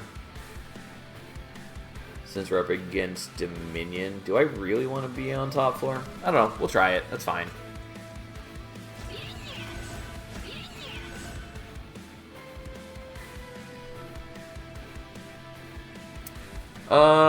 Actually, let's be on mid floor and see if we can make that work. I'm not really well set up to deal with the corruption, though it shouldn't matter a ton.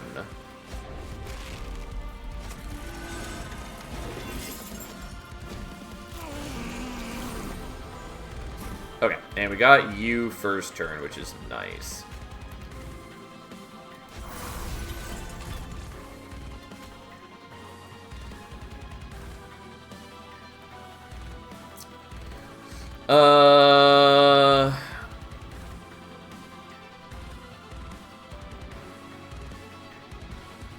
So what ordering do I want to do this in? Do I actually want to do the metallurgy first? I think maybe yes.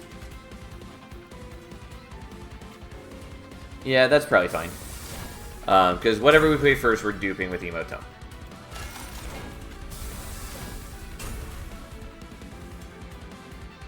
Yeah, I could have given you forge points. I don't. It's fine. Who cares?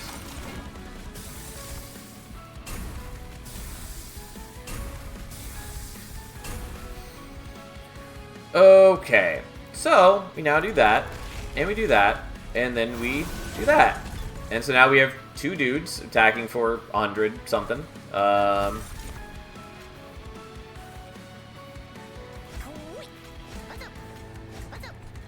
And, you know, they have 17 attacks each. So, that's the thing.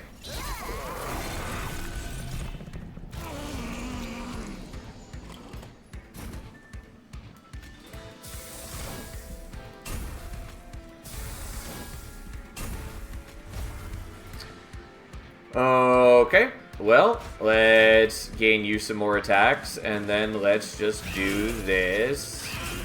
Even though we've already got quick, so it doesn't matter as much. But we do still get extra damage here.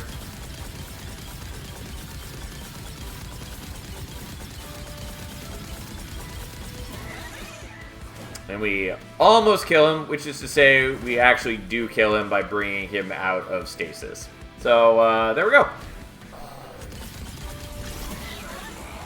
Ta-da!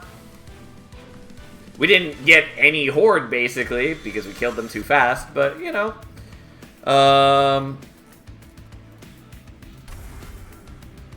That was cute. I'm glad we got to use Railgun quite well, even if it's a bit shenanigans getting here. And damn, he got gunned down. He did. He got gunned down real good and hard. Anyways, turns out Railgun's a pretty cool unit.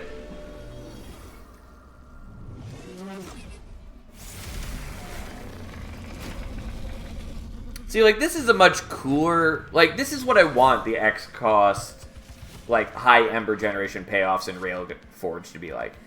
I don't want things like Juggernaut or Pyre Steward. The prior Pyre Steward. Like, this is fun to build around. Those are not. Okay, we're gonna try being on bottom floor, even though I'm not totally confident in that decision, but we'll see what happens.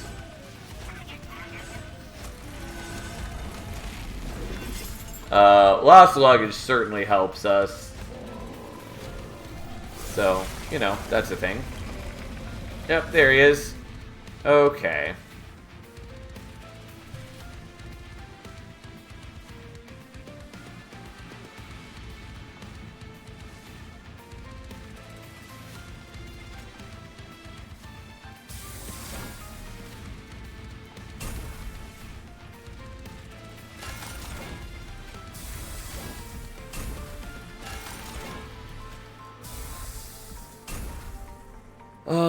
Alright.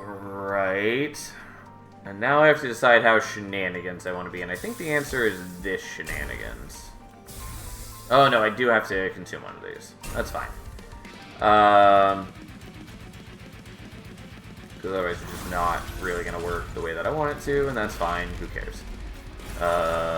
You can have some morsels. Who cares? Yada yada yada. So 20 attacks. There we go. Again, unfortunately, we're gonna burn all the burst because the Titans are dumb like this. But so be it.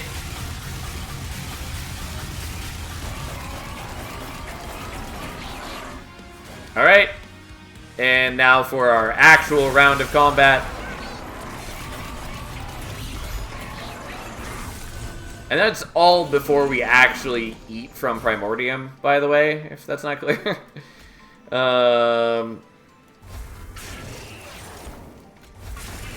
Yeah, unfortunately you don't really have damage shields because I am bad at protecting you.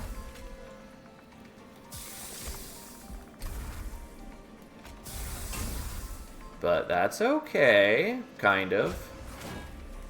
Alright, you're better now. Now that we're actually shooting them all before they get to do anything.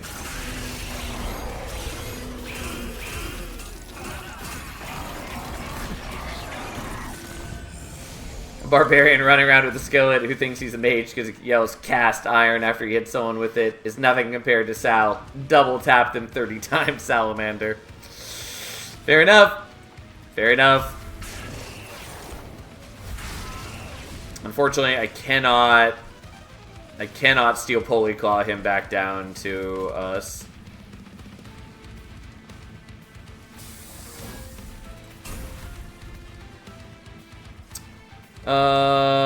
Okay.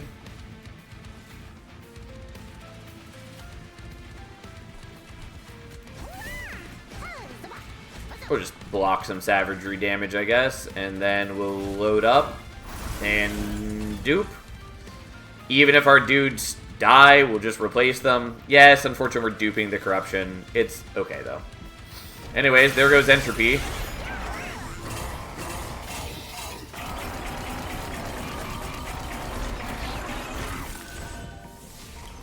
God, Rail Gun is just so big. It always surprises me how large it actually is. Because it doesn't look that large to me in the picture. Like, it looks like it's going to be about half of the size. But no, it's a big whole unit. I did forget to generate your things. But that's okay.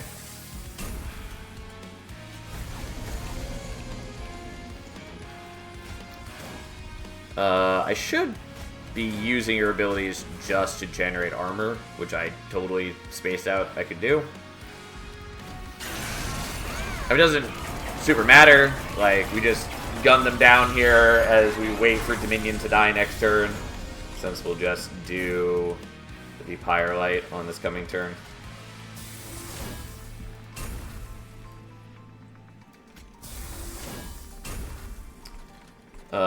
Yeah, so you'll die the moment we do the Pyre Light.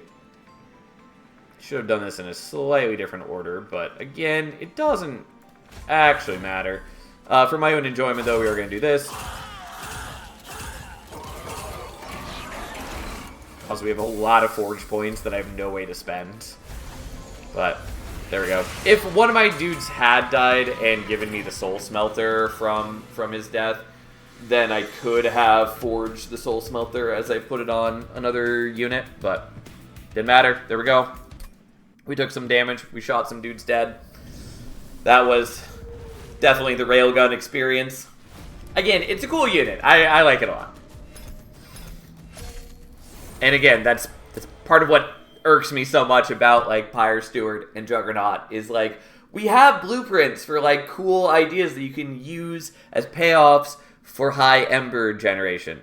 And instead, we have some dumb other units that just should be changed.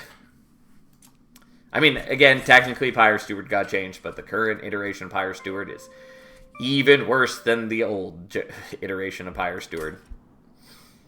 But, here we go.